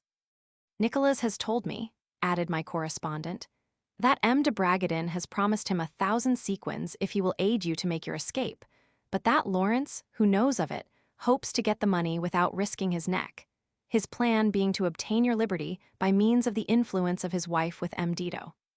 None of the guards dare to speak of what happened for fear Lawrence might get himself out of the difficulty, and take his revenge by having them dismissed. He begged me to tell him all the details, and how I got the tools, and to count upon his keeping the secret. I had no doubts as to his curiosity, but many as to his discretion, and this very request showed him to be the most indiscreet of men. Nevertheless, I concluded that I must make use of him, for he seemed to me the kind of man to assist me in my escape. I began to write an answer to him, but a sudden suspicion made me keep back what I had written. I fancied that the correspondence might be a mere artifice of Lawrence's to find out who had given me the tools and what I had done with them. To satisfy him without compromising myself, I told him that I had made the hole with a strong knife in my possession, which I had placed on the window ledge in the passage. In less than 3 days, this false confidence of mine made me feel secure, as Lawrence did not go to the window, as he would certainly have done if the letter had been intercepted. Furthermore, Father Balbi told me that he could understand how I might have a knife, as Lawrence had told him that I had not been searched previous to my imprisonment. Lawrence himself had received no orders to search me, and this circumstance might have stood him in good stead if I had succeeded in escaping, as all prisoners handed over to him by the captain of the guard were supposed to have been searched already. On the other hand, Messer Grand might have said that, having seen me get out of my bed, he was sure that I had no weapons about me, and thus both of them would have got out of trouble. The monk ended by begging me to send him my knife by Nicholas, on whom I might rely. The monk's thoughtlessness seemed to me almost incredible. I wrote and told him that I was not at all inclined to put my trust in Nicholas, and that my secret was one not to be imparted in writing. However, I was amused by his letters. In one of them he told me why Count Esquin was kept under the Leads, in spite of his helplessness, for he was enormously fat, and as he had a broken leg which had been badly set, he could hardly put one foot before another. It seems that the Count, not being a very wealthy man, followed the profession of a barrister at Udine, and in that capacity defended the countryfolk against the nobility, who wished to deprive the peasants of their vote in the assembly of the province. The claims of the farmers disturbed the public peace, and by way of bringing them to reason the nobles had recourse to the state inquisitors, who ordered the Count barrister to abandon his clients. The Count replied that the municipal law authorized him to defend the Constitution and would not give in, whereon the inquisitors arrested him, law or no law, and for the last 5 years he had breathed the invigorating air of the Leads. Like myself, he had 50 sous a day, but he could do what he liked with the money. The monk, who was always penniless, told me a good deal to the disadvantage of the Count, whom he represented as very miserly. He informed me that in the cell on the other side of the hall there were 2 gentlemen of the 7 townships, who were likewise imprisoned for disobedience, but one of them had become mad and was in chains. In another cell, he said, there were 2 lawyers. My suspicions quieted, I reasoned as follows. I wish to regain my liberty at all hazards. My pike is an admirable instrument, but I can make no use of it as my cell is sounded all over, except the ceiling, every day. If I would escape, it is by the ceiling, therefore, that way I must go, but to do that I must make a hole through it, and that I cannot do from my side, for it would not be the work of a day. I must have someone to help me, and not having much choice I had to pick out the monk. He was 38, and though not rich in common sense, I judged that the love of liberty, the first need of man, would give him sufficient courage to carry out any orders I might give. I must begin by telling him my plan in its entirety, and then I shall have to find a way to give him the bar. I had, then, 2 difficult problems before me. My first step was to ask him if he wished to be free, and if he were disposed to hazard all in attempting his escape in my company. He replied that his mate and he would do anything to break their chains, but, added he, it is of no use to break one's head against a stone wall. He filled 4 pages with the impossibilities which presented themselves to his feeble intellect, for the fellow saw no chance of success on any quarter. I replied that I did not trouble myself with general difficulties, and that in forming my plan I had only thought of special difficulties, which I would find means to overcome, and I finished by giving him my word of honor to set him free, if he would promise to carry out exactly whatever orders I might give. He gave me his promise to do so.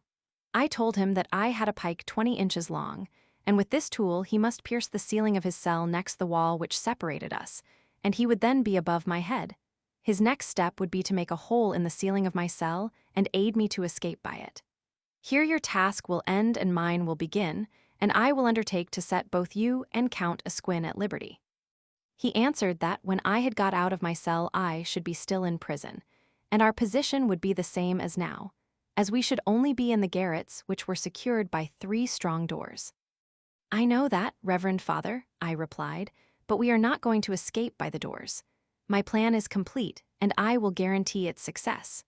All I ask of you is to carry out my directions and to make no difficulties. Do you busy yourself to find out some way of getting my bar without the knowledge of the jailer. In the meanwhile, make him get you about 40 pictures of saints, large enough to cover all the walls of your cell. Lawrence will suspect nothing, and they will do to conceal the opening you are to make in the ceiling. To do this will be the work of some days, and of mornings, Lawrence will not see what you have done the day before, as you will have covered it up with one of the pictures. If you ask me why I do not undertake the work myself, I can only say that the jailer suspects me, and the objection will doubtless seem to you a weighty one. Although I had told him to think of a plan to get hold of the pike, I thought of nothing else myself, and had a happy thought which I hastened to put into execution. I told Lawrence to buy me a folio Bible, which had been published recently. It was the Vulgate with the Septuagint.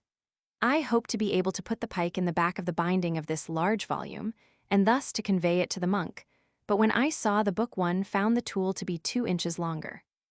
My correspondent had written to tell me that his cell was covered with pictures, and I had communicated him my idea about the Bible and the difficulty presented by its want of length. Happy at being able to display his genius, he rallied me on the poverty of my imagination, telling me that I had only to send him the pike wrapped up in my fox skin cloak. Lawrence, said he, had often talked about your cloak, and Countess Gwyn would arouse no suspicion by asking to see it in order to buy one of the same kind. All you have to do is to send it folded up. Lawrence would never dream of unfolding it. I, on the other hand, was sure that he would. In the first place, because a cloak folded up is more troublesome to carry than when it is unfolded. However, not to rebuff him and at the same time to show him that I was the wiser, I wrote that he had only to send for the cloak. The next day Lawrence asked me for it, and I gave it folded up, but without the bar, and in a quarter of an hour he brought it back to me, saying that the gentleman had admired it very much. The monk wrote me a doleful letter, in which he confessed he had given me a piece of bad advice, adding that I was wrong to follow it. According to him, the pike was lost, as Lawrence had brought in the cloak all unfolded. After this, all hope was gone. I undeceived him, and begged him for the future to be a little more sparing of his advice. It was necessary to bring the matter to a head, and I determined to send him the bar under cover of my Bible, taking measures to prevent the jailer from seeing the ends of the great volume. My scheme was as follows. I told Lawrence that I wanted to celebrate St. Michael's Day with a macaroni cheese, but wishing to show my gratitude to the person who had kindly lent me his books, I should like to make him a large dish of it, and to prepare it with my own hands. Lawrence told me, as had been arranged between the monk and myself, that the gentleman in question wished to read the large book which cost 3 sequins. Very good, said I will send it him with the macaroni, but get me the largest dish you have, as I wish to do the thing on a grand scale. He promised to do what I asked him. I wrapped up the pike in paper and put it in the back of the Bible, taking care that it projected an equal distance at each end. Now, if I placed on the Bible a great dish of macaroni full of melted butter, I was quite sure that Lawrence would not examine the ends. All his gaze would be concentrated upon the plate, to avoid spilling the grease on the book. I told Father Balbi of my plan, charging him to take care how he took the dish, and above all to take dish and Bible together, and not one by one. On the day appointed, Lawrence came earlier than usual, carrying a saucepan full of boiling macaroni and all the necessary ingredients for seasoning the dish. I melted a quantity of butter, and after putting the macaroni into the dish, I poured the butter over it till it was full to the brim. The dish was a huge one, and was much larger than the book on which I placed it. I did all this at the door of my cell, Lawrence being outside. When all was ready, I carefully took up the Bible and dish, placing the back of the book next to the bearer, and told Lawrence to stretch out his arms and take it, to be careful not to spill the grease over the book, and to carry the whole to its destination immediately. As I gave him this weighty load, I kept my eyes fixed on his, and I saw to my joy that he did not take his gaze off the butter, which he was afraid of spilling. He said it would be better to take the dish first, and then to come back for the book, but I told him that this would spoil the present, and that both must go together. He then complained that I had put in too much butter and said, jokingly, that if it were spilt, he would not be responsible for the loss. As soon as I saw the Bible in the lout's arms, I was certain of success, as he could not see the ends of the pike without twisting his head, and I saw no reason why he should divert his gaze from the plate, which he had enough to do to carry evenly.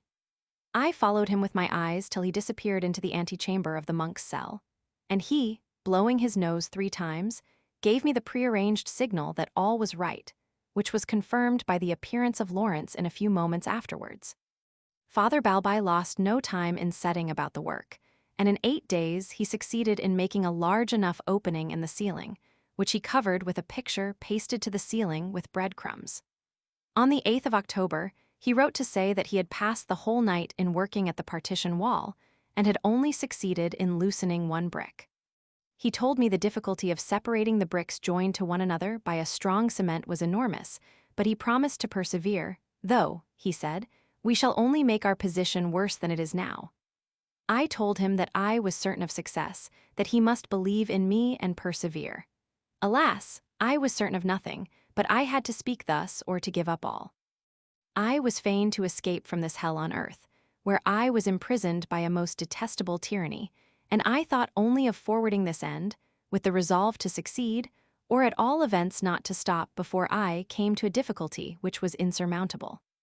I had read in the great book of experience that in important schemes action is the grand requisite, and that the rest must be left to fortune.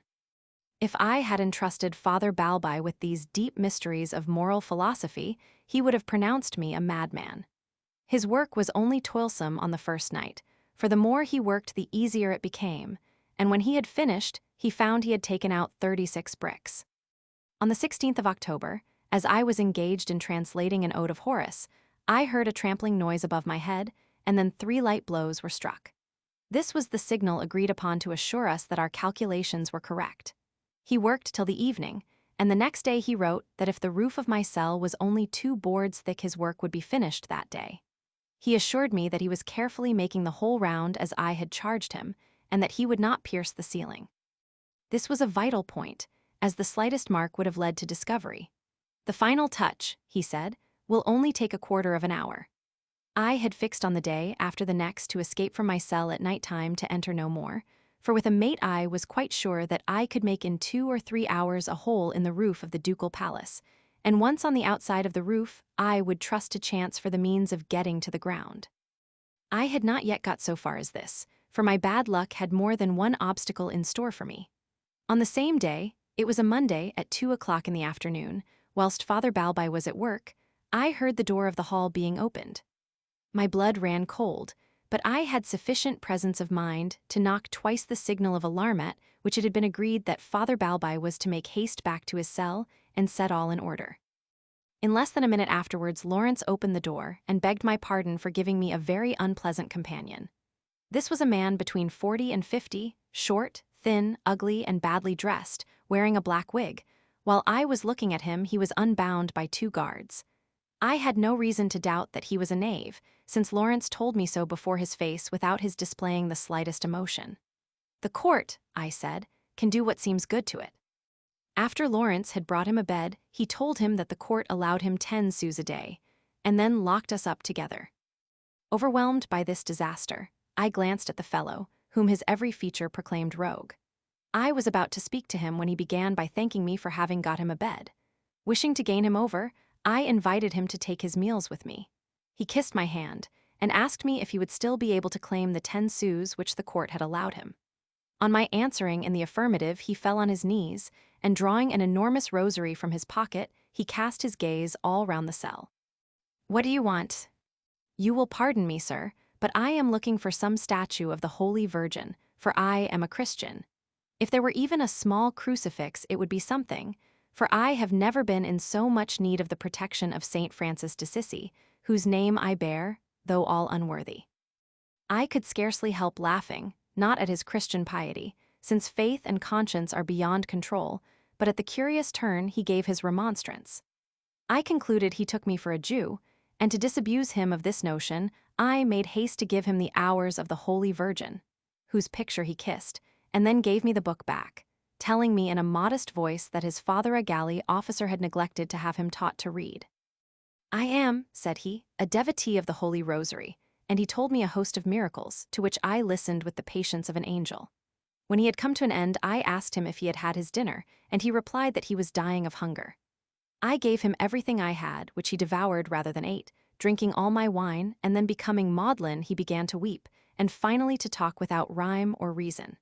I asked him how he got into trouble, and he told me the following story. "My aim and my only aim has always been the glory of God and of the Holy Republic of Venice, and that its laws may be exactly obeyed.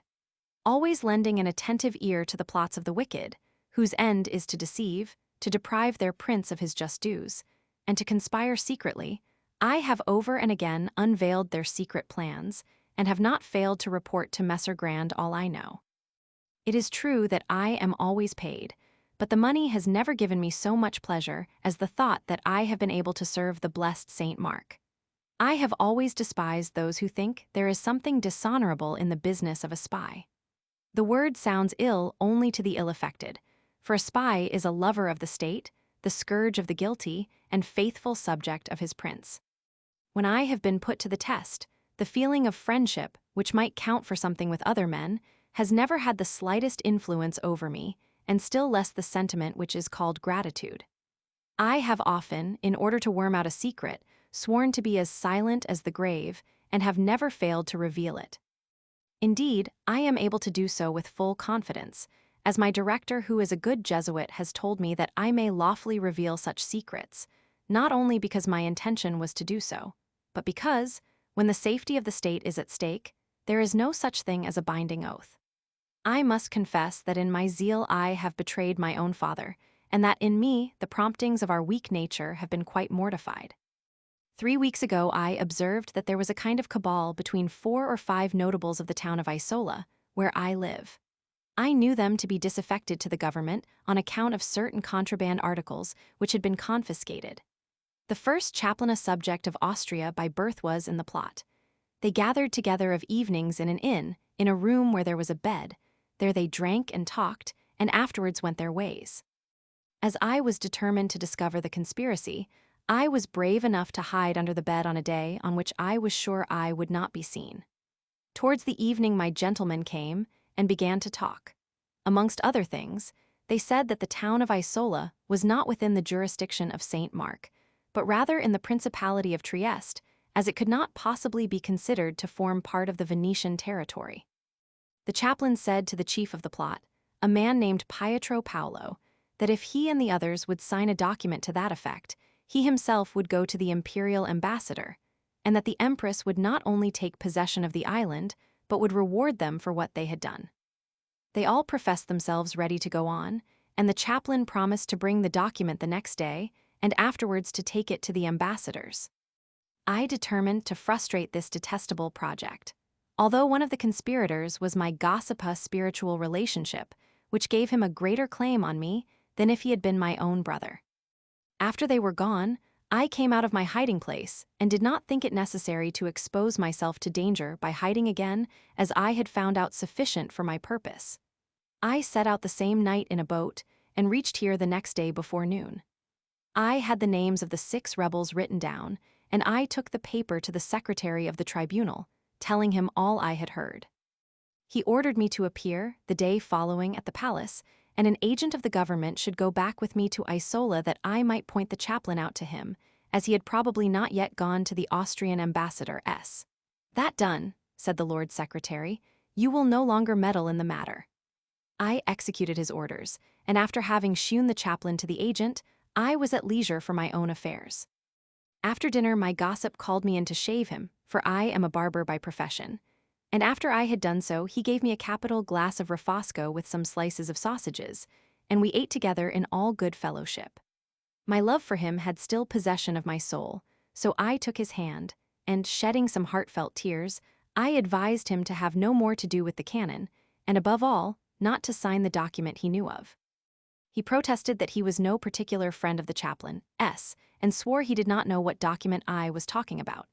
I burst into a laugh, telling him it was only my joke, and went forth very sorry at having yielded to a sentiment of affection which had made me commit so grievous a fault. The next day I saw neither the man nor the chaplain. A week after, having paid a visit to the palace, I was promptly imprisoned, and here I am with you, my dear sir.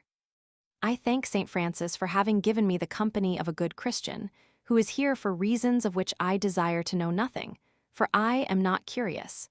My name is Soradaci, and my wife is Allegrenzi, daughter of a secretary to the Council of 10, who, in spite of all prejudice to the contrary, determined to marry me. She will be in despair at not knowing what has become of me, but I hope to be here only for a few days, since the only reason of my imprisonment is that the secretary wishes to be able to examine me more conveniently. I shuddered to think of the monster who was with me, but feeling that the situation was a risky one, and that I should have to make use of him, I compassionated him, praised his patriotism, and predicted that he would be set at liberty in a few days. A few moments after he fell asleep, and I took the opportunity of telling the whole story to Father Balbi, showing him that we should be obliged to put off our work to a more convenient season. Next day I told Lawrence to buy me a wooden crucifix, a statue of Our Lady, a portrait of St. Francis, and 2 bottles of holy water. Soradaci asked for his 10 sous, and Lawrence, with an air of contempt, gave him 20. I asked Lawrence to buy me 4 times the usual amount of garlic, wine, and salted diet in which my hateful companion delighted. After the jailer was gone, I deftly drew out the letter Balbi had written me, and in which he drew a vivid picture of his alarm. He thought all was lost, and over again thanked heaven that Lawrence had put Soradaci in my cell. For, said he, if he had come into mine, he would not have found me there, and we should possibly have shared a cell in the wells as a reward for our endeavors. Soradaci's tale had satisfied me that he was only imprisoned to be examined, as it seemed plain that the secretary had arrested him on suspicion of bearing false witness. I thereupon resolved to entrust him with 2 letters, which would do me neither good nor harm if they were delivered at their addresses, but which would be beneficial to me if the traitor gave them to the secretary as a proof of his loyalty, as I had not the slightest doubt he would do. I spent 2 hours in writing these 2 letters in pencil. Next day Lawrence brought me the crucifix, the 2 pictures, and the holy water, and having worked the rascal well up to the point, I said, I reckon upon your friendship and your courage. Here are 2 letters I want you to deliver when you recover your liberty. My happiness depends on your loyalty, but you must hide the letters, as they were found upon you, we should both of us be undone. You must swear by the crucifix and these holy pictures not to betray me. I am ready, dear master, to swear to anything you like, and I owe you too much to betray you. This speech was followed by much weeping and lamentation. He called himself unhappy wretch at being suspected of treason towards a man for whom he would have given his life. I knew my man, but I played out the comedy. Having given him a shirt and a cap, I stood up bareheaded, and then having sprinkled the cell with holy water and plentifully bedewed him with the same liquid, I made him swear a dreadful oath, stuffed with senseless imprecations, which for that very reason were the better fitted to strike terror to his soul. After his having sworn the oath to deliver my letters to their addresses, I gave him them, and he himself proposed to sew them up at the back of his waistcoat, between the stuff and the lining, to which proceedings I assented. I was morally sure that he would deliver my letters to the secretary in the first opportunity, so I took the utmost care that my style of writing should not discover the trick. They could only gain me the esteem of the court, and possibly its mercy. One of the letters was addressed to M. de Bragadin and the other to the Abbé Grimani, and I told them not to be anxious about me, as I was in good hopes of soon being set at liberty, that they would find when I came out that my imprisonment had done me more good than harm, as there was no one in Venice who stood in need of reform more than I. I begged M. de Bragadin to be kind enough to send me a pair of fur boots for the winter, as my cell was high enough for me to stand upright and to walk up and down. I took care that Soradaci should not suspect the innocent nature of these letters, as he might then have been seized with the temptation to do an honest thing for me and have delivered them, which was not what I was aiming at. You will see, dear reader, in the following chapter, the power of oaths over the vile soul of my odious companion, and also if I have not verified the saying, in vino veritas. for in the story he told me the wretch had shewn himself in his true colors.